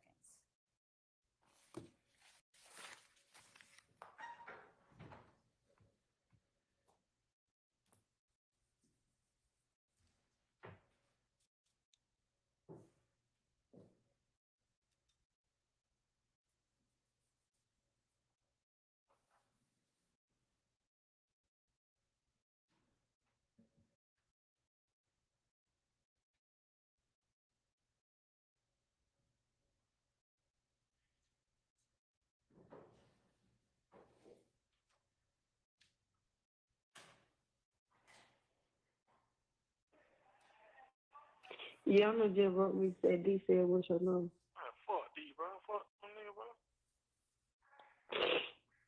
Oh, just like that, bro. Fuck you. Straight up, huh? All that fake friend shit, but fuck you, folks.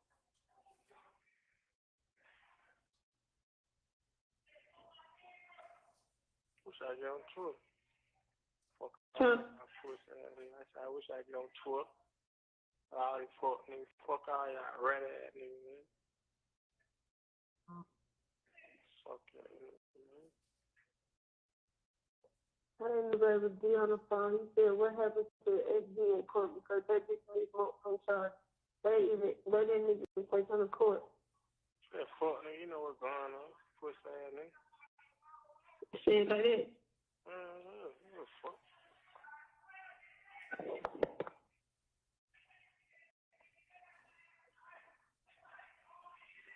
I'm saying. Fuck you. Okay. I said, fuck D. He know what he talking to the judge.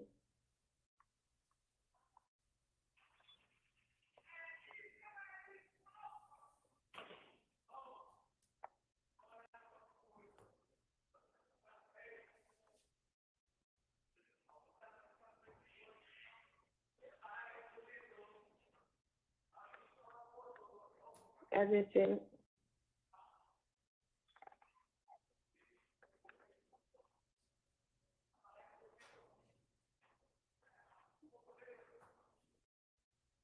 she just read it. It looked like she was on it. You texting her with your number? Huh? I don't got your number. Y'all gonna give my number when you said, what you say? I'm like, oh shit now, wait, what happened to baby? That fuck nigga rat, they just went went to court and they just let everything I got to that fuck nigga rat, him and Wood and the other people.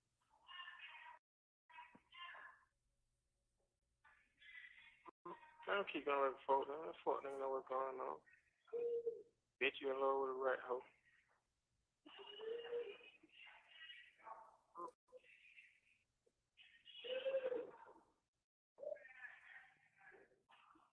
Everything that came out today.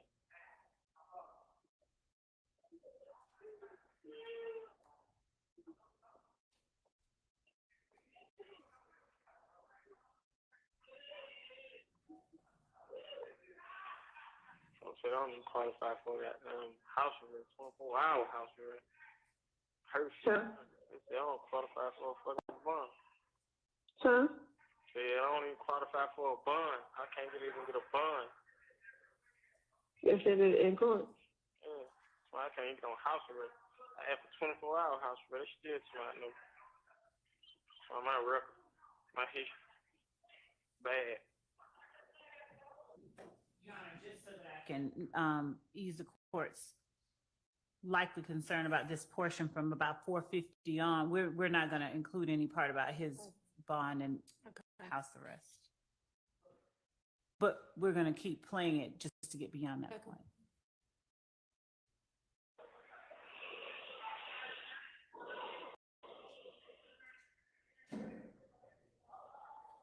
So you don't know nothing about another court that name. That's going to be up to you when you get a lawyer. Get on 18th, December 18th. Okay. She'll be a lot of time. Get some money.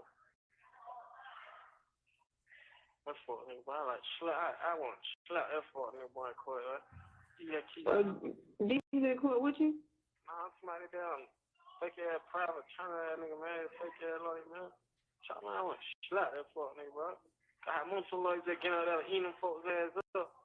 I'm just like, bro, why the hell you ain't doing that, bro? Cause the shit they bring up, bro, that shit was just weak as fuck, bro. I'm so like.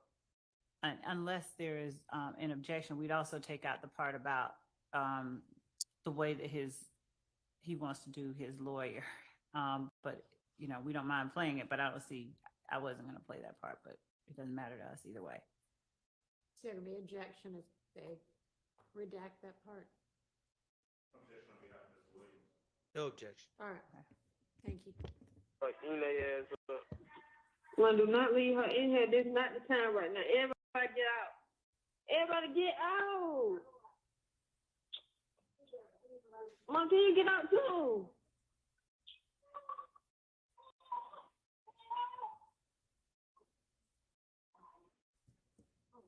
Shut though. I'm not calling the phone.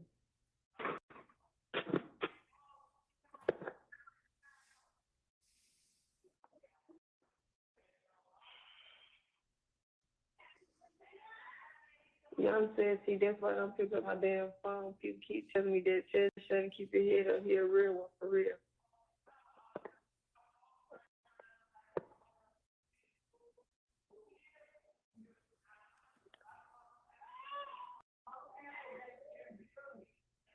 You hear?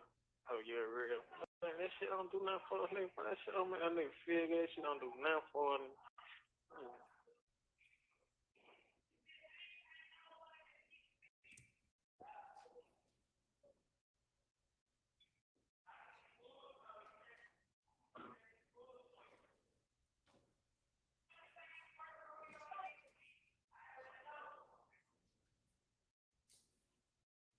I really get out this house.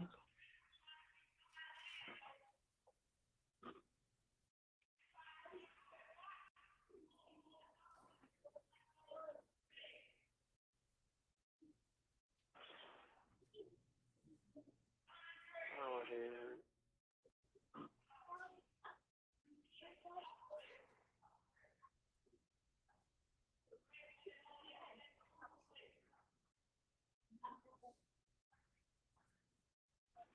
Folk done brought up Duart name, Nud name, that name. Folk call yeah. Get that shit on me, too. Folk say Nud, Duart.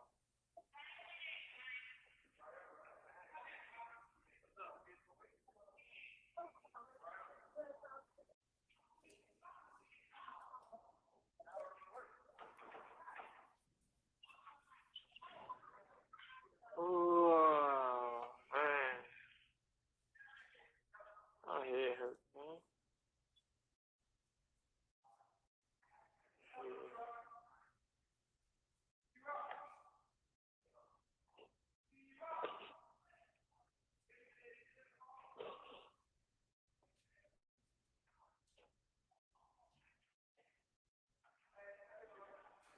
You all like that, baby. Stop. I'm stopping at 9 minutes and 5 seconds instead of 9:20. All right.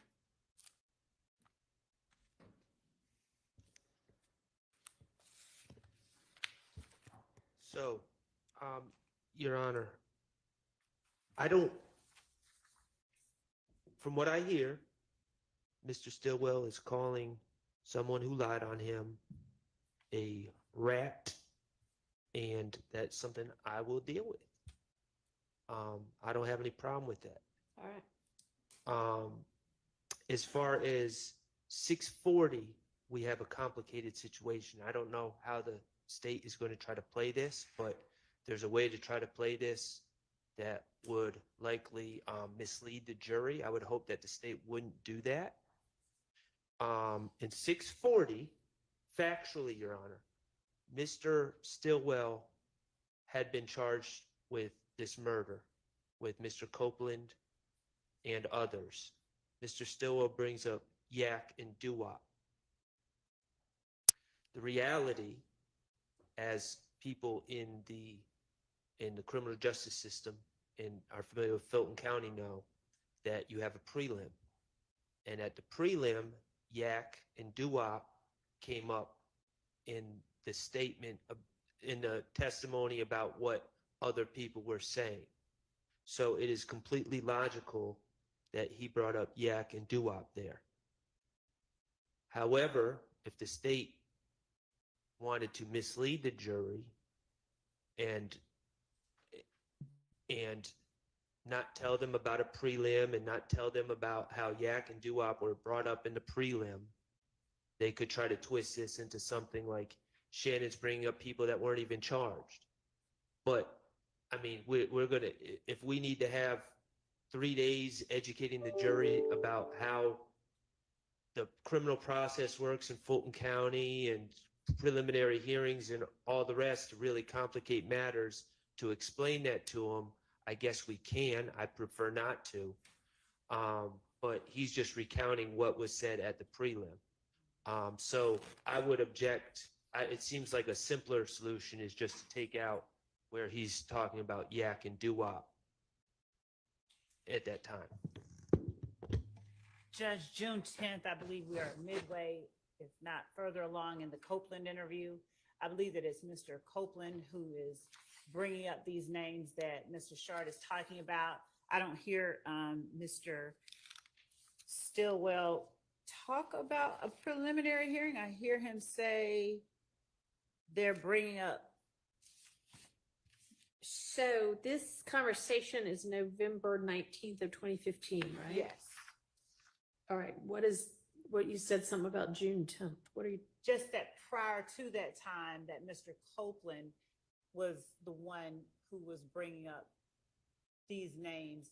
Did anybody have a prelim They all did. on a couple of days before? They did. And Mr. Sledge, as the state is very aware, in these other phone calls, there's discussion about the prelim, and Mr. Sledge's case was dismissed for lack of probable cause at the prelim, and the testimony or the statements made by other witnesses, including Mr. Copeland, was discussed at the prelim. Okay, well, I mean, I don't know that you can tell from here what he's saying is somebody else let these names out. Somebody else is throwing these names about, and your client seems concerned about that, and that's relevant. I don't know that it's relevant how he heard that was going on, but it doesn't sound like, I mean, it sounds like as long as they play the whole thing, he's saying, you know, whoever this is throwing these names around. It doesn't sound like he comes up with that on his own. He's talking about this other person is saying these names. Right, but here's the dilemma. It's an unindicted case at this time. He doesn't have discovery.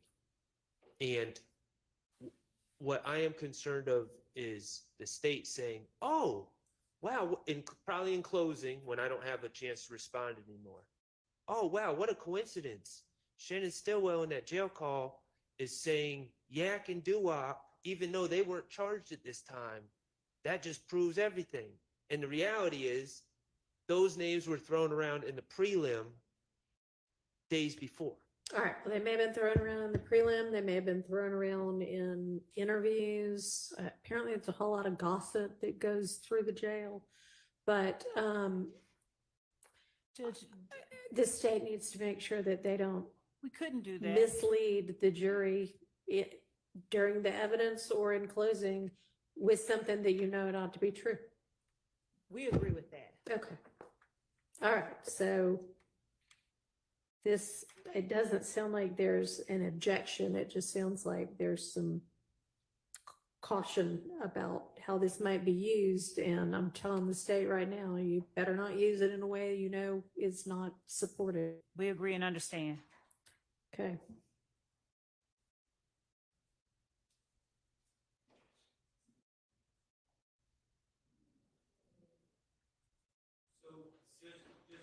My notes are clear. To recap, November 19th, the state is planning on playing 1:27 to approximately what time? That was, Your Honor, 1:27 to 9:05. 9:05 minus reference to The bond and bond, criminal yeah. history and minus reference to wanting to slap an attorney, That is correct. who is not me. Who once again is not you. All right.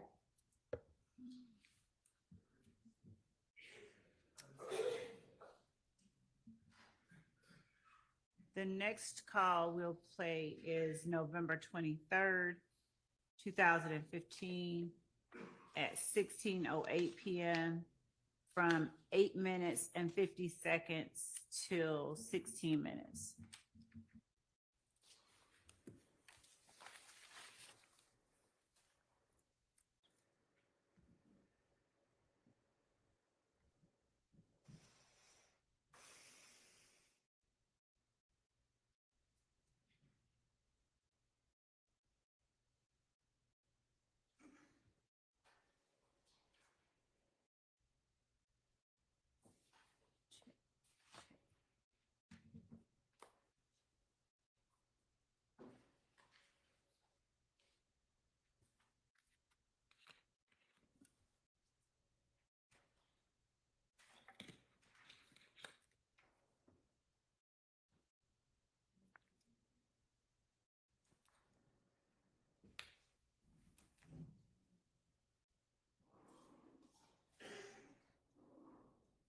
What your book look like? You straight? Shit, I have $6 on them.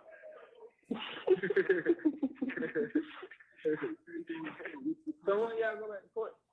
On the 8th. And what they say, a hearing? Nah, I just did the preliminary hearing. So ain't nobody get no bond? Nah, they try multiple charge, cause multiple had a lawyer. They said the same thing about both of them, you feel me? They tried all multiple charge. They did only thing different was the little nigga name, Deep Cleveland. He told me, I told him I did it. So they was, yeah, he said that's the only different thing. Then he just wrote multiple to my, man, oh God, bro, I ain't say that, bro. I go to court looking for no police lying on me, did that, third. Well, so multiple got the lawyer? Yeah, multiple got all this shit, they missed. So if you would have had a lawyer, you would have got your own, they missed? Hell yeah. How much? What he paid on? I called my man. Huh? I called my man and see what's going on. You ain't got nobody else who you think give you nothing on lawyer?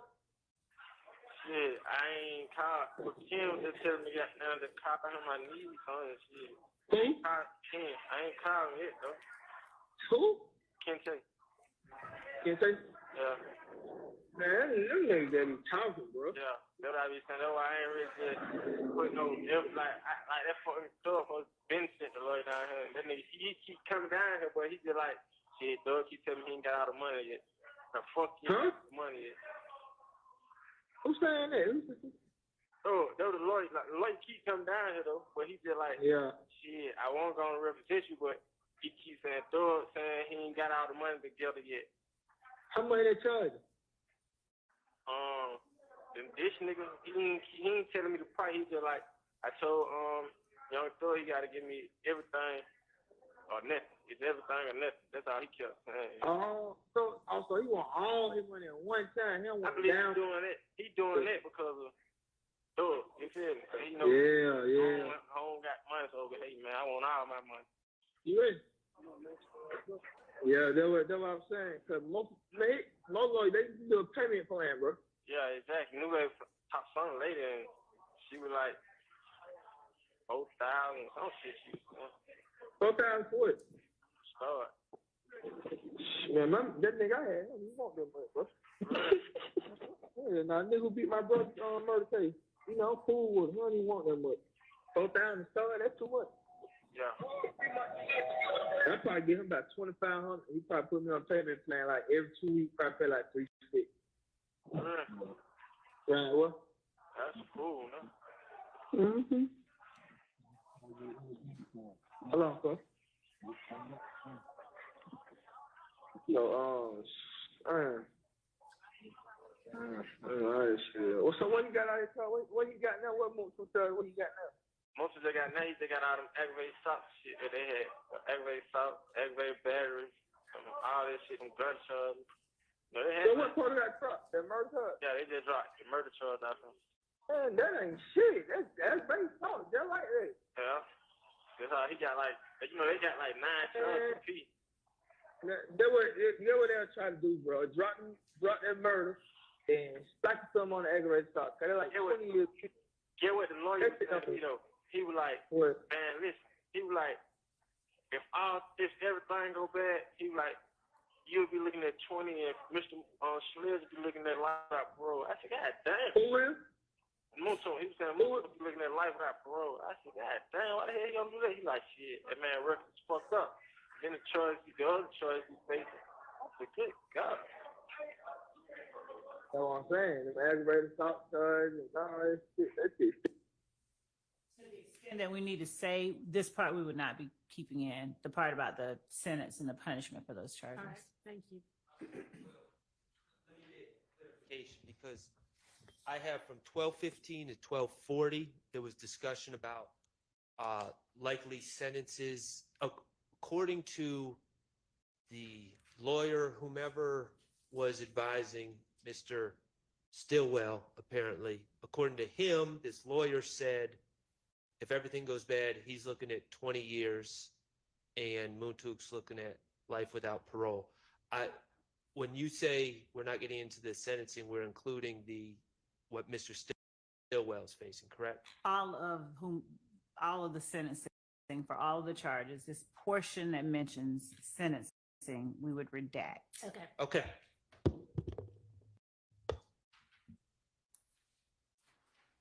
Still the same thing. Yeah.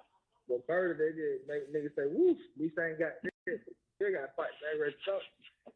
You know, that shit, they be better though, like that murder, you facing the murder charge and that shit better because them folks telling on them, like, the nigga mama, she like telling them folks like, yeah, they did it. And then Lil D telling them folks like, yeah, home with me that night. And they said, Lil D already told folks he did it. And Lil D told him he did it when he left the club. Lil D? Yeah, he told him he did it. And he told them that more with him when he left the club. So they like, shit, if he with you, then he had to do that too. You want to talk about that? Yeah.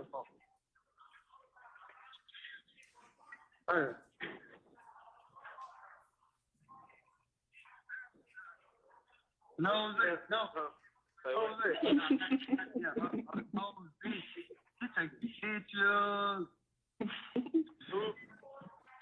No, the Fed. Oh, yeah. No, baby. I told you a proud investor. Okay, so we pull up.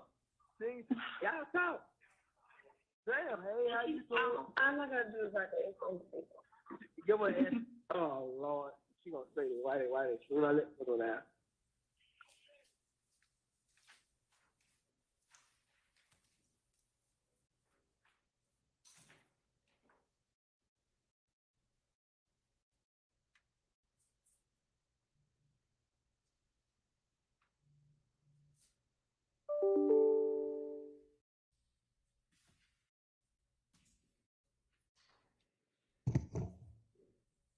What'd you say? Y'all talk. Before we pulled up, she said, oh, Lord. She once told me it was new baby number. I'm like, I don't know that number. She said, that new baby, what you gonna call your phone? I'm like, Charlie? She checking. Really? Look. You thought she checking. You understand that? You seen Schardt on down there? Yeah, you know, them folks would cook me and everything. Girl. You have 1 minute left. They talking crazy. They just talk shit. Well, you gonna talk shit, you know how niggas just shaking their head. And I gave you a young nigga over there, the young nigga was like, shit, I got down talking crazy with that little bro, but shit, you know, nigga Ryan, shit, them niggas just talking about their guns up. Shit. Yeah, guns been up. Girl. I ain't stunned on nigga, man. Hold on. Yeah. That's my the Woody said something too, then. Yeah.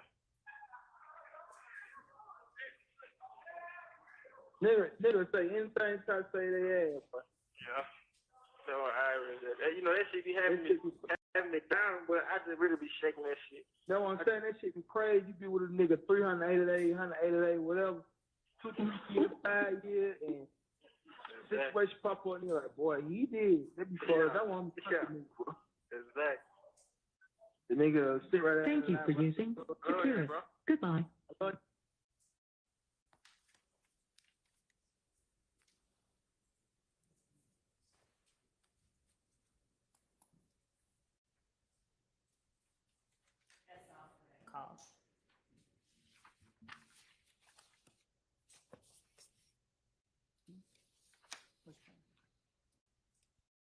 did.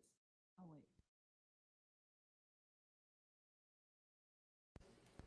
On this call, there is extensive discussion about the issues Mr. Stillwell is facing hiring an attorney. I don't believe that that should be relevant. That's A. Regarding 1315, approximately at 1315, as I hear it, Mr. Stillwell is saying that Mr. Sledge told him that someone, and I think it was Lil D, said that he being Sledge was with him during a separate incident, which I believe to be the 428 incident shooting up houses. But in that segment that starts at approximately 1315, we have Mr. Stillwell passing on hearsay from Sledge about what Lil D supposedly said about Sledge in a, I'm not going to say non-related because it is on the indictment, but non-related to, it seems, the Donovan Thomas case situation. So that seems to be hearsay wrapped into a statement by my client. I don't believe that that should be admissible. And that's 1315. I don't have an end time. And then, quite frankly, after 1315, there seems to be a lot of kind of laughing and giggling that don't really have a lot of relevance to anything that I can ascertain. Okay. So we've got the discussion of the lawyer, the kind of hearsay from what Lil D said, and then the sort of end of the call. Sorry. Yep. I just was summarizing what Mr. Schardt said. Okay.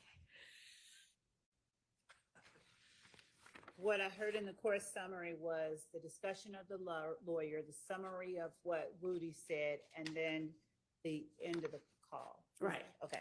So in terms of the lawyer, as I said earlier, with respect to what the lawyer is saying about sentencing and all that. Yeah, no, I know. We all know that's out before that. But the part about defendant William, or Thug, as he puts it in the call, getting him a lawyer, I'll point the court's attention to over at number 97, wherein there is in the lyric of the song Just How It Is, the assertion gave the lawyer close to $2 million. He handles all the killings. We don't speak about shit on wax. It's all my business. We know how to kill the biggest cats of all kittens.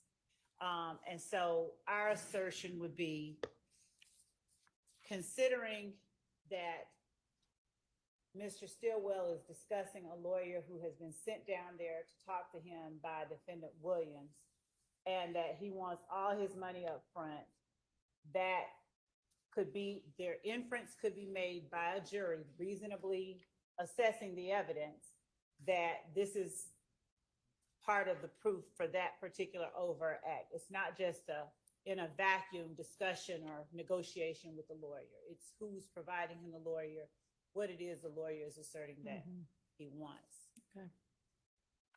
So that's our basis for the relevance of the portion about the lawyer. All right. I agree that's relevant, and I don't see a 403 issue with that. All right. What about the kind of hearsay reporting that Lil D says or kind of admits to have done it, and that Monk was with him for one of these other? It goes to show the level of awareness within the jail by defendant Stillwell of what other people were saying, and the fact that Lil D swore to God, the police lied on him. It would help explain. I don't know what and I think he's actually talking about Garlington, but it was Quindarius Zachary was one of the people that told that he and Mr. Sledge committed the April the 28th shooting on Adele and Drew Drive. And to the extent that either one of YSL members, Shannon Stillwell himself or anyone else confronted him about telling, the fact that he's asserting, I don't know what the police are talking about, they're lying. It speaks to this culture of you're not supposed to snitch, and the fact that they know that they're snitching. If they are changing stories, it would help the jury understand why stories get changed when witnesses take the stand, in particular the witnesses that we expect will be called, and frankly, one of the witnesses that's already on the stand now. All right. I don't believe that what Ms. Love is using to defend that portion is not in the portion that I'm seeking to omit. There's a discussion about Lil D told, and then he swore to Sledge that he didn't tell and the police are lying. Okay, that's not what I'm talking about. At 13:15, there's a discussion about Sledge saying that Lil D told on the 4/28/15 shooting, told on Sledge. It seems to me that's a co-conspirator statement. Sledge telling him, or if he's discussing that Antonio Sledge is bemoaning the fact that Lil D told, he's apprising him of the fact that someone's snitching on a member of YSL. well, we just changed the verb. He was bemoaning and now he's apprising. The bottom line is he was bemoaning, it sounds like to me. He was bemoaning the fact that Lil D told on him on something that Mr. Stillwell is not charged with. So I don't know how that's relevant. The fact that the information is getting passed along through members of the gang to other members of the gang is what we believe is the most relevant part of it. And it explains, it's defendant Stillwell's assertion, his asserted knowledge, and it explains people's behavior when they get in the courtroom and tell God's honest truth. Okay. Mr. Stillwell in his calls makes it clear that he's being transported to all his court dates with Mr. Sledge. That's not a mystery. The state puts him in the same bus, and apparently, I'm not denying that Mr. Sledge would have probably talked about things going on in his life to Mr. Stillwell, but this is a completely unrelated incident that Mr. Stillwell's not charged with. So, well, he sort of is based on the RICO count. I mean, I don't know that he knew he was going to get charged with RICO at the time, but let me just add this, just for the court's understanding where I'm coming from.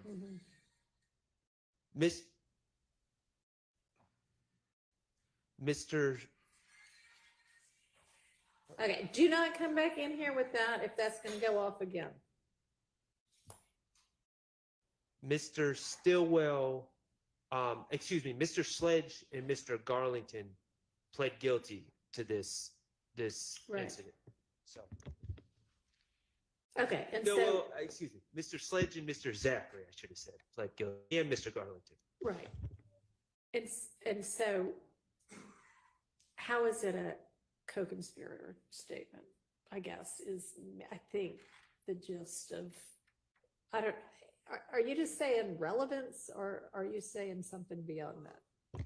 The state is always saying it's in furtherance of the conspiracy, and I'm just failing to grasp how Mr. Sledge bemoaning about that someone's telling on him is in furtherance of any conspiracy. Okay, so yeah, that's the issue on the floor. So it's the statement of Shannon Stillwell about what Mr. Sledge has said, and it's showing Mr. Stillwell's awareness of what is happening with other members of YSL and these charges that each of them are facing. Right, and how is Sledge's having told him that in furtherance of the conspiracy? Well, letting one gang member know that another is telling on them is letting that other know and to be aware and wary of, as that other also told on Shannon, let them know and to be aware and wary of that person ratting and telling the truth on the gang itself. It's apprising them of something that may harm them. Okay. All right. I'm going to let it in under the co-conspirator exception. All right. And then there's the part that's sort of the end. Is there anything relevant in that part? Not beyond the part where he's not at the very end. There's a little bit, and when the court says the end, I'd have to go back.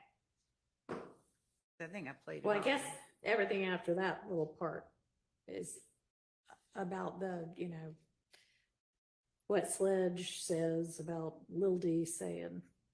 After that, is there anything? And there may be. Let's see. Hang on one second. Sure. I'm checking my notes.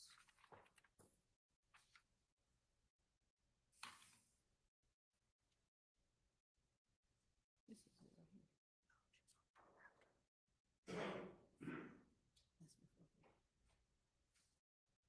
That's interesting. My recollection is there's not, but to be safe, I can just start at the about a minute before the end, replay it.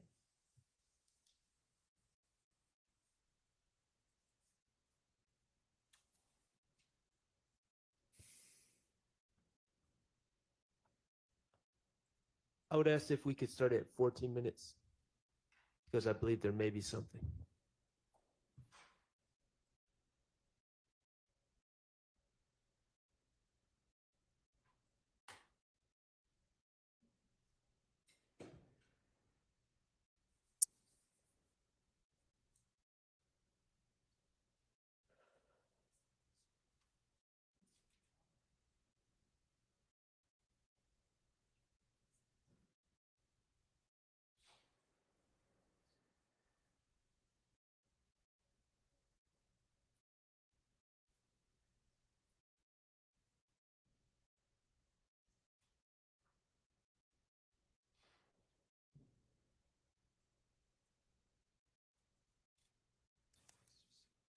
We're starting at 13:35.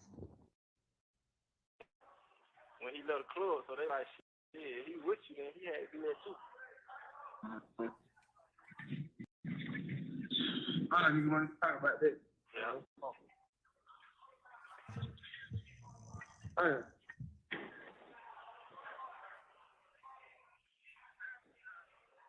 No, no. He taking pictures. No, the Fed. Oh, yeah. New baby. I told you a proud investment. See, so when we pull up, see, y'all talk. Damn, hey, how you doing? I'm not going to do it like that. Give her an Oh, Lord. She going to say, why they should I let her now? What'd you say? Y'all talk. Oh, Lord. She once told me it was new baby number. I'm like, I don't know that number. She said, that's new baby. What you doing calling your phone? I'm like, Shirley? She checked it. Really? Look. You thought she checked.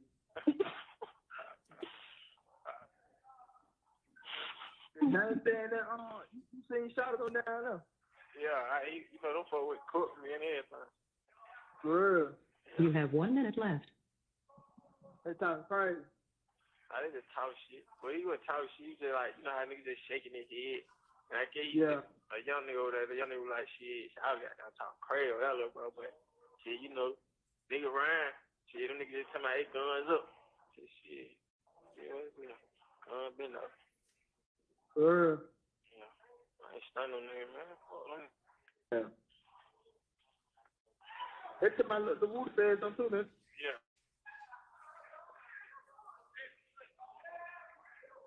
Nigga say anything try to say they ass, but yeah. So I you know, that shit be having me down, but I just really be shaking that shit. That's what I'm saying. That shit be crazy. You be with a nigga 380 days, 180 days, whatever.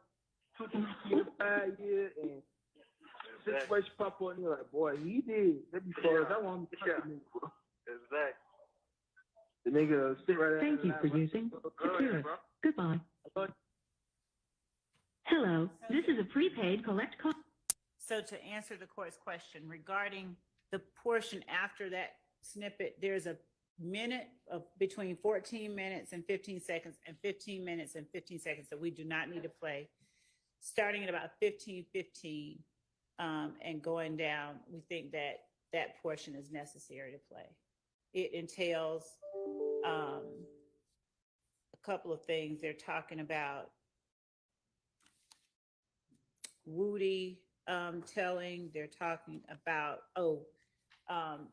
the Lil N saying guns up, and I'm saying guns stay up. We believe that that's a reference to Peter Rolak, sex, money, murder, Bloods. So for that portion, we believe it'll be relevant.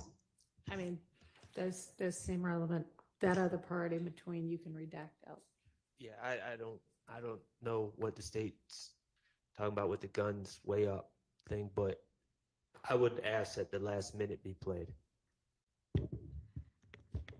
I'm sorry, you would or you would not? I would. Okay. Got it. I think they will. Right? Yes. Okay. That's what we were saying. From 15 minutes and 15 seconds to the end. Okay. We were putting that. All right, let's move on to the next part. Or the next call. The next call is December 4th, 2015 at 15:48, starting at about 11. Yeah, there's something else interesting about these calls. You know, on one hand, you could allegedly, presumably, possibly be incriminating yourself. On the other hand, since it is being recorded, you know, you can also say things to help yourself. You get it? At some point, right?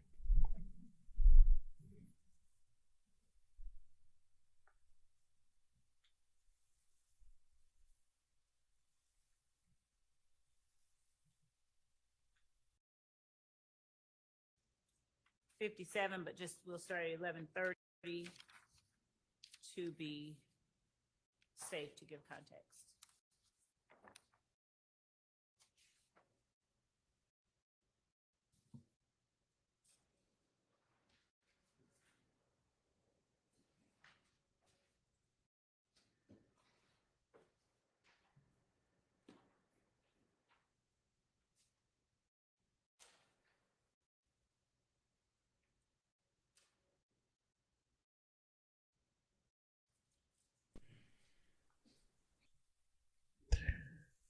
Hey, Regina W. What's up? Who understands any of this? Which part? What got you thrown off? Other than shabby audio, people saying things they probably shouldn't be saying about things they probably shouldn't be talking about, and through technology and blah, blah, and the state trying to find any way to just group everybody together and attach the RICO and send folks up the river, and people telling on each other, and people who were supposed to be on the same team not being on the same team, or if there is an alleged team. Which part? Which part, Regina? We'll see if we can help. It's a bunch of foolishness, no matter how you look at it. We'll see if we can clear something up. So, which part?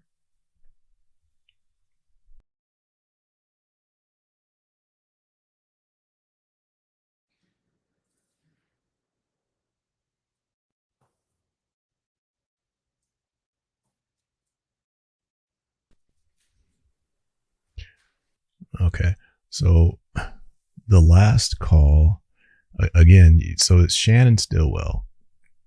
This is all focused on right now Shannon's calls, okay? And Shannon his attorney is Max Schardt, the guy who's doing the talking, the light-skinned brother in the back. Okay. So Shannon has a bunch of charges on him for things that he's allegedly done. Some very, very, very, very serious charges. And we're going through different time periods where he's frustrated. He's trying to get a lawyer. He's talking about other people that are a part of the organization or team, presumed team, alleged team, and what's been happening with them. So he's throwing out names that, of course, she hears and she understands, his girlfriend, and saying, this person did that, or that person did this, and I heard this about the other. And then, of course, because of how the jail calls work, if you get a call, then you have your person three-way other people, so you can have multiple contacts with just one call. So the girlfriend's calling other people and getting them involved and seeing what's up, what's going on, what have you heard? I heard this, heard that. We went to this and we heard that, and went to a hearing, and this person seemed to get a good deal, the other person didn't have, and so essentially at where we are right now is that call gets in. The last call we just heard gets in. So we'll listen to this next call, and after this call we'll see if we can break down at least going from here. Okay, so we'll pause after this call or doing this next call and see if we can make more sense, and then maybe there's context that we can, some clues you can pick up on going forward. So that's what we'll do. So we'll listen. Thank you, Regina, for the question, and we'll listen to this one and try to walk through this one, see if we can fill in some pieces of the puzzle. Shout out to Ants the Man. Shout out to Regina W. Shout out to Miss Mod. Yeah, Miss Regina. It's certainly all of that. It's certainly poor audio. That's certainly part of it. Speaking in code is a byproduct of the alleged group that they're in, right? The alleged group. There is a code. Yes. That is a different language. Yes. And that would not be unexpected. That would be natural, right? If you just codes, right? If you have even law enforcement, what is a 1032 and a 915 and what is a 734? I mean, if you are, and I'm just making those numbers up, but if you are law enforcement or dispatch, you know what that code is. It's a separate language. What if you're a short order cook? 2 over easy, blah, blah, blah, blah. I mean, there's a way of talking in shorthand that they understand because it's what they do every day. That's just, in anything that has supposed structure or custom, there's idiosyncrasies, a certain type of language. Firemen, firewomen, certain language. An emergency room, surgeon, there's a shorthand in the emergency room, right? In ER, thankfully so. If I've got a drastic situation, I need immediate help, they're not in there speaking in perfect English with perfect sentence structure when every second counts. Things are spoken in code, and they, you are to understand what those things mean, the shorthand of it all. Okay. And what you're alluding to, though, Ms. Regina, is part of the reason that there's a problem here is that because that is what's happening, that's part of what the state is trying to say indicates they are a part of the same ER team.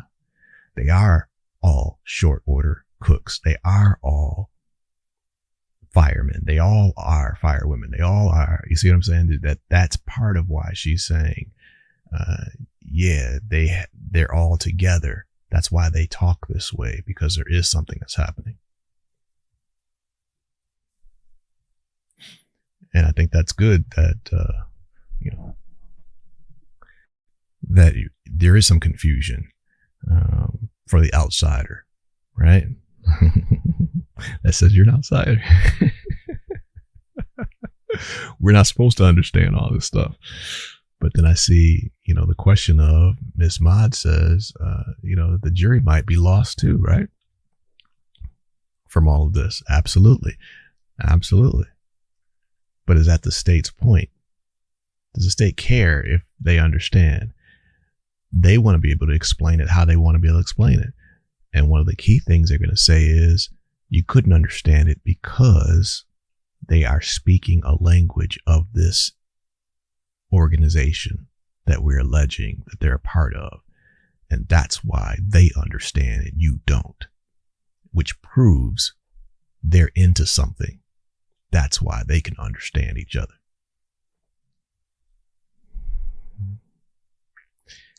See, this is Ants the Man. That's the argument right there of what they're trying to say. Remember Miss Love's already said they wear certain colors. They change this letter to that letter. See, you can see what they're trying to say in their philosophy, and then they're just bringing as much stuff as they can, hoping something sticks. So people say, well, yeah, they do change those letters. Yeah, they do this and they do that. Which says they're this. They're a part of that. Ants the Man says, is a code used in reference to a G or just club, like the Angels and MC or motorcycle to protect the G activity the most kind of like occurs in these situations. Nobody wants to be because that's a charge. That's especially in Georgia. I mean, it's a G charge, right? You're charged for being a part of these things. If you're doing these activities, and then you can end up in a doggone RICO thing. So of course you don't want anything like that associated with you. Yeah, absolutely. All right. I think we're all on the same page that yes, there is a separate language here. Yes, the audio is terrible. So let's try to break down this next call together and see what we come up with. And you may hear something that I don't hear. So let's walk through the next one and see what we got. Thank you for being here.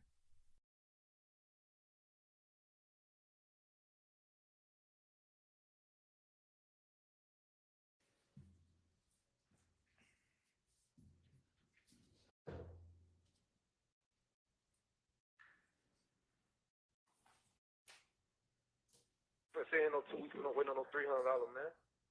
That shit, wait, no, man. And these folk off me 5 to 2 yesterday. Man, you think I'm finna go? Hey, there's no time. I got burned out, man.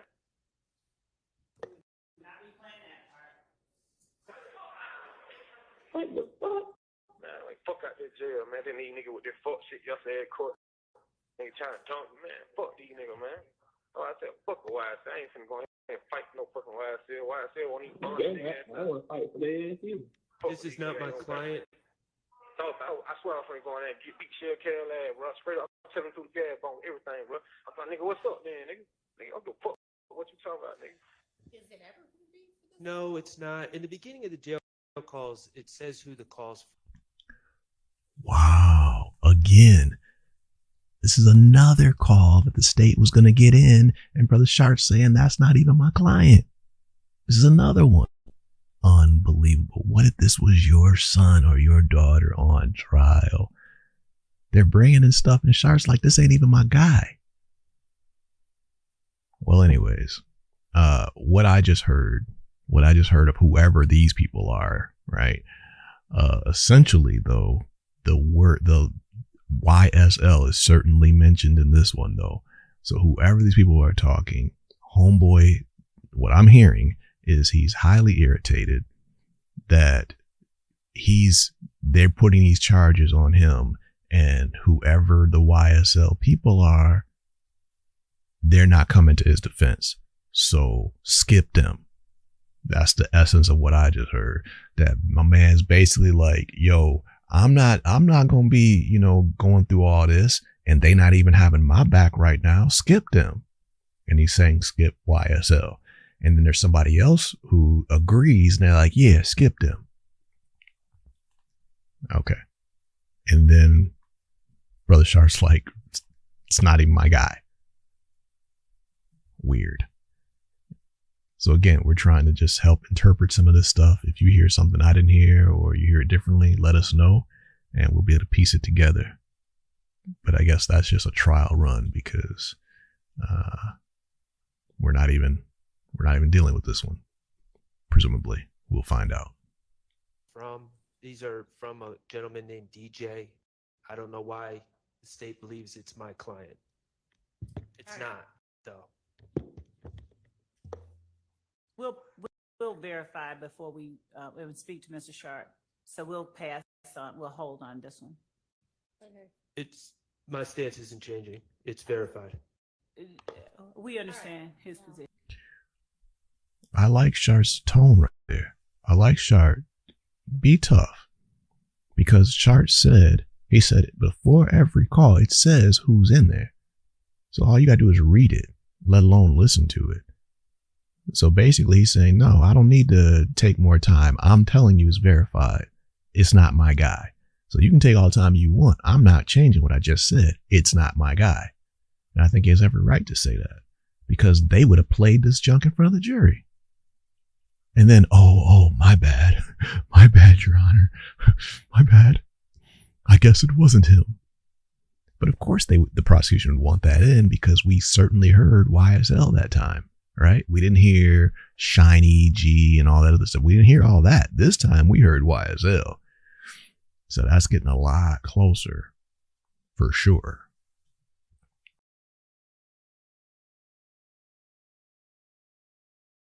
We'll look at it again, and if we feel differently, we'll bring it to the court's attention. But right now, we're not planning to play it until we look at it and reassess it.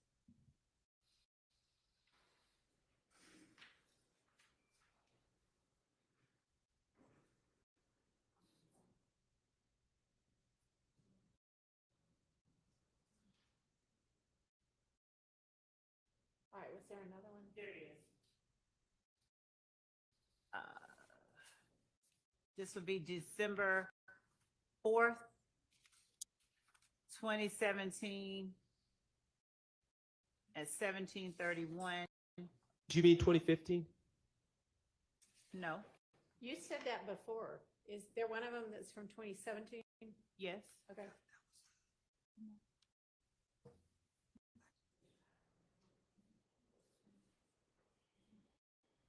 I know. It's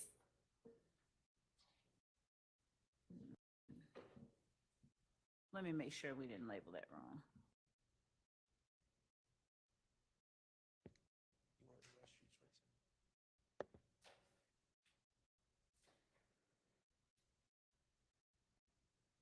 If it is 2017, it is definitely not my client. I'm jail call. It would be kind of odd for it to be. It was a between typo. two other December It was a typo. 2015 polls.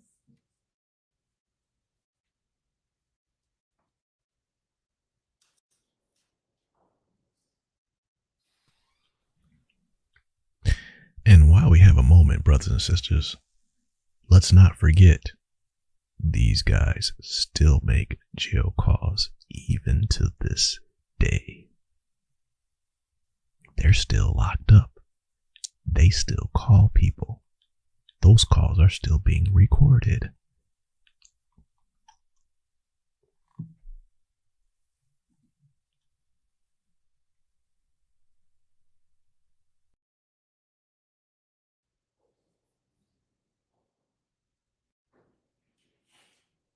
It was. I'm sorry. It was a typo. 2015. Yes. And we're gonna go from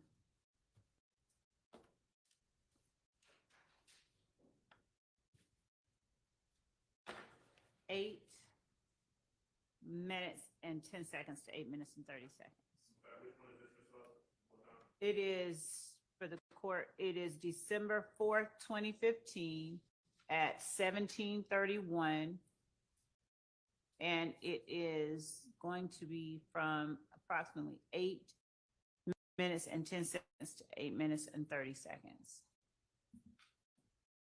Thank you.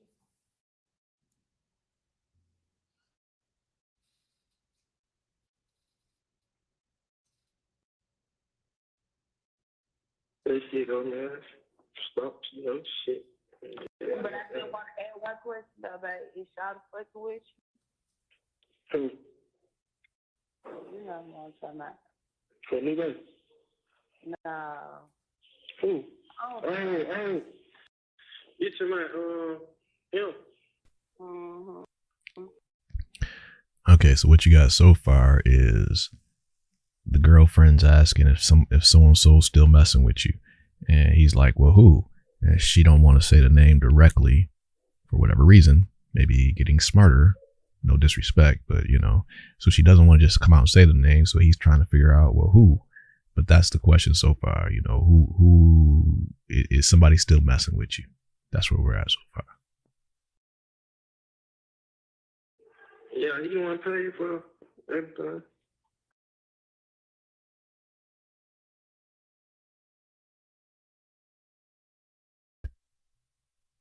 Hold on, brothers and sisters. We have a little stream glitch. Hang with me for a moment. We'll be right back at you.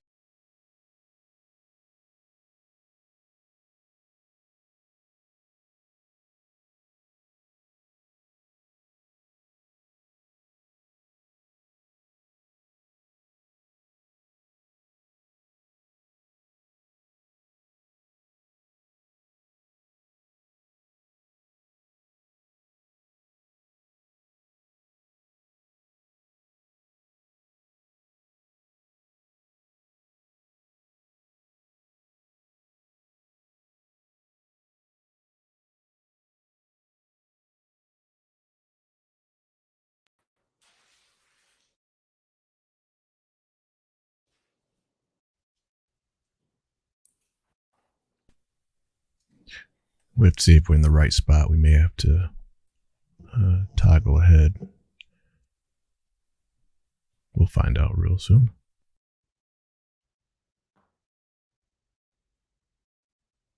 I don't know what nigga what. They be having their tits.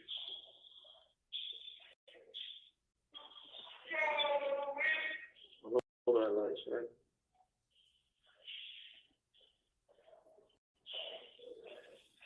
I have an ear hustle from yesterday, right? So, remember Hold on for a second, ladies and gentlemen. Blood, nigga, on the phone. Hold on, brothers and sisters.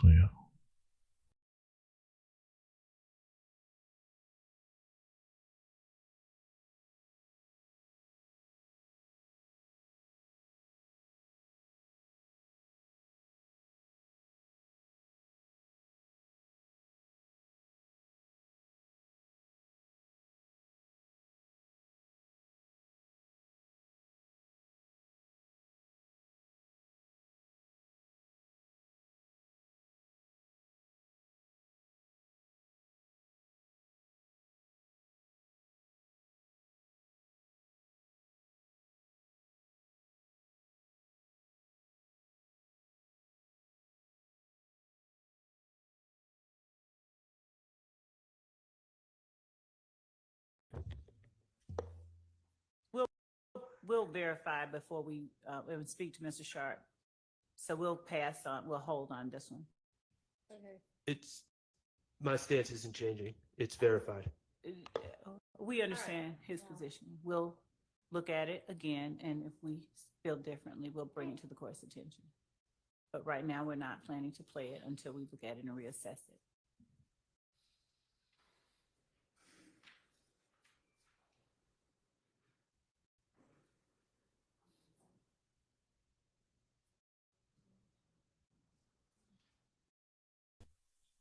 Okay, so we went back a little bit further, so we'll come forward now.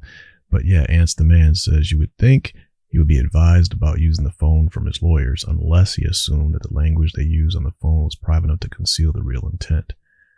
Yeah, the problem though, Ants the Man, is how do you get a Professor Woody? You see? In other words,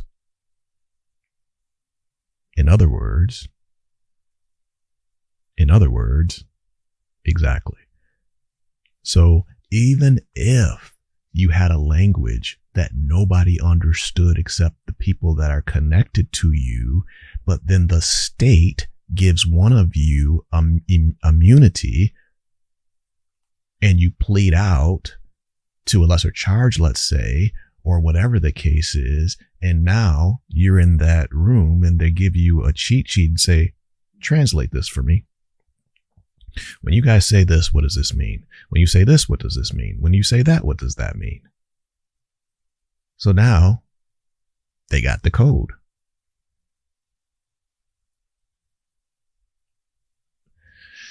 I'm going back to my movies, y'all. Submarine movie. Huh? Looking for the enigma. Huh? Did you break the code? Huh? It was a good movie. Matthew McConaughey. Mm-hmm.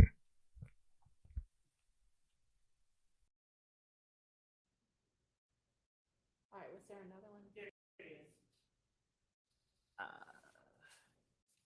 This would be December 4th, 2017 at 17:31. Do you mean 2015? No. You said that before.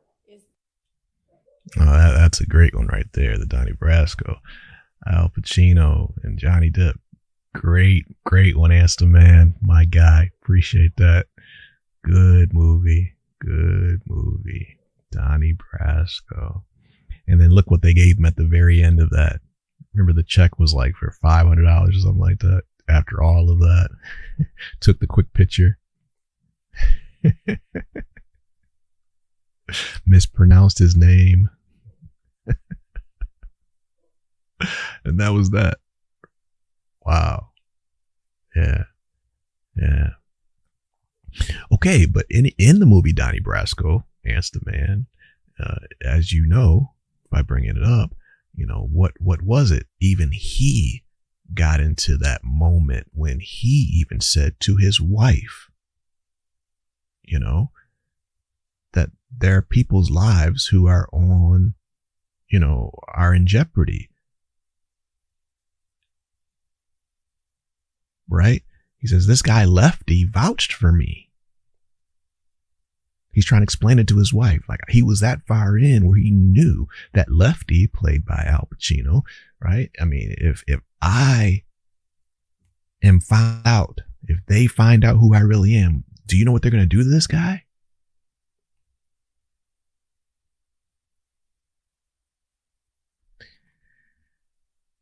We'll talk more about that later, maybe. Thank you for bringing that up. Ants the Man.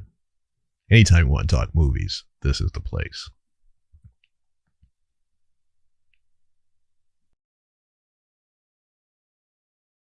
There one of them that's from 2017? Yes. Okay.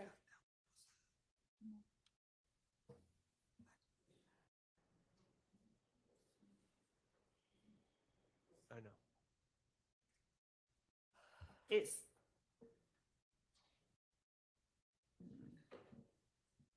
let me make sure we didn't label that wrong.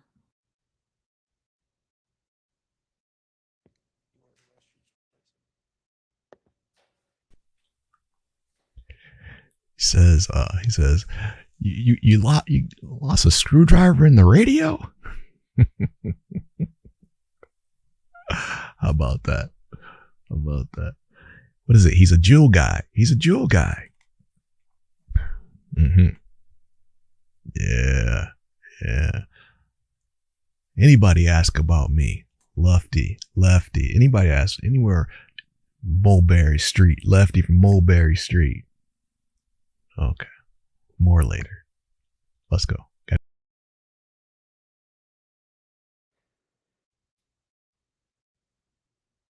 If it is 2017, it is definitely not my client. I'm jail call. It would be kind of odd. For it to be It was a between typo. two other December It was a typo. 2015 things.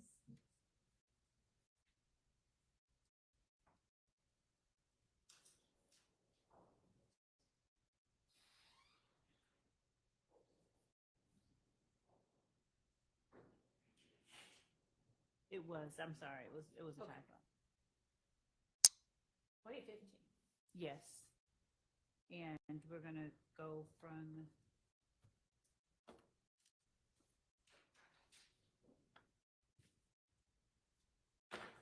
eight minutes and 10 seconds to 8 minutes and 30 seconds. It is, for the court, it is December 4th, 2015 at 17:31. And it is going to be from approximately 8 minutes and 10 seconds to 8 minutes and 30 seconds. Thank you.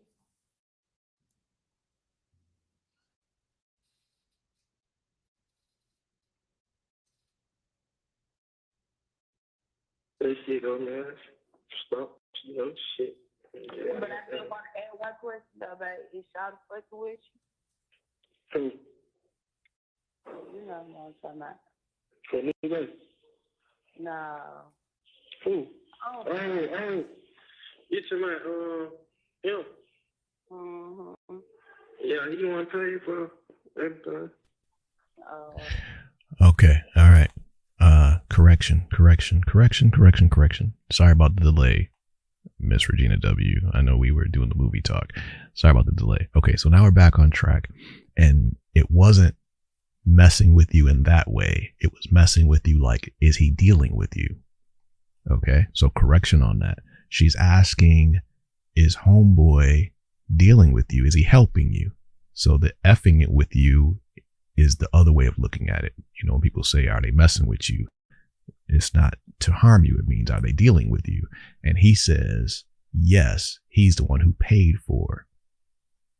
Okay. So that's where we are right now. So she didn't want to say the person's name, but is homeboy looking out for you? And he says, yes, he paid for the stuff. Okay. Which could mean, as we go, we'll listen, but it could mean the lawyer situation. So did he pay for the lawyer? Yes. You know, is he helping you? Yes, he paid for the lawyer. That could be what he's talking about, that the guy or whoever paid for. All right, let's go. Okay. You're right.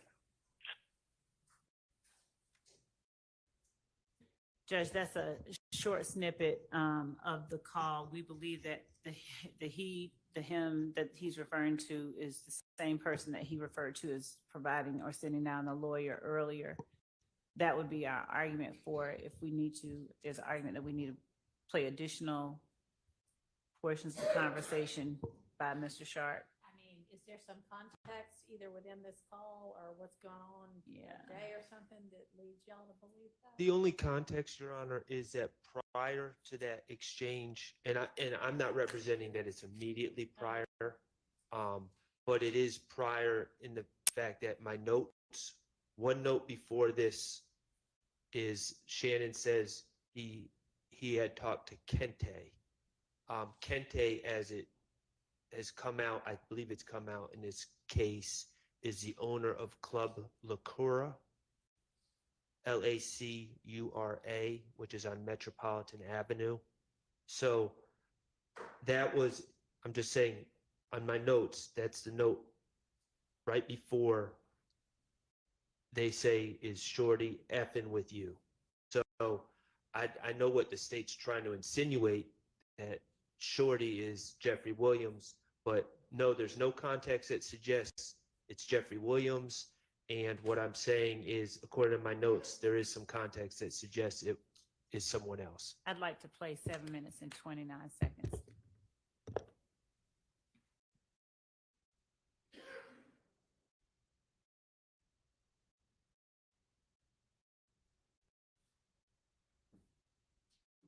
Hey, to my.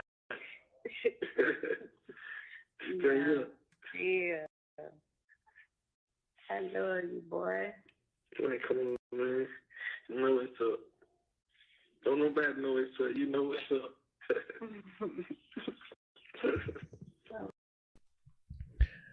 Okay, so far it's lovey-dovey. She's saying she love you, I love you, boy, and you know he's like, you know what's up. So that stuff is for real. You know, it's us against the world type talk. So far that's what we got. Love talk between the two. Oh my God. God, bless my heart back in my life. Yeah. This shit gonna be over with, though. Real soon. Oh, you gotta come home. We gotta get on the real grind. We gotta get on the grind. That's how I've been telling him can't take everything. He like, man, what the hell? How the hell you get into that shit? Like, you know how this shit go, man. Stop, shit. Okay, sounds like she's saying, when you get home, we're gonna have to get on the grind, do our thing, we gotta do. And it sounds like he says he talked to this guy, Kente, and Kente was like, man, how you get involved with this stuff? How you get in this stuff? So far, lovey-dovey talk between Shannon and his girlfriend. Shannon's like, well, when you get home, we're gonna get it all together. We're gonna get, everything will get back on track. And he says, okay, then he says, well, I talked to this guy, Kente. It sounds like that's who it sounds like he says he talked to. And Kente's asking him, man, how do you even get involved with this stuff? How does it even happen? But I still want to add one question though, but is Schardt fucking with Who? you? You know what I'm talking about. For me, No. Okay. So this is running into what we first heard. So now Miss Love backed it up. And so the conversation, we've heard the rest of this conversation. So Shannon calls, that's what we heard so far. If you put it all together, Shannon calls girlfriend, I love you. He's, it's us against the world type talk. She says, when you get home, we're going to be good. We're going to get things back on track. He brings up, he had this conversation with Kente. Kente's like, how do you get involved with that? And then she says, well, I just want to know if dude is, is he helping you? Is dude looking out for you? And Shannon says, well, who? And she says, well, you know who? And he's like, And she's like, yeah. He's like, yeah. Dude paid for all this. That's what I got. If you got something different, let me know. Who? You to my, him. Mm-hmm. Yeah, he want to pay for everything. Oh, okay. You're right. I don't say, you my bitch, my nigga. Man, I don't care nothing about no hoe. Yeah, Schardt, he doing all right, though. Yeah, I'm just told you that girl. I ain't gonna never stop. You know that's how we all told each other. I know, exactly. I love you, though, babe. I love you, too. Home. Huh? I want you home. What we got? So, Judge, what I did was. Okay, so she let it go longer. So at the tail end, there's more lovey-dovey talk. She's saying she wants him home. She loves him so much. And, he's essentially saying, this is real. What we got. This is us, So she loves him so much, wants him home. Now, why Miss Love just played the other part without connecting it all, But now Brother Schardt's going to have to make the argument. Well, he may have to make the argument. We'll see how it plays out, right? But he may have to make the argument of separating if they weren't talking about Thug paid for it, right? If they weren't saying Thug paid for it, but he already brought up the name Kente. So if Brother Schardt's saying that Kente's the one he was referring to that paid for it, then why would Shannon bring up Kente? And Kente says, how do you get involved with this stuff, right? And then right after that, she says, well, is dude helping you? And he doesn't say, yes, he is. That's right. You see what I'm saying? I mean, if I'm already talking about Tim and I'm saying, I had a conversation with Tim yesterday and my girl says, well, is dude helping you? And I say, who? And she's like, doesn't want to say the name, but I just said the name, right? So if I just said Tim and you talking about Tim, it would seem like we'd be on the same page. It would, but I'm like, I don't really want to say the name. That seems like a name not in the conversation yet then. And I'm like, and you're like, yeah. And I'm like, oh, yeah. Dude is. So you see what I'm saying? So it may be a problem that Schardt has to now argue. And that might be what Love is trying to do.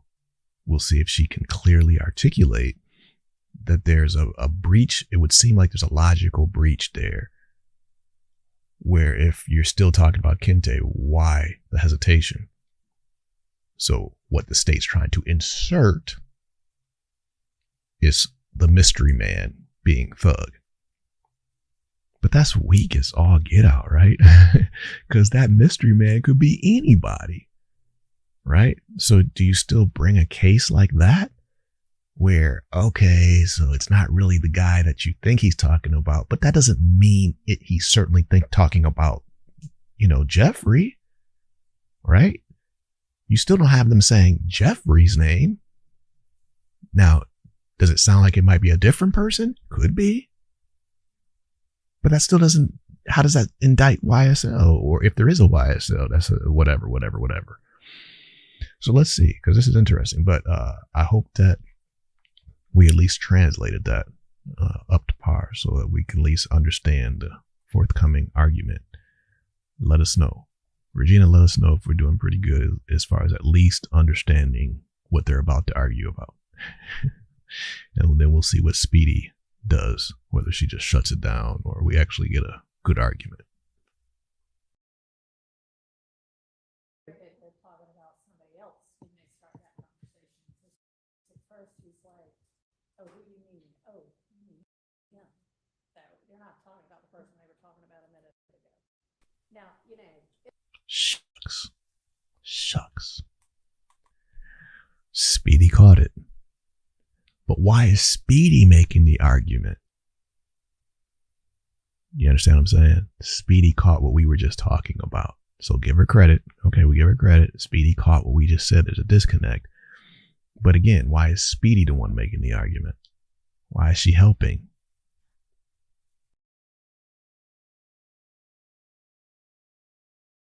it's an argument that the state's going to have to make. Sorry. It's an argument the state's going to have to make. I don't know whether the jury's going to buy it or not. Y'all can argue differently.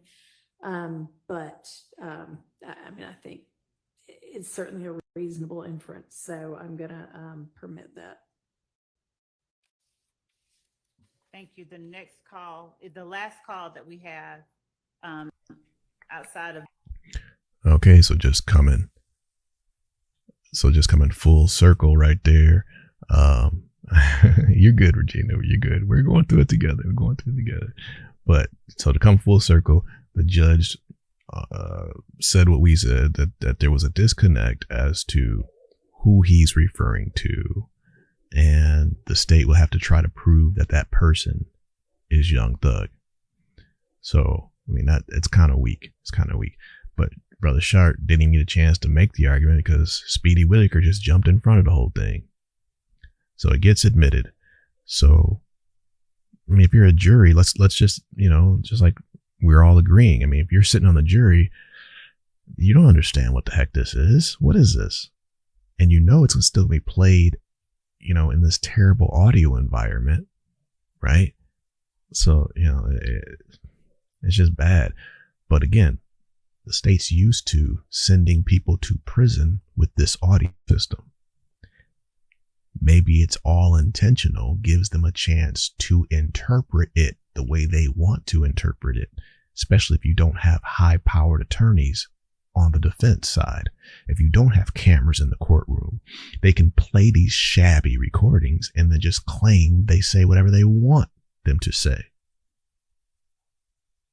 This is what they do for a living. They record these guys and they bring the recordings in court.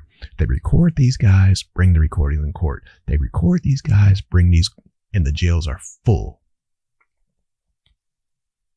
So it's not like, well, shucks, we got to get better recording equipment or else we're not going to be able to convict anybody.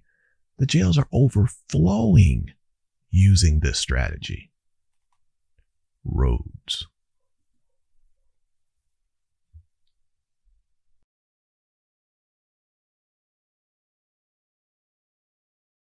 The ones that we have just said we're not going to do for now. All right.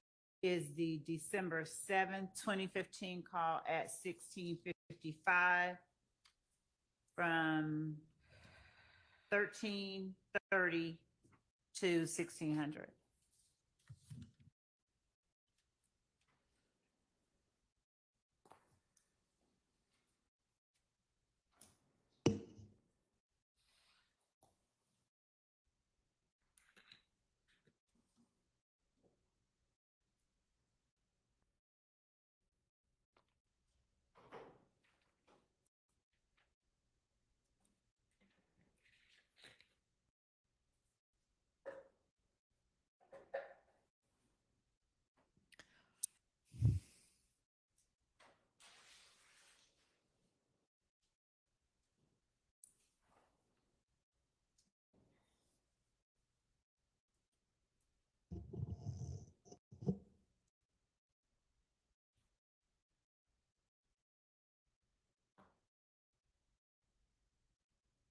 Man, I don't even know what the fuck nigga want.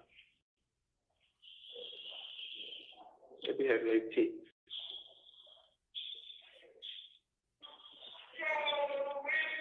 I know that likes, right?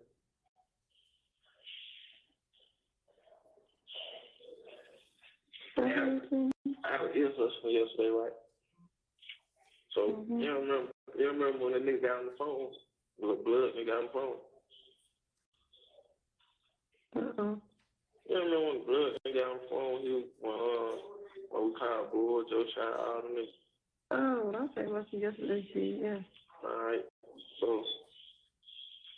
you remember when he was like his big homie named Montana? You might don't, but he was just like his big homie named Montana. And you run rush?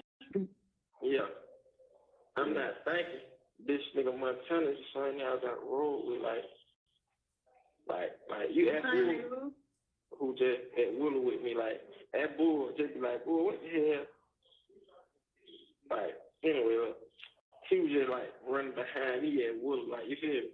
Like, I had, like, and when he came in here, he was like, hey, yo, HB, who the hell that is? Like, it's Montana, bro. He ran from the door, showed his face, and ran to his room, because they tell him to go in his room. I was like, swear Montana, these young niggas up on you. He was like, You have 1 yeah. minute left. He was like, yeah. I said, man, you got these, I said, you got these little ass niggas pushing up on me like that, bro? He like, man, look, bro, I heard about shit. I was telling niggas like, you my personal, this, that. I'm like, yeah. But that shit crazy. But like, okay, but I was listening yesterday, and the nigga who I was telling who was sleeping, Hank, downstairs. All right, I tell you, I got a couple pieces of it. The audio is really, really bad, but I got a couple pieces. So y'all let me know if you caught something else. But essentially, he's calling his girl again. So Shannon's calling his girl, and allegedly, I hear that he's breaking down to the earlier call we had, where remember the whole thing of checking his credentials. So he's referencing that conversation when she was listening on the phone because she's doing the three-way, and they're checking his qualifications the day when he was in a lot of danger, right? And is he real? And this name Montana, and you know, Montana's the one who supposedly is running the jail. That's Rice Street. Rice Street is the jail these guys are in, the jail they're still in right now. That's the Fulton County Jail. Okay, well, the Atlanta, it's on Rice Street, so they call it Rice Street. All right, so this is where he's referencing that. And apparently this Montana guy, if I caught it right, he actually pops up and sounds like he comes in Shannon's cell and is like, I'm the one they were talking about. I'm Montana. And then it sounds like Shannon was surprised. Like, this is you who they was talking about? Or something like that. Like, it sounds as if maybe he knows the guy by a different name, and the guy that he knows, who they're calling this guy, somehow he wouldn't have been as concerned about that guy. Like whoever the guy is, his name was bigger than he really is. Once Shannon saw who they're talking about, it sounded something like that. But let's see if we can put the pieces together. Again, the audio is, yeah, we're just taking a shot at it. He push up. When I was like, man, these niggas being a fist, these niggas some hate, these niggas be throwing YSL pointing at my door. Oh yeah. Alright, he walked over to my channel, so I get into each other on the street. So I guess he just talking. And I just heard my name. Now I just heard Lil Bro. And I heard my channel say, man, that's not personal. Anything went home, I'm going to ape shit about it. So he like, nah, fuck, bro. He here real right nigga, but I be sick. Thank you for using Securus. Goodbye.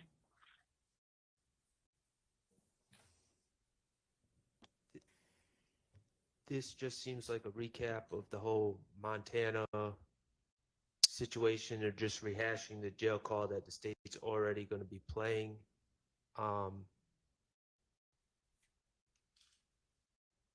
If Your Honor is going to allow this in over my...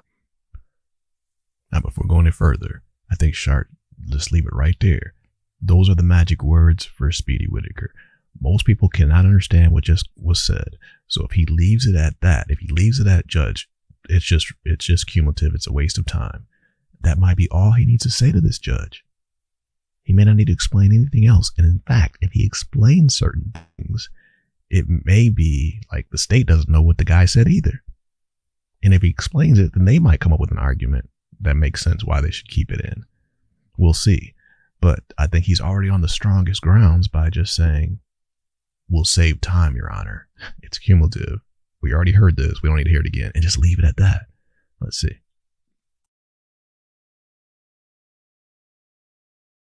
My relevance in cumulative objection. There is a point where Mr. Stillwell says something to the effect of, I knew him from when we were down the road. That is common parlance and for being in prison, and so that reflects on my client's character. Okay. We agree that will come out, the part about prison or being down the road. And with respect to the remaining portion of the call, is the reference to throwing up YSL in the context of that similar call as the other one. That makes it different and a little bit more. I mean, there's a specific mention of YSL, so I don't think that is cumulative based on that. So I'll admit that. And Judge, there was one more. Wow. I said this was the last one, but there was one that we passed over. Okay. Okay, so I think we had the rendition right for the most part, that he and Brother Schardt just helped us to, that was how we were hearing it, that the Montana guy, he actually did know him from being locked up before with this guy down the road, right? So in prison before, in jail before, I knew this guy, but I didn't know this is who they were really talking about. I didn't know this was the guy they were talking about, but I know this guy. And so that's what he's basically saying to his girlfriend. Had I known, so they came in my cell and they were whoop, whoop, whoop, whoop, whoop. And then maybe somebody threw up YSL. Okay. So I still think that that cumulative argument was his best bet. Speedy didn't, I mean, even if that's the case, do you need the whole thing to show that? We've seen Speedy redact, for less, but that's tough. Well, all right. Well, anyway, there's a whole lot of talking on these phones. Just too much talking on these phones, brothers and sisters. Yeah, not helping. Ants the man said that earlier. It's not helping. So it's arguable whether it's hurting, but it's certainly not helping. It's not helping. What else you got, Ants the man? It's like getting a building inspected for construction. If you try to show off by pointing the inspector towards your best work, and more than not, the inspector finds a new violation. Yeah.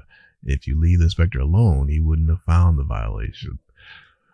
For those of you that have background in that, sometimes that's true. You know, you get to talking and they get to looking. You know? I mean, it can happen that way. Hence the man's right. You get pulled over for a traffic violation and you start talking a whole lot. Could run yourself into a problem, which reminds me of Anita. Excuse me. It reminds me of, Regina's, I somehow merged Ants the Man and Regina at the same time. That's Anita. I apologize, but that's how that happened. But when Regina brought up the other day, less is more. Sometimes that's the way, right? Because you get to talking too much. You could run yourself in a problem in a situation like that. So that is a case, Regina, for sometimes less is more. So we get to come full circle on that one. Another example that shows sometimes less is more. Shout out to Answer the Man. Shout out to Regina W. And shout out to Miss Mod. All right, here we go. It is the November 18th, 2015 call at 1843. I don't believe that we played it. I think we referenced it. Okay. Negated that yet. Okay.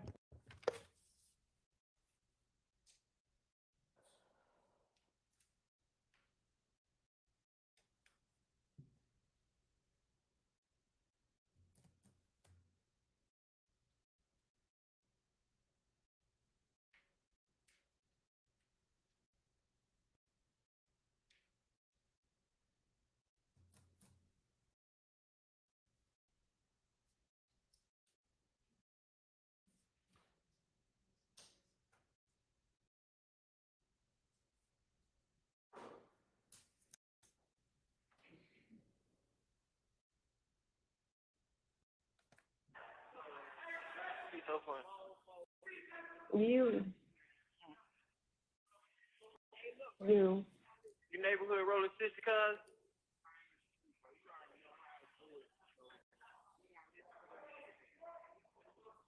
Hey, Nut.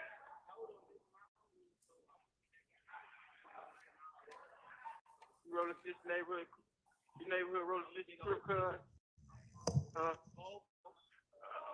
You what? What is she like? Hello? You need to stop playing with people. What? Okay, you need to stop playing with people. Neighborhood road 6 cuz.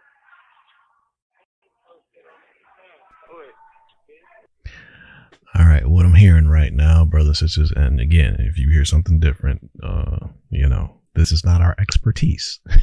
This is not our expertise. Okay, but he's essentially talking the language of what could be perceived as, in certain terms, a rival team, and he's using the lingo of what could be seen as maybe a rival team.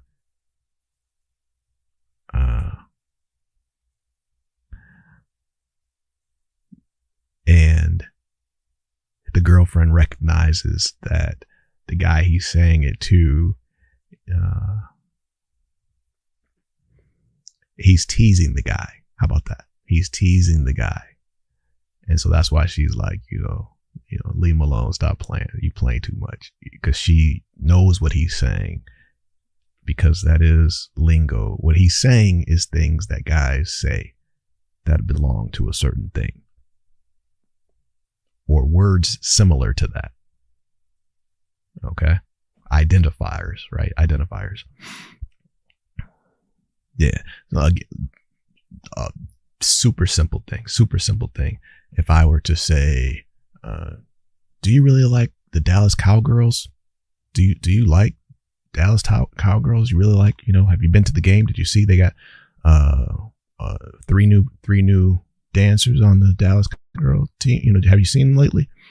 I mean, if I'm talking that kind of talk, people who know Dallas football, know Dallas Cowboys, they recognize that's what I'm talking about.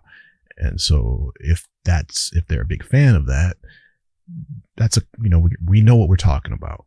So no, I didn't see anything about that.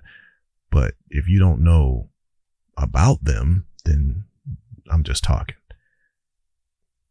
But now if I say something like that to a San Francisco 49er that may not care anything for Dallas, they really don't like Dallas at all.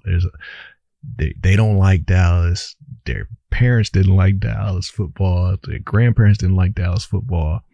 And I'm asking that 49er fan, hey, you like those Dallas Cowgirls? You know they got 3 new dancers. What about those Dallas Cowgirls? That's what sounds like is happening. Yeah, right. We the sick. We the worst. They work. Yeah. Sunny side the fuck up, son. Shine up and line up.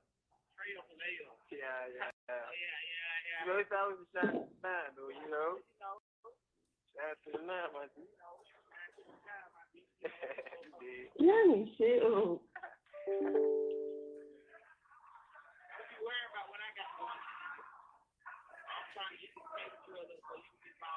Oh my gosh. Then this sounds like he's saying, come either be with us or, you know, it's like that. So now it's all he's saying to the guy, you know, you need to come either be with us or you ain't nothing. So either come be with us or nothing. And then it sounded like the dude was like, don't be worried about what I'm on.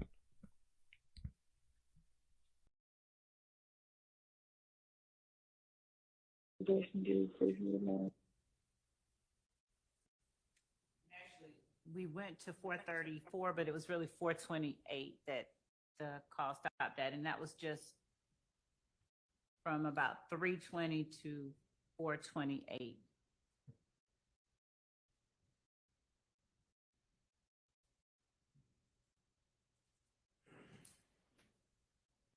Is that the entirety for that call? That's the only part that we were looking to get into. I don't understand the relevance. What's the relevance and how is it not cumulative? The first call with respect to Shines and G Shine and the defendant Stillwell was dealing with his blood credentials. This call shows him interacting with who he believes is a Rolling 60s Crip. Martinez Arnold is a Rolling 60s Crip who we also allege is a member and who has pled to being a member of YSL, the criminal street gang. During the course of this trial, there have been repeated efforts on cross-examination to disprove the state's assertion that YSL is a criminal street gang. And that it's hybrid? Yes. Okay, so this goes to that? Yes. Okay, and I will allow it.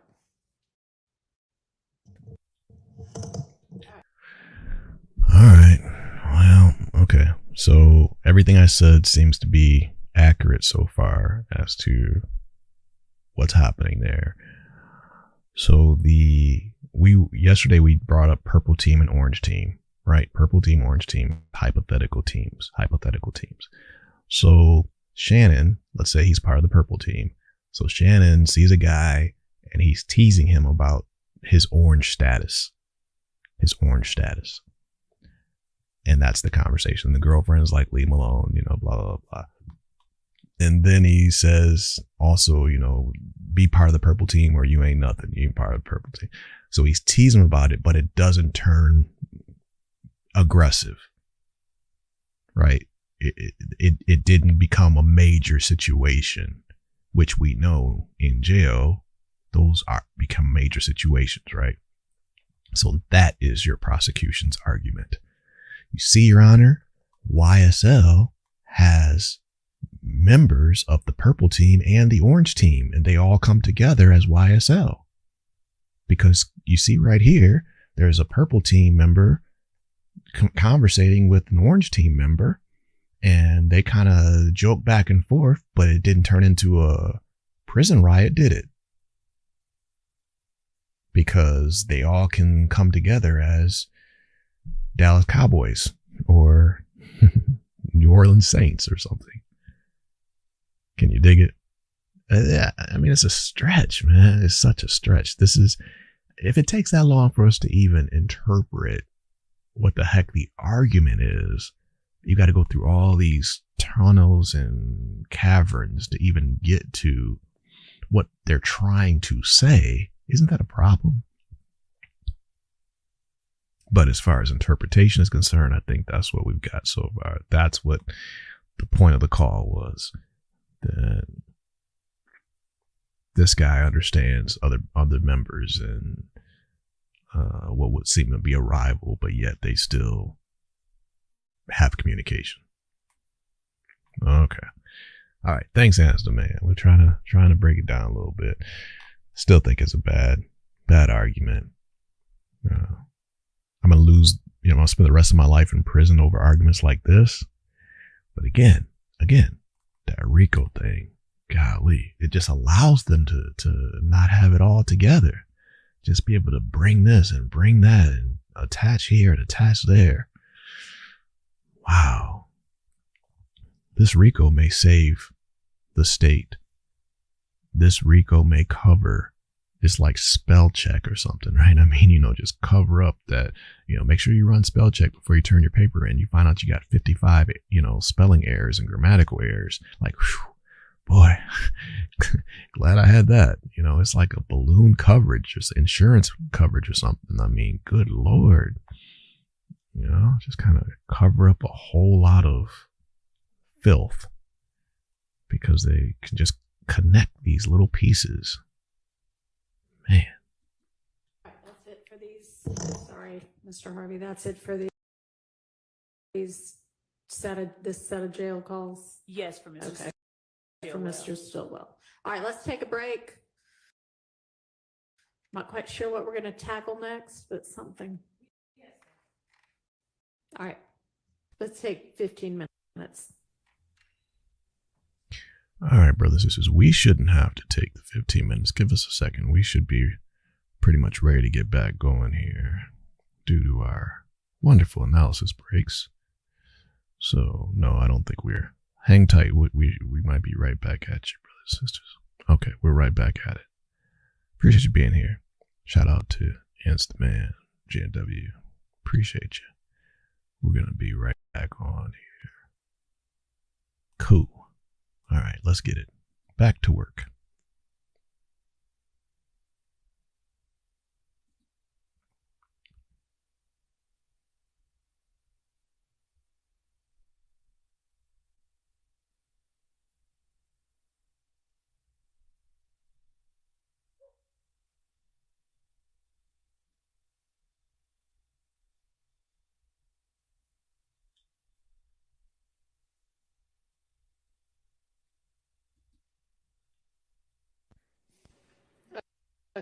Several folders. We appear to have two for Mr. Arnold, Garlington, Kendricks, other items, and then some, I don't know, pictures and things. So can we move through them methodically? There's a recording in Mr. Arnold's. Is that what we've already gone over? Is there anything we need to take up that we haven't already dealt with on that? Okay.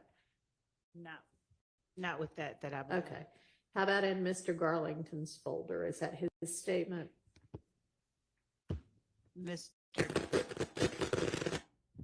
Your Honor, the item in the Garlington folder is a jail call. Okay. And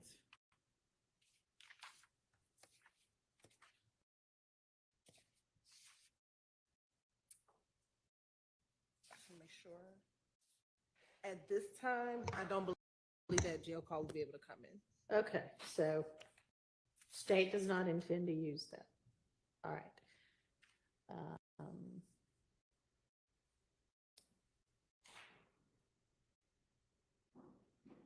have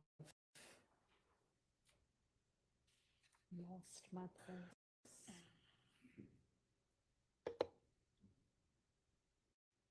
Well, what was next? Because I have no idea where I was just looking at who's gone to on this computer. So I think the next folder, Your Honor, is the folder that says Diamante Kendricks. Okay. And there's 3 jail calls in that folder, Your Honor.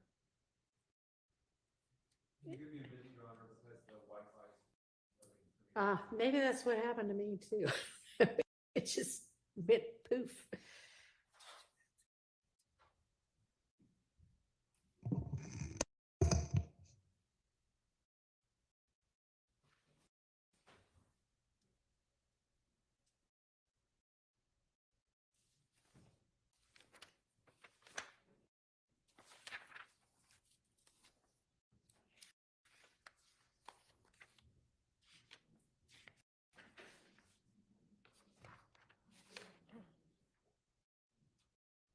Ms. Hilton? Yes. So just so I'm clear, we're talking about the other folders in the sprinkle folder that have other people's names, correct? Yes. Can you give me a minute, Your Honor, because I can't get the courtroom Wi-Fi. Okay, and you know what? I think we've maybe got access to some sort of a Wi-Fi router or booster that Ms. Persfield's going to go try to get right now, so that, because I'm not really sure why Fulton County can't provide stable Wi-Fi in the courthouse, but it's a continual problem. So let's see if we can get a router or whatever it is. Not very tech savvy, so I don't know what the right term is, but something to help us. Thank you. Yes, the man. Great question about New York former Mayor Rudy Giuliani. My understanding is that Giuliani, when we know he became famous and he used the heck out of it, right? But I'm not aware that he originated it, but he certainly, as you asked, the second question about whether or not he was one to capitalize on it, that's certainly the case. That was a major go-to of his with major organizations. So that much is true. So if anybody else knows who created the statute or the law, the act, be nice to know. We might be able to do a little research and find out. But if you know, let us know. But I think the second part is certainly true. And then Regina chimes in, of course, with another brilliant statement. And she's right. She's right. That, how does this happen like this? How do they get away with this? I'm still going to maintain, though, that part of their ability to get away with this stuff is that they have gotten away with it. The jails are full. The prisons are full. They got to build new ones, right? So who's been complaining? And would we even know if it wasn't for this trial, if it wasn't for the fact that the cameras are on, right? We still wouldn't know. They know. They just been getting away with it. I heard another theory, brothers. It's just have to think about this one, but I heard another theory. The other theory was they're bringing these types of cases in order to justify the big ask that's coming up. Give us X amount of multi-million, give us millions and millions of dollars so we can innovate. You see what we're facing here in the county. You see we don't have the infrastructure that we need. So some have argued that bringing this type of case intentionally to show, like, okay, you guys don't want to give me the money. You don't want to give me the money. Okay, fine. Then I'll make the whole state look bad. Now you'll give me the money. whether or not that's true or not. But there's a lot of people who are going to make a lot of money and have nice new chairs, nice new offices, right? A lot of people are going to make a lot of money because of the dysfunction of what they're seeing here. And then when the person says, well, hey, here's proof that we do need the money. Can you dig it? All right. What does Miss Mod say? Miss Mod says the act, formerly known as the Racketeer, Influenced, and Corrupt Organizations Act, or RICO, was passed by Congress in 1970. According to the BBC, in the early 1980s, Mr. Giuliani famously used the RICO Act to aggressively target. Okay, so that he aggressively used it in the 80s. Okay, but according to what she's finding, so shout out to Miss Mod, passed by Congress in 1970. Now, did the Rudy have anything to do with its passing? Right? Did he have anything to do with, because, you know, say, well, Congress passed, right? But we all know that anything that gets passed may have originated anywhere. Could have originated from this group, that group, these donors, this other, contingent. How did it get to Congress? Who was the one or ones who were pushing for it to get to Congress? Who sponsored it? Why was it passed? Like that. Okay, Obamacare, right? How did it get to Congress? Who was pushing it? In that sense, it was, President Obama. But you get what I'm saying. Where was the impetus? Because Rudy was certainly around back then. So was he also pushing things like that? Did he go to Congress with it? Was he instrumental in that? Hey, we've got these, situations that we hope to prosecute, and we need some type of wide-ranging mechanism in order to do that. It's just a thought. But from what we know right now, shout out to Miss Mod, it looks like he certainly used it, but maybe he didn't originate.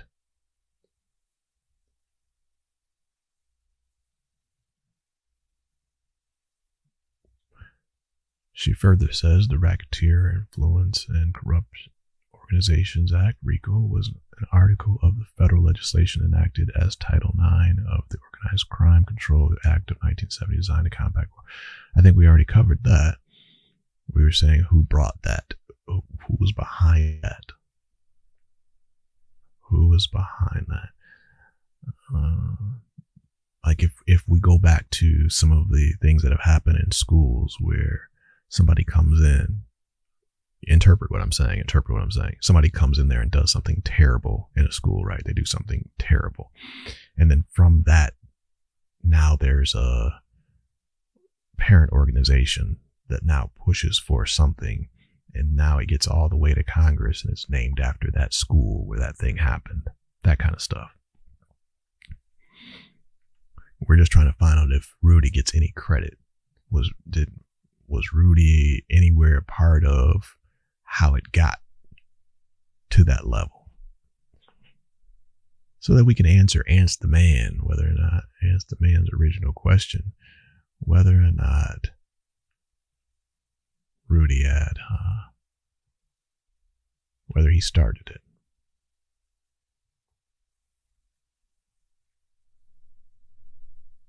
The question on the screen by Ants the Man, whether he started it. Okay, brothers and sisters, let's move forward. Appreciate everybody's contribution there. It'd be something interesting to find out if Rudy had anything to do with its origins or not. He certainly used it. And now being used, and as Virginia W. has brought up, they're spending all this money and they don't even have the proper tools.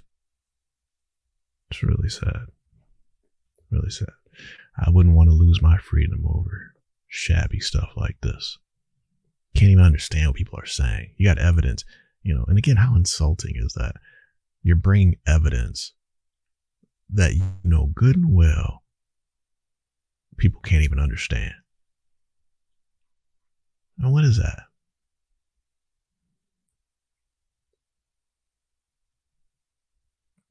All right, here we go, brothers and sisters. Back to work.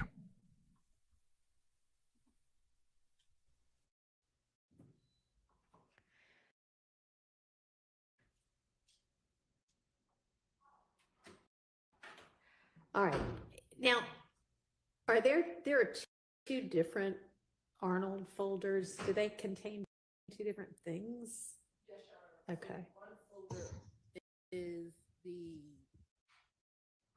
interview that we talked about a couple of days ago. Right. Okay. And then the other interview are 4 jail calls. Oh, okay.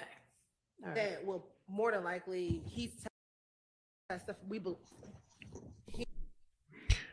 Okay, we've got more information from Ms. Mod, Answer the Man. Okay, so see if you can, Ms. Mod, just see if you can rule in or out the question we're asking, whether or not Rudy had anything to do with it. That's what we're trying to find out. So I get other people were involved. Appreciate that. We're just trying to rule out, was Rudy a part of it or not?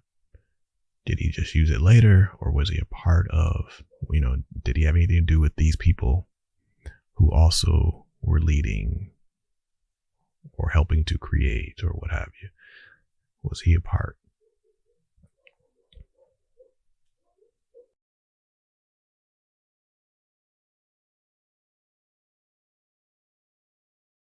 He is expected to testify, Your Honor, and so we would use these for impeachment purposes. Okay.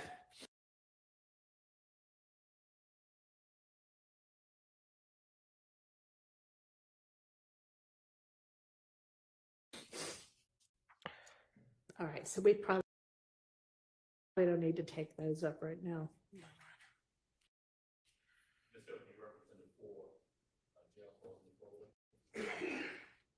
Well, all of it, I guess, the 4 jail calls as well as the interview would only come in for impeachment purposes.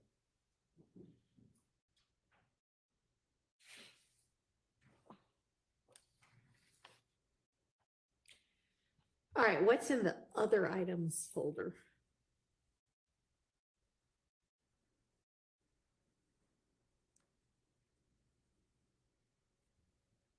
It looks to be a Justin Cobb. It looks like a social media posting. It is a social media posting of Justin Cobb. I'm not sure if you're on you can't open it.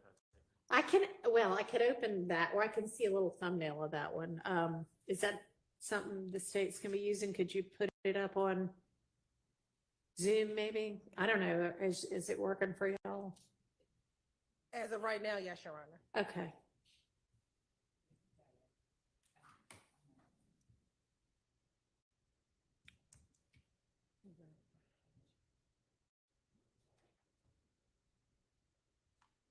I'm not sure if you have access, Your Honor, to let me in the Zoom room.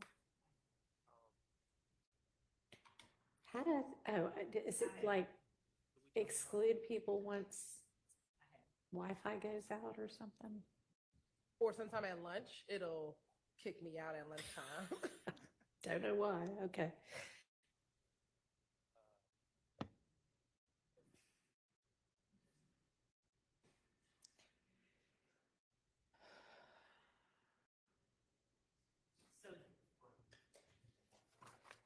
Judge, this is on the screen. If you have, Mhm. can you see it? Yes. So that is the posting that is in the other items folder, in Right. Mr. Sprinkle's folder. And the purpose of it primarily is to show the phone number that Mr. Cobb uses at that time. Okay.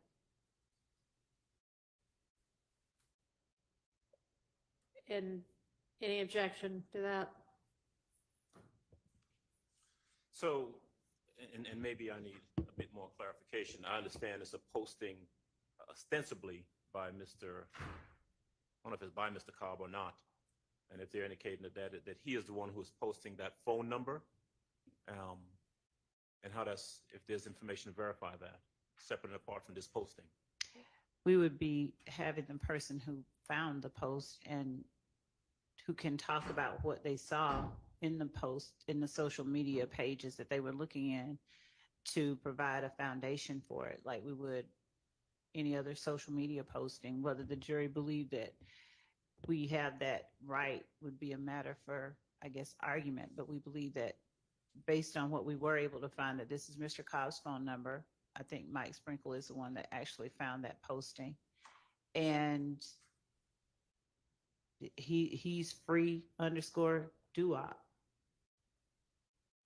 And he's responding to @Stunna Bumpkin with his phone number. It's hearsay, Your Honor. How is that not hearsay? It's because that is being offered for the truth of that being his phone number. It's how we were able to. Are you offering it to establish that 678 number is the phone number that Justin Cobb / Doo-wop was using at the time? Yes, and we would not need to put that particular picture up as long as the witness is testifying how, he came The witness about it. being Mr. Sprinkle? 88 Sprinkle. So he wouldn't just have that showing that it was his phone number. He would have other items of evidence to show that lead us to believe that it's his All phone right, number. what would those other items of evidence be? I believe that we got his records, his phone records. So who the other Well, then calls. That would be the way to show it then, through his phone records. Right. So when he's doing the deep dive into who did what and how we are able to find out who is where, he starts out trying to get phone numbers for people. And this is one of the ways that do we need to know that this is how he got it, or do we just need to know? Not necessarily. It's not one that at this time I think we would need to put up. It's just one that we had. Okay, well, I would think that if there's some reason we need to hear from either Mr. Sprinkle or a phone records custodian that this is the number for Justin Cobb. And Ms. Hilton's reminded me, we had a number that was being used by another person who was being called. So these jail calls involved calls made to Javaris Bradford, and there were other numbers in his phone logs and in other co-defendants' phone logs. This was one of them. And again, it's going back to the fact that he, in an effort to find out who this number belonged to, I think that he, in searching social media, came upon this. Well, it might be kind of cool that Mr. Sprinkle is good at finding nuggets in social media, but I don't know that that's relevant to this trial. If this person's phone number is relevant to this trial, then establish that through the certified copy of his phone record showing that this is his number, okay? Yes, Your Honor. All right.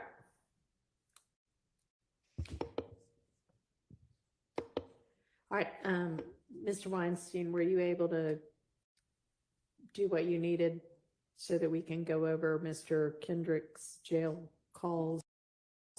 Yeah, I'm just using my phone. Okay. All right, well, we have a moment waiting for Brother Weinstein.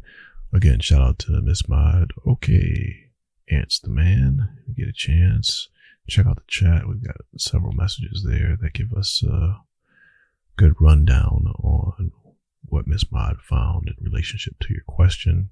It looks like there's been some confusion, and allegedly Brother Giuliani has taken credit for the act, overstating his accomplishments, maybe. Seems like in the quote here, though, the NPR quote, Giuliani had a tendency to overstate accomplishments. So they're giving the credit to the University of Notre Dame law professor, Blakely. And then in a Times piece that M.Ed found, says that he has long asserted he invented the use of. Okay, now, that one is interesting to me, though, because you're talking about the use of, right? So if he's only asserting that he basically made it famous, is that deniable? I mean, it seems like he can make that argument. I don't think there's a major problem with Giuliani saying that he made, that he basically was the one who put it into popular culture. So the Times report here is interesting. It's not saying that Rudy, wrongly asserted that he invented, full stop. It says there's a qualifier there, invented the use of. So that's interesting. Again, shout out to M.Ed. I see Ants the Man has jumped on and he's reading it now. So yeah, good question. Good information. It's good to know. So if he's not saying he invented it, then, he's not really overstating, in my opinion, because I think he has every right to boast about using it, because he certainly did that in major cases, that received a whole lot of press. So, yeah. Who else do we know? Like, when you think of it, before this case, who else in the last 30, 40 years would you say has been using RICO? Which big time, name do you attach to that? So, you got to attach yourself to something. You want to get credit for something you did, right? Life worth living, I guess. Something like that. I think it's a dangerous thing, that RICO, though. Good Lord. I don't know if I'd want my name necessarily attached to that. Gee whiz. That RICO is, man, that's a monster.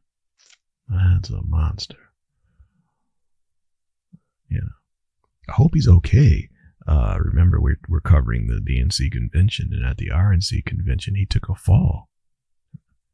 Yeah, he fell down. He was at the convention a month or so ago and was just walking, and then all of a sudden he falls down into some chairs. Interesting. I might even play it for you. Hang tight. I'll see if I can find a clip.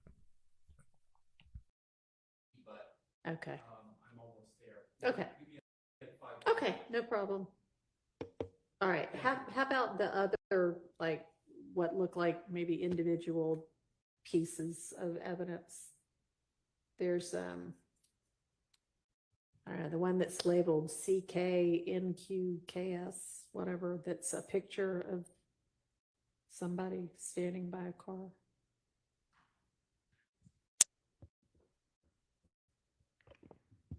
Is there any objection to this picture?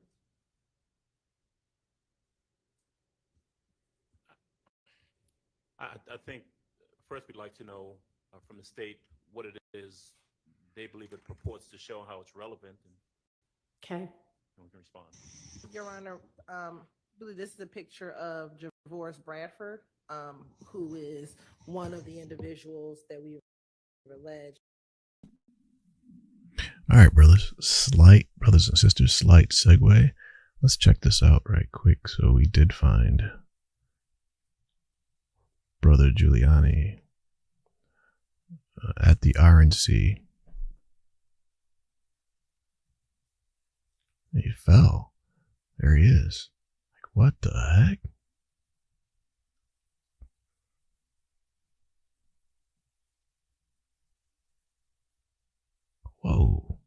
Man.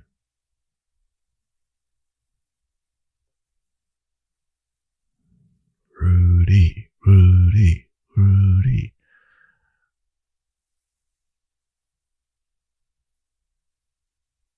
And that's also something because, as you know, last night,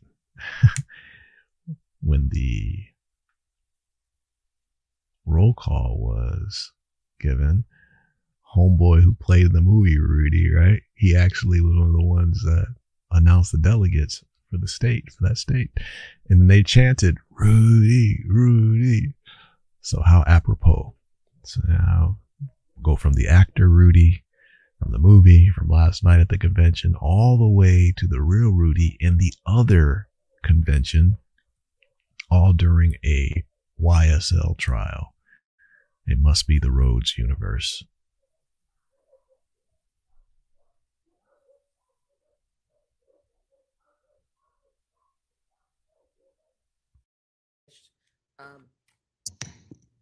Had a part in as a party to a crime in the murder of Donovan Thomas, and specifically, Your Honor, we believe he's the driver of the Bonneville vehicle initially while they were at the Texaco gas station. And this is a picture of Mr. Bradford in front of what we believe to be that same Bonneville. Okay. At a different time. At a different time. Okay, that seems relevant. All right, let's move on to the next. Color copy of sprinkle report.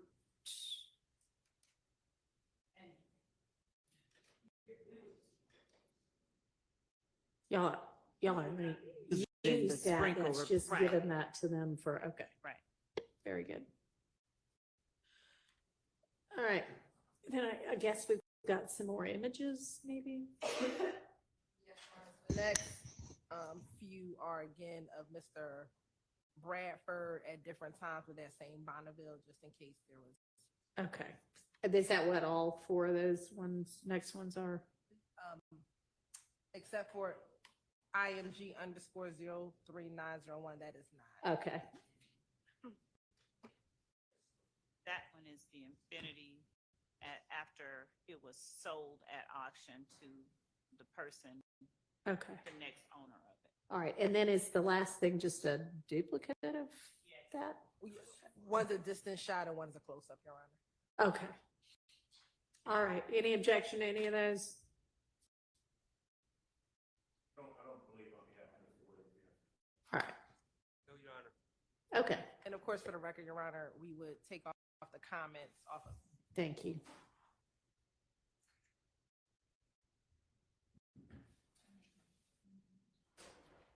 It's working on mine, but Mr. Weinstein might need it. I think I'll just leave mine alone.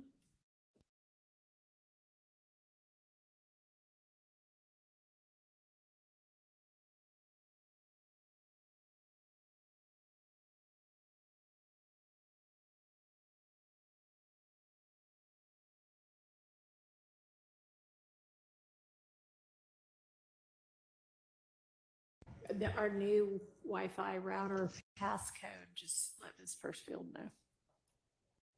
I should try to email it to y'all, but in case you're not getting email.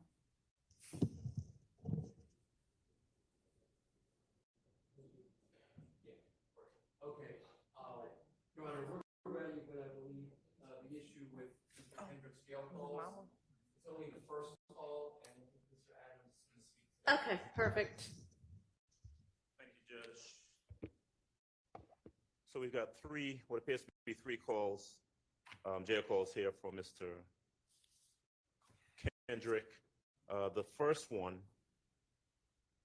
is a call that occurs on October the 4th, 2015. I'll just go ahead and set it up because it's an issue that's similar to the issue we dealt with Mrs. Stillwell earlier. On that phone call at about the 2-minute and 50-second mark, there's a conversation between Mr. Kendrick and his significant other, someone named Tasha. His mom, yeah, she's significant to him. His mom, Tasha, is a conversation about an attorney.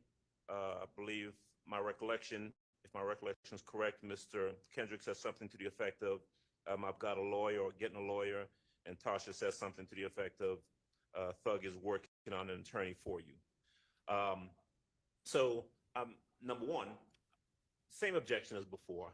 I don't believe it's particularly relevant. There has been an association shown between Mr. Kendrick and Mr. Williams. And so the fact that there is some discussion about whether or not Mr. Williams is going to assist him in getting an attorney, I don't think it's particularly proves anything in the case other than what the state intends to argue, obviously, as they've said before. And it bears noting that he does not get him an attorney. There's no evidence, there's no factually, it doesn't happen. He never maintains and gets an attorney for him. No attorney ever comes to see him at the behest of Mr. Williams. So I just don't think it's helpful to jury in any form or fashion in regards to these charges. All right. Ms. Hilton. Yes, Your Honor. I think for the same reasons, Your Honor, it is our contention that when Mr. Kendrick is in jail following a fleeing and attempting elude, but when they are actually intending on going up to shoot up the opposition's home, they get stopped at a roadblock, but they were on their way to shoot at the opposition with a number of guns in the car. They then take the police on a high-speed chase, and he's subsequently arrested at that point in time. This call is important for that reason. Is the state's contention that when YSL members get in trouble, they reach out to Mr. Williams, and he provides attorneys. Whether or not the attorney comes or not, it is the fact that they believe he's going to provide them assistance. But what is more important in this call is what happens after that. So Ms. Tasha on the call says, Thug is going to work on getting you a lawyer. And Mr. Kendrick says to his mother, don't say his name, say bro. And what we have found consistently throughout this case, and we'll believe the evidence will continue to show, is there is an effort to conceal his identity, conceal Mr. Williams and who he is. And so they never reference him as Thug, oftentimes on jail calls, but it's bro, slime, or different other terminologies. And so that is also what is important with this call, Your Honor. All right. Thank you. I'm going to admit it over objection. And obviously, if y'all want to cross-examine the right person or put somebody on the stand to say he never got him a lawyer, that's up to y'all. All right. So was that the only of the jail calls? Yes, Your Honor. Okay. Of those three. All right. Thank you. So then I think we've taken care of everything in the sprinkle folder at this point. Yes, I believe so, Your Honor. Great. Okay. So then I think that also means we've taken care of everything in that whole entire 1 through 30 witnesses. Yes. Let's pat ourselves on the back. All right. We can move next to, don't we have I told you that she wanted a cookie. Told you. Pat ourselves on the back. I told you. She has an affinity for the checklist. And she wants her cookie for going through the checklist. Whether or not it means that it hurts you or makes you suffer years and years in prison, it is what it is. She got through her checklist.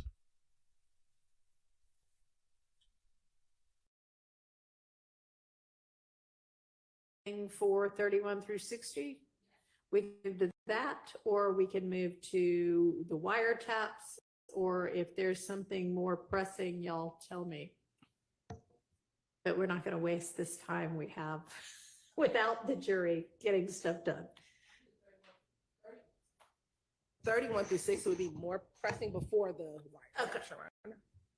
All right, let's all find that one. And is that a different Dropbox link? Can you remind us what the email would be for that one? Yes, Your Honor. Thank you.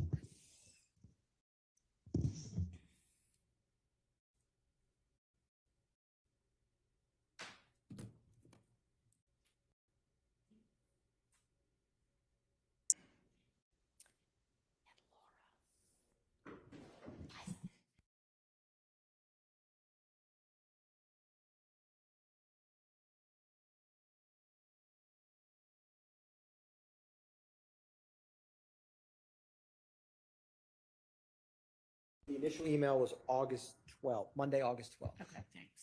Yes, Your Honor.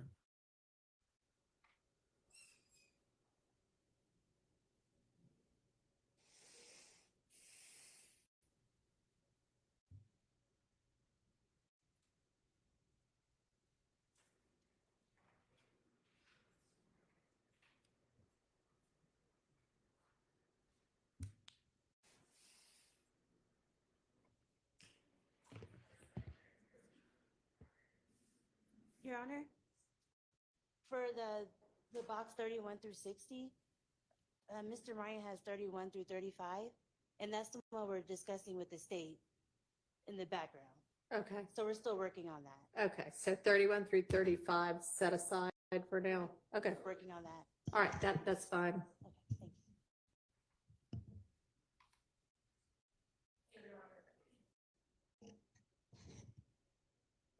The next folder says 32 through 39. And there's only one witness in that folder, that's Officer Rogers. There's nothing in his folder, so we can move to the next folder.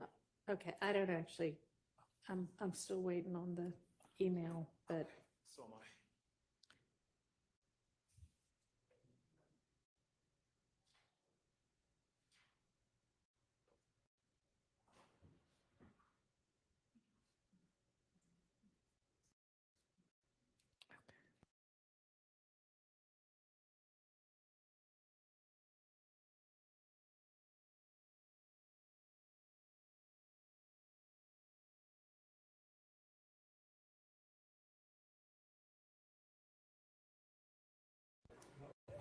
You got it. Okay. Thank you, Mr. Ryan. well, I know it doesn't come directly to me, and Miss Pressfield's downloading everything now, but that's fine.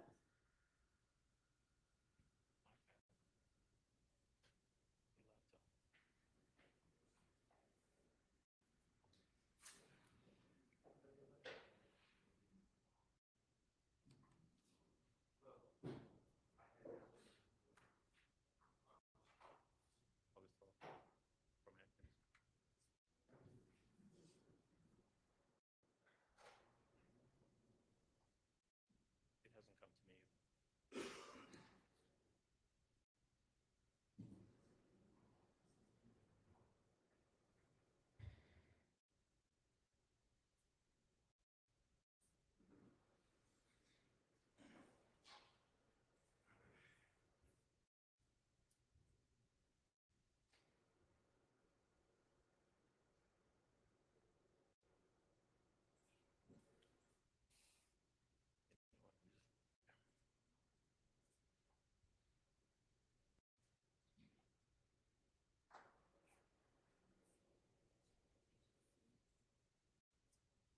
to me either.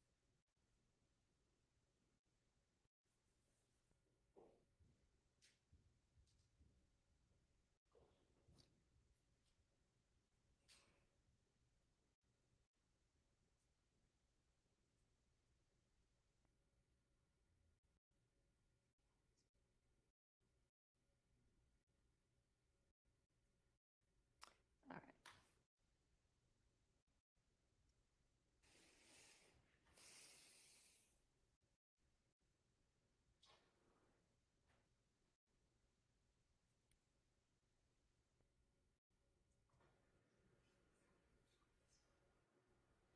Code 931.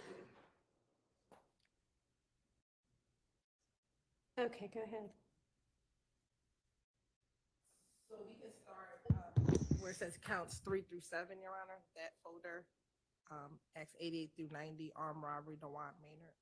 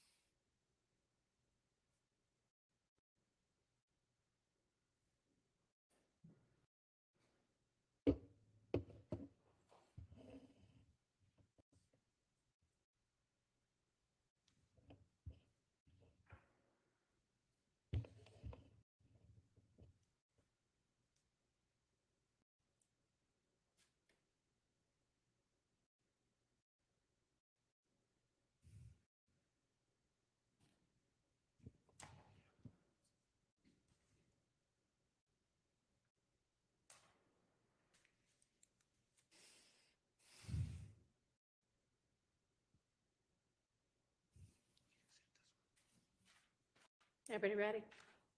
We are. Okay. We're gonna just start with the Colin Russell folder that's in there. Ms. Hilton? Yes, sir. Okay.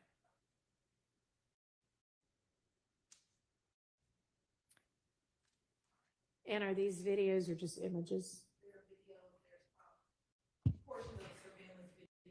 Okay. Night of the armed robbery. All right. And does anybody have objection to any of these 3 videos?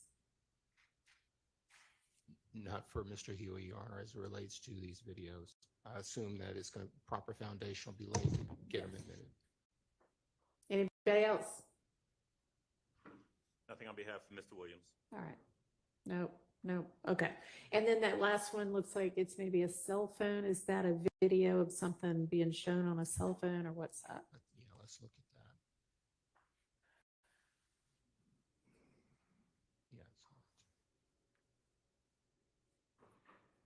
it is a video, Your Honor. It's a video from, we're alleging it comes from Mr. Huey's.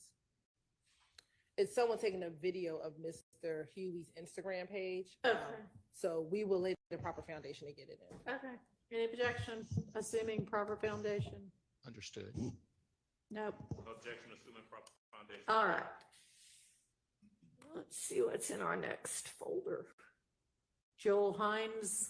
There's nothing in his Oh, folder. you already said that, didn't you? Folder number 38, Mr. Maynard.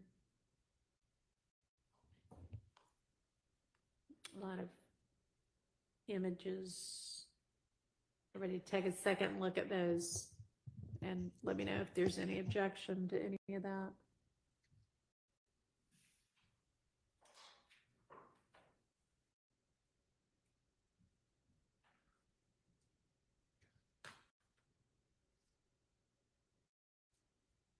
Your Honor, with respect to the second photograph on the first category, on the first line of photographs at the top, the second photograph to the It's right. like the hand and arm. Yes, Your Honor. Okay. I'm not sure. The Instagram says Hunchoke, K, Hunchchokae. Maybe the state can talk to us about foundation for that. Yes, Your Honor. That is the picture of the victim in his hand. That's the picture that the victim provided to us to show that those are his items that were stolen from him during the armed robbery. Okay. With that information, any objection? So just so that I'm clear, my understanding, Your Honor, is that this is not the alleged victim's Instagram account, so I guess they'll have to deal with that if they call I him. mean, not really, because what they're offering it for is to show that these were the victim's items that got stolen. During So the armed it robbery, doesn't really yes. matter where the picture came from. If he can say that's my arm and that was my ring and my bracelet. We believe we have a different understanding of who the Okay. photograph that is, and we'll deal with that at trial. Oh, you think that's not his arm? That's- Is this victim going to testify? Yes. All right, well, we'll see what he testifies to. But it doesn't matter whose Instagram it came from. If he's is going to testify that those are his items, I assume on his arm. I don't know. We'll see. Okay.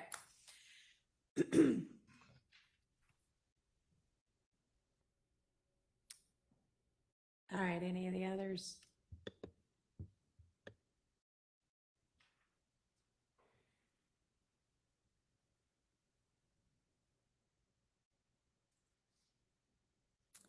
We have lots of pictures of,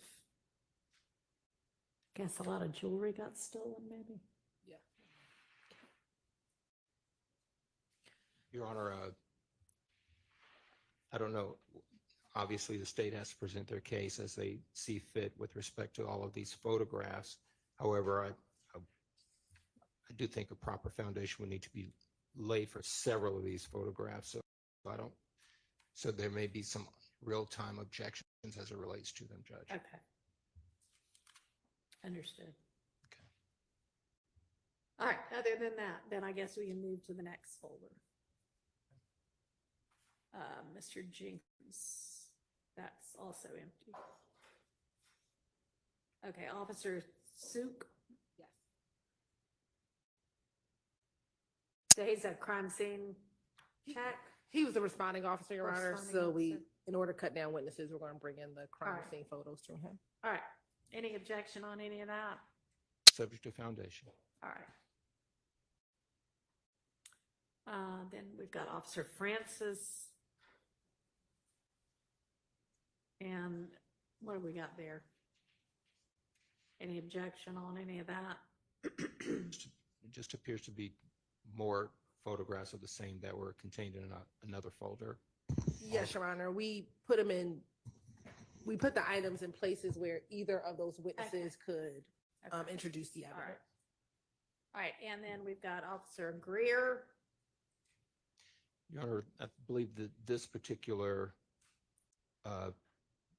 piece of evidence pertained to the motion in limine that we dealt with on yesterday that I believe was excluded, if I have that correct. No. No? So Mr. Huey was arrested in 2020 Okay. for this incident initially. And when he was arrested along with his girlfriend at the time, Miss Justice Woodard, and he gave a false name back when he was initially arrested on the armed robbery warrants. And so this folder deals with the officer who arrested him on those warrants in Fairburn, Georgia. 1 second, Judge. All right, sure. This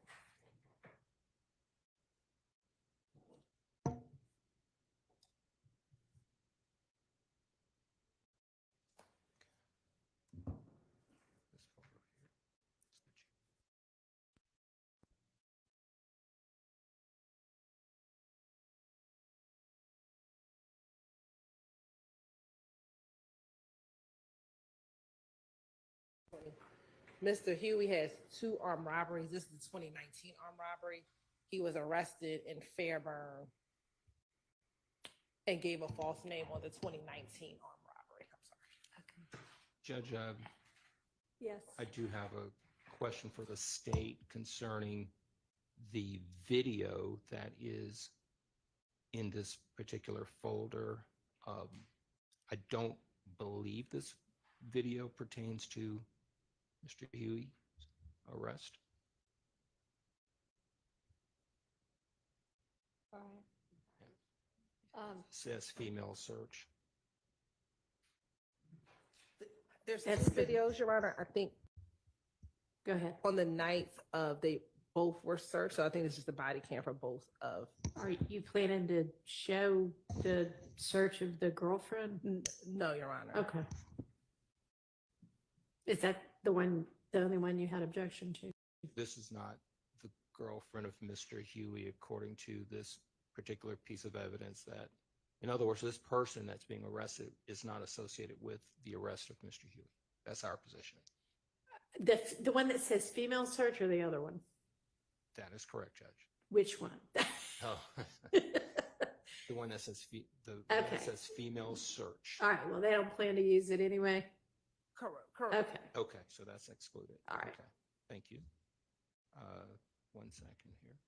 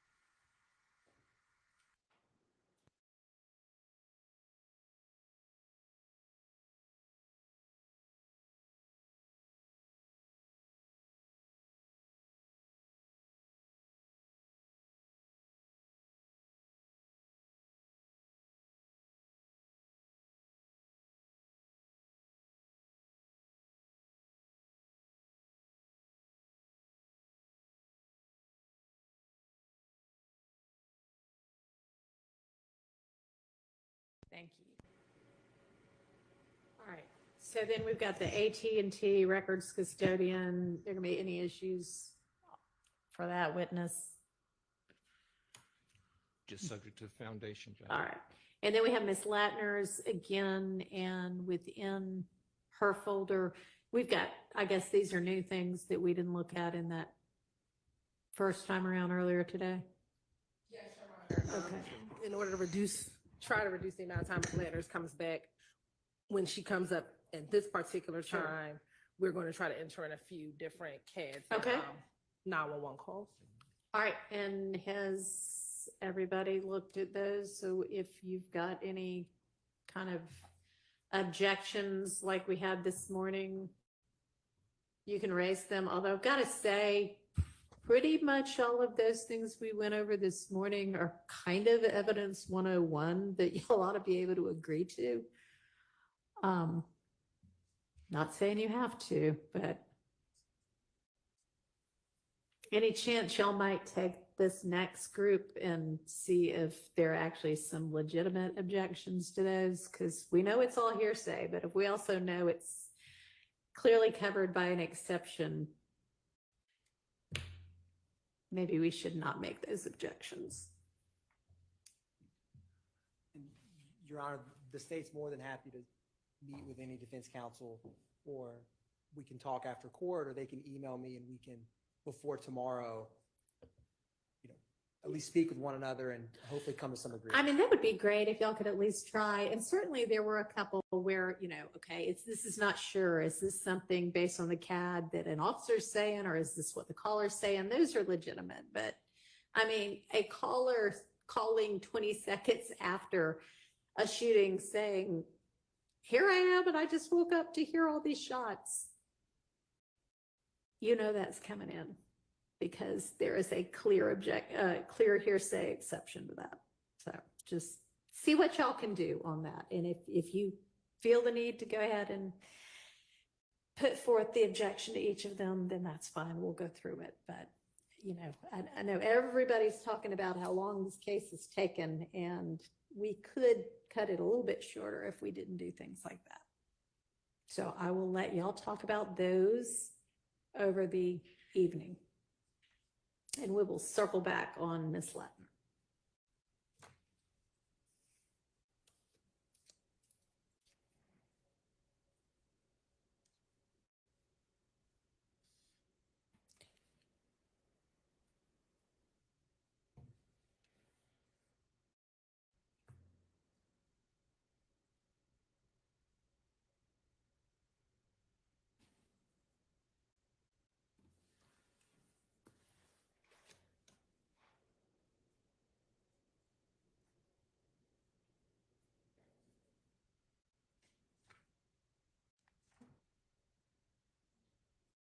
So does that cover everything that was in the counts 3 through 7 folder? Yes, Your Honor.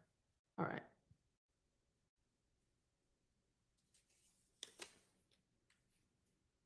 All right, where should we move to next? We can go through counts 14 through 23. Okay. All right, does everybody have that one open? Okay, we'll just go in order. One second. Okay, no problem. Just waiting for it to it's Sure. buffering.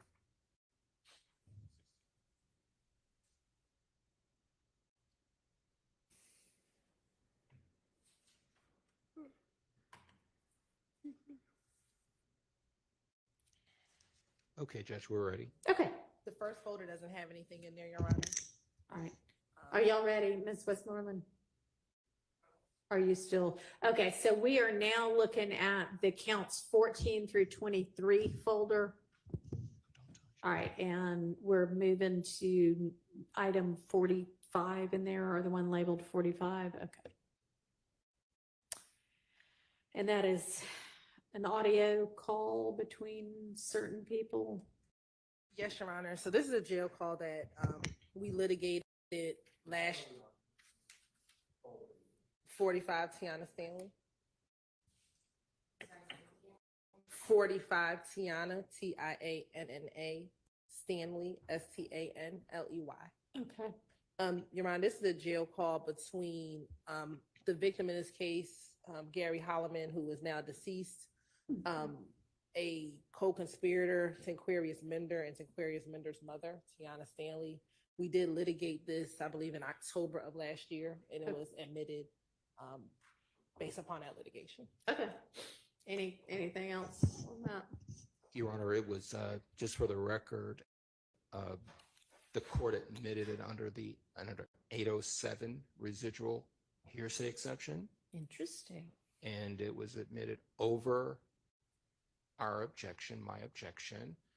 This was a jail call, and the deceased was having a came on to the call at the behest of the inmate and the inmate's mother, Ms. Stanley.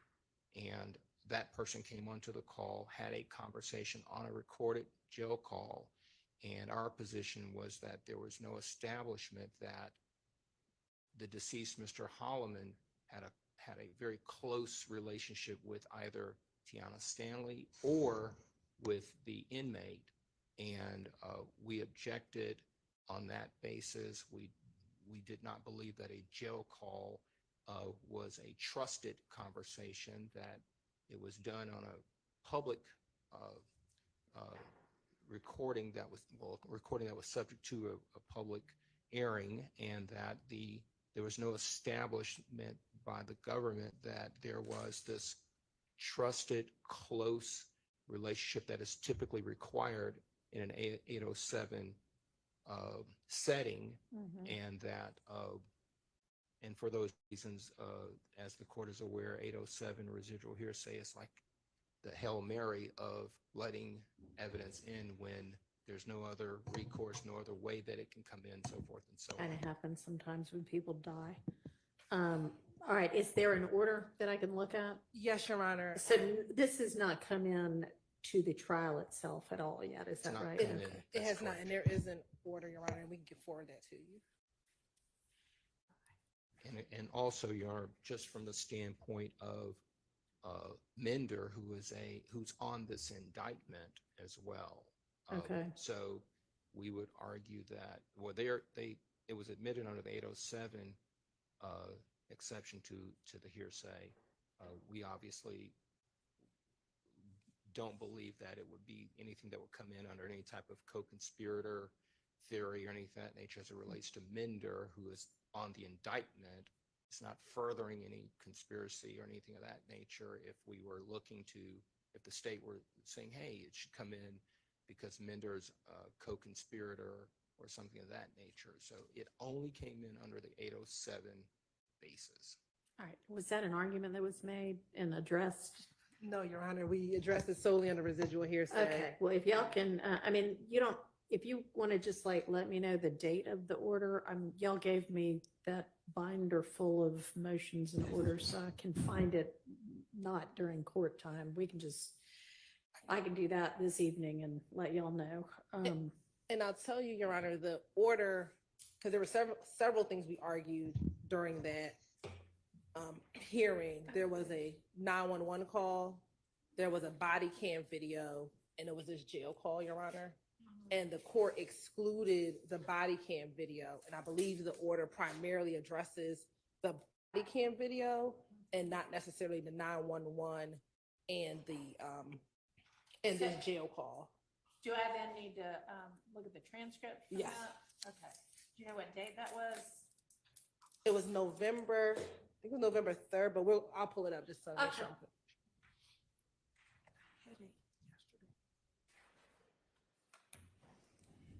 All right, well, we'll come back to that one.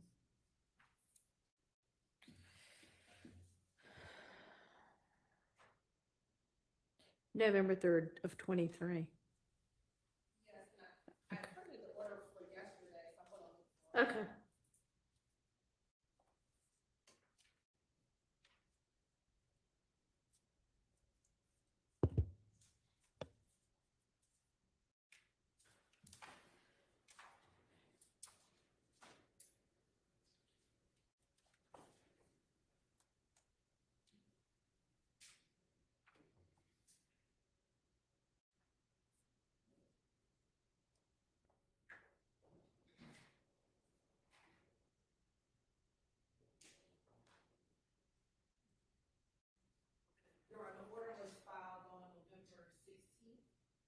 Okay.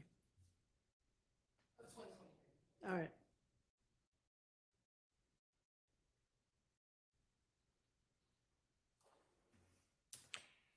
And do you know whether that transcript's been filed? I can always check with Miss,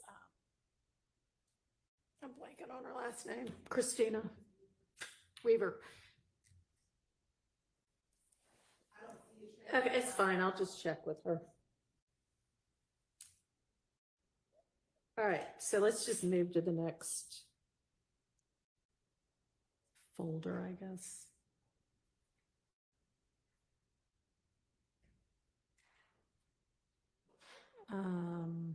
So Officer Kornbacher or Kornbacher? Nothing, okay. Sergeant Henderson? Your Honor, Sergeant Henderson was the detective on this particular case with Okay. respect to these acts.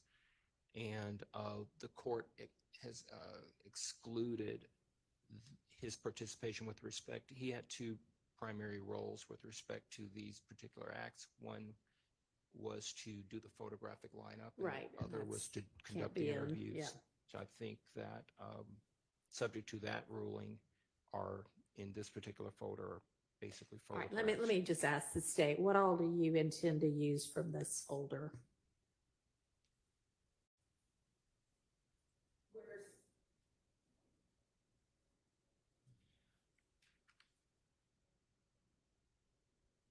It would be again, some of these pictures. Can't hear you. The pictures are duplicative, Your Honor. Okay. We've put in here Mr. Huey's statement. I don't think at this time we're going to use it, but we did just place it in here as an abundance if we decide to. I don't think we're going to be using his statement. And the MP4 is, and it should not come up, but the MP4 is I guess on iPhones, I'm not an iPhone user. They have, you can scroll the text messages and see all the text messages. And so the last MP4 were text messages between our victim in the case and the detective, because our victim lived out of town. And so he was communicating with the detective about the robbery and providing information to him via this chat.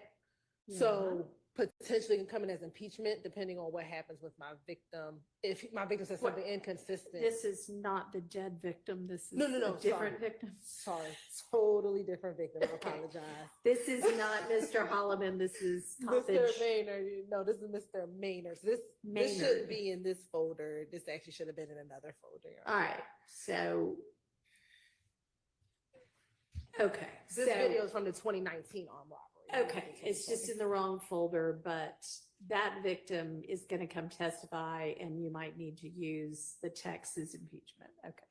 And I should also be clear, Sergeant Henderson, ironically, was the lead detective on both the 2019 armed robbery and the 2020 armed robbery. All right, so is there anything in this folder that y'all intend to use?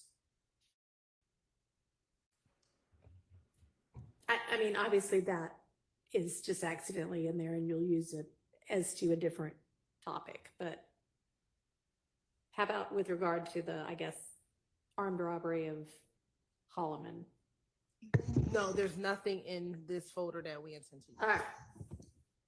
Thank you.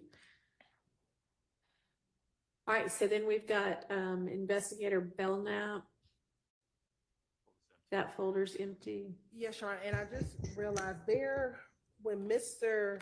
Huey was arrested for the October armed robbery initially, there were items found at Mr. Huey's apartment that belonged to an individual by the name of Chandler Durham. I do not see those photos in here, so I need to add them, but they're in discovery. Might be in a different folder. They have been served. I see the videos in some other folders, but I'll make sure that what we intend to bring in through Investigator Belknap is placed in this folder. And that was a search that was not, I mean, that It was a search. items can come in. Yes, and Your Honor, it becomes relevant because in one of our acts, which is act number 102, we have alleged as an overact a text message between Mr. Williams and Mr. Huey, where Mr. Williams demands Mr. Huey to take his shit back. And his that he is talking about is Chandler Durham. And so all of that becomes relevant. So we'll make I'm sure the court will anticipate certain objections at that time. Again, there are a lot of assumptions that are being made with respect to what it meant in the context of it, which I don't believe a detective is going to be able to, other than speculate, be able to know precisely. So we'll deal with it. Okay. And I don't believe Mr. Chandler Durham is on the state's witness list. I don't believe. He was on our original witness list, but in an effort to cut down on witnesses, he's not on the reduced witness list. He is not. Okay. So I assume there'll be something that establishes that these were his items? Yes, Your Honor. Yes, we have pictures of items similar to what was found. We have pictures of Chandler Durham with items that were found. Yes, and we also have the 911 call from the Chandler Durham armed robbery. Where he says, these are the items that just got stolen from me. He talks about being robbed. I don't know if he says it on the 911 Well, call. y'all, I mean, I don't know if you might need to put him back on your list, because think about, what they're gonna hold you to your proof on everything. So Yes. there's gonna be an objection if you don't have a way to establish that the items found in the search of Mr. Huey's home are in fact the items that were stolen from Mr. Durham. Yes, we're working through, I think we have worked through it that we could get around it, but Well, we'll see. we're working through it. Okay. I don't know. All right. Investigator Flores. Your Honor, based on your ruling, the next two folders, based on your ruling yesterday regarding the fleeing and attempting to elude, 49 and 50, we don't have to look into. Okay. And then Bernie, is this anything that's different from what we looked at before? Yes, Your Honor, we had Mr. This is his second, more recent work he did? Okay. No. So Agent Bernie, for several of the cases, analyzed phone records. Okay. So he just analyzed Mr. Huey's phone records relating to the October 1st, 2020 armed robbery. Okay. Any issues about anything in that folder?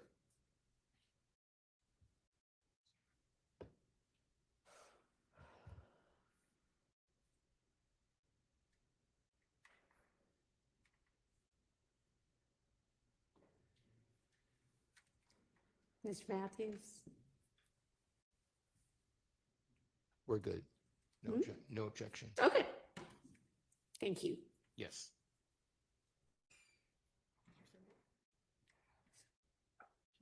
All right, so that takes us to the end of the 31 through 60 folder. No, I think. No, I'm sorry. Looking at the wrong thing. What was that? So the next one we have, Your Honor, is counts 27 through 29. Right, that was within the 31 through 60. That was 14 through 23. Okay. So now counts, what'd you say was? 27 through 29. Okay.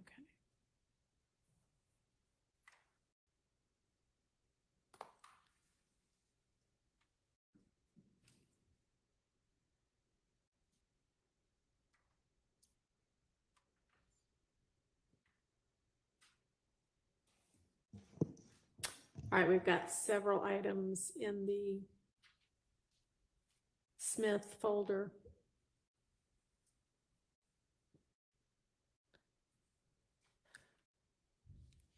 Anybody want to voice objection to any of those items?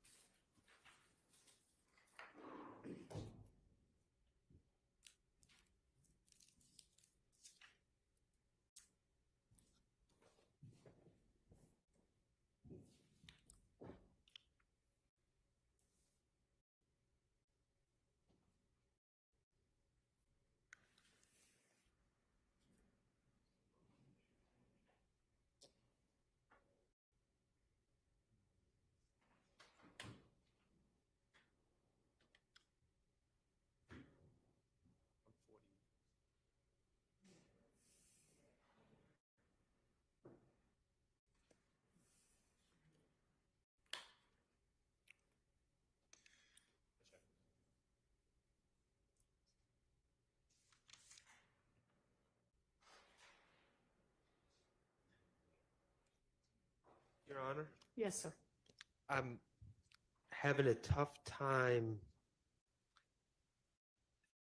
seeing which video I'm talking about, but I do know from my review of the discovery regarding this act, there is a FaceTime live or some sort of live stream of Mr. BB smoking marijuana, talking, saying absurd things, and I don't believe Mr. Beebe's going to testify. So I would object to I don't know what the relevance is of that. I know what the relevance is if he was on trial.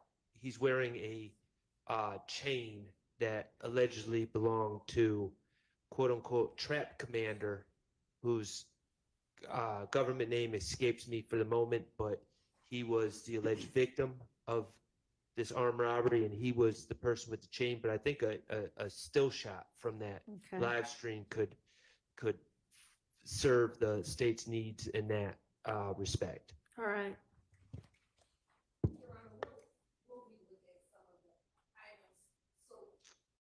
Robbery, we've alleged that two of the co-conspirators, Durante Beebe and Christian Eppinger, steal, armed rob Mr. I'm sorry. Say those names again. Durante, Derontae, last name Beebe, Bebe, and Christian Eppinger. Okay. I just didn't hear who you said next. They robbed Darius Smith in broad daylight at Cleveland Avenue Park. And some of the videos that we have are of Mr. Beebe and also sometimes Mr. Eppinger holding one of the items that they stole. And so these are some of the videos. We will go through and narrow down which of the videos that we will intend to use for that. All right. Well, let's, if y'all can do that tonight, and then we'll circle back on that tomorrow.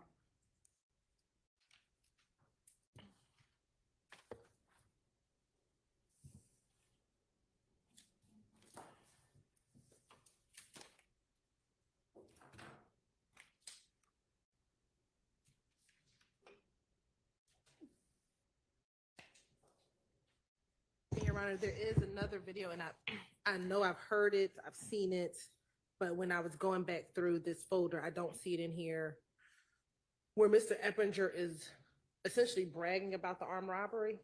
I'm going to look for it again, and then I will make sure everyone gets that video as well. All right. And then next in this folder is the folder that is Adrian Ansart. He's the custodian records for Instagram, and so it's just the Instagram return to his folder. And then we've got Sergeant Pierre or Jean-Pierre.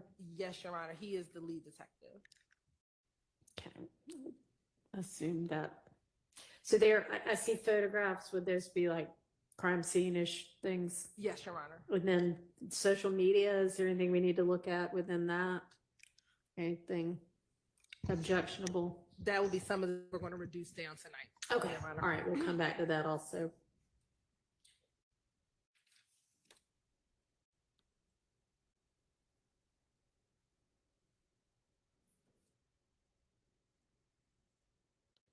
All right, and then the lineup ID, that I guess is there gonna be a victim to testify to that, or?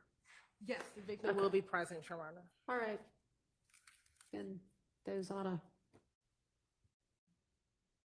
have already been dealt with if there were objections to them. Okay. So that's 27 through 29. Which should we move to next? We can go in order, Your Honor, to 44 through 46. Okay. Which is the last set. All right, we've got Deputy Timothy Brown. And Your Honor, this is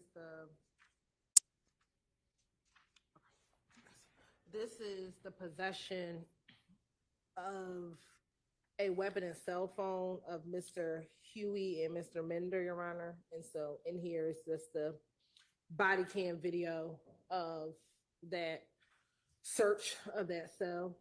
And then we also have the jail records showing that both Mr. Huey and Mr. Mender were in the same cell together.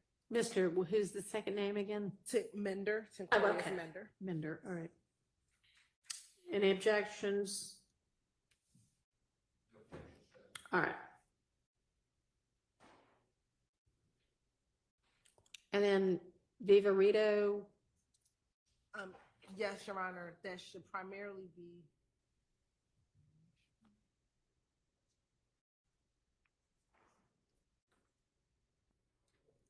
the phone dumps or cell phone extractions for Mr. Huey. Okay. And then there is also a video visit with Mr. Huey, Mr. Williams, and Mr. Mender.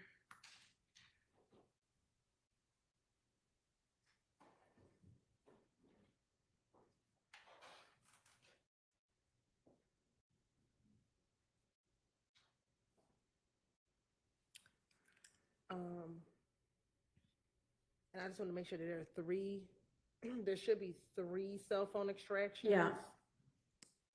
So I just want to make sure there are 3.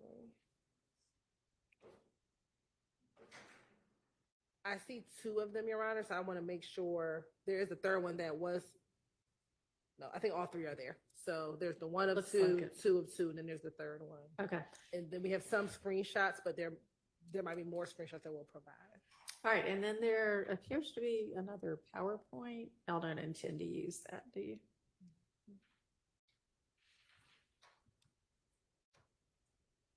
No, Your Honor, this was a PowerPoint that was used for grand jury, but Okay. it's something that we serve. All right.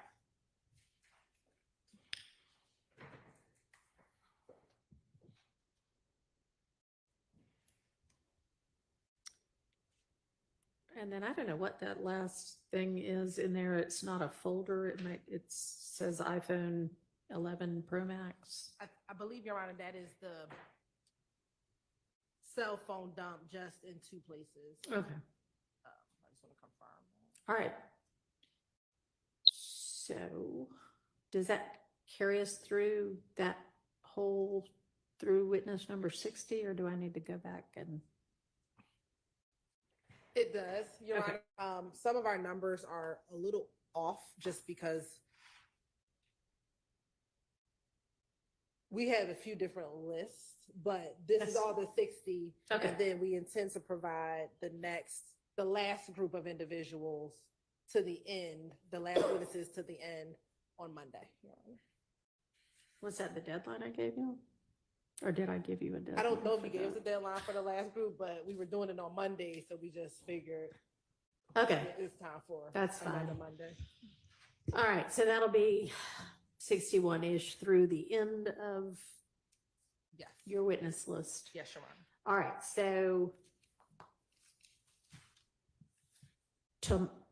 then that would leave us tomorrow looking at these couple of things we set aside for today. And then, I mean, at some point we need to get to the wiretap stuff. So tomorrow then would be the day to do that because we have a free day tomorrow. We need to utilize it. Okay, so we'll break early today but with the understanding that everybody needs to be ready to tackle the whatever is within the wiretap evidence tomorrow, as well as we'll circle back on the CAD reports after y'all have gotten a chance to get together, and then on the couple of things from that we just discussed that you might be able to narrow down. All right, anything anybody needs to bring up, put on the record before we adjourn for the day? I can't think of anything from the state, Your Honor. Okay. Nothing on behalf of Mr. Williams. All right. Yes, yes, there is. And I don't know if Mr. Adams can do this or we need to wait for Mr. Steele. Mr. Steele did provide to us the Dropbox link with some reciprocal discovery. Mhm. We know that there's some jail calls. There are a number of jail calls that Mr. Steele gave to us. If he could just narrow down which jail calls he intends to use. I believe this is with Mr. Copeland, so we can just know if we have any objections to Okay. it, but just the jail calls. We'll go ahead and reach out. I know that Ms. Steele was working on that today. Okay, well, great. Hopefully he can get that to the state by the end of the day. I'll relay that. Yes. Okay. Because obviously Copeland's cross is hopefully coming up before too much longer. Well, it's on the horizon, Your Honor. So, yeah, that may be the first thing we need to take up tomorrow. Can I inquire, Ms. Hilton? I know when we left off with Mr. Copeland last week, we were almost done, I think. I mean, yeah, sounds like we've got a little bit more of that video still to get. Can the man ask her the question? I mean, you can't just keep your mouth closed for a moment and let the man finish his question?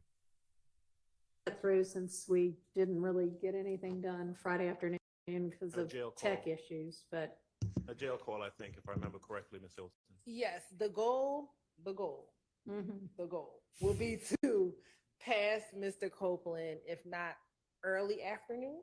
That is the goal, by early afternoon to pass Mr. Okay. Copeland.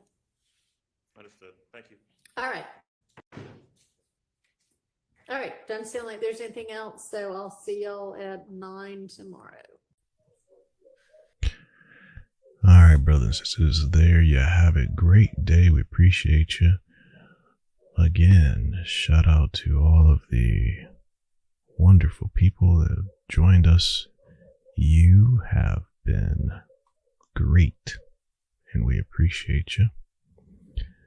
Special shout out to our chat champion, Atkins, chat champion,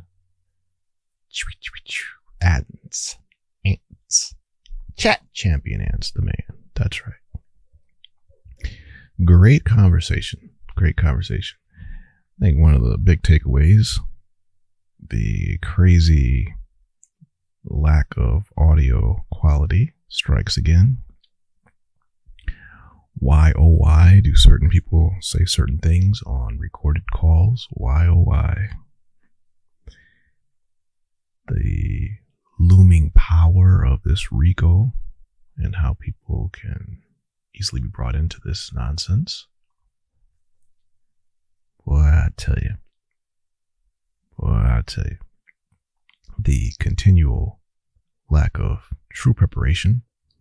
We see again how, asking direct questions like, why is this relevant to the prosecution? You hear a lot of vague things and they're not even sure what people are saying. But with the covering, quote unquote, of that RICO, man, it's like they don't even have to be as precise, unfortunately, it would seem. They still have to make, these connections. We have seen that, to be fair, some of this so-called evidence, to be fair, has pointed out certain things. And, to the point where we heard Brother Schardt say, yes, my client is a part of that group, you know? I mean, so they've got enough taps and people taking plea deals and information, and, you know, then you have the history of these guys with all these bad charges, and, you know, it's just, whoa. This is not a slam dunk, you know, because of that looming RICO, the broadness of that. This is not a slam dunk. So we continue to appreciate the struggle and how the defense team is continuing to push for possible mistrials, given this thing looks really, really slanted against them, just the way, the mechanism of how this is coming to be. Boy, we appreciate Ants the Man, we appreciate Regina W, we appreciate Miss Mod, and all of you who have hit the like button, subscribed, and been a part of our conversation, whether live or on the replay. We appreciate you. God willing, we'll do it again tomorrow. Also, we plan to be back at you for day 3 of the DNC, Democratic National Convention. Day number 3, headlining the VP nominee, Tim Walz, and former President William Jefferson Clinton, as in Bill Clinton, tonight. So we'll look forward to having some conversations and analysis about that later on this evening on the Rhodes Universe. All right. Appreciate you. Enjoyed the conversation. Really appreciate you being here, spending time with us. Hope you've had a great time, and we look forward to doing it again. The chat was great today. Great conversation. And we even had a chance to talk about Donnie Brasco. Shout out again to Ants the Man. Look forward to talking to you soon. Take care.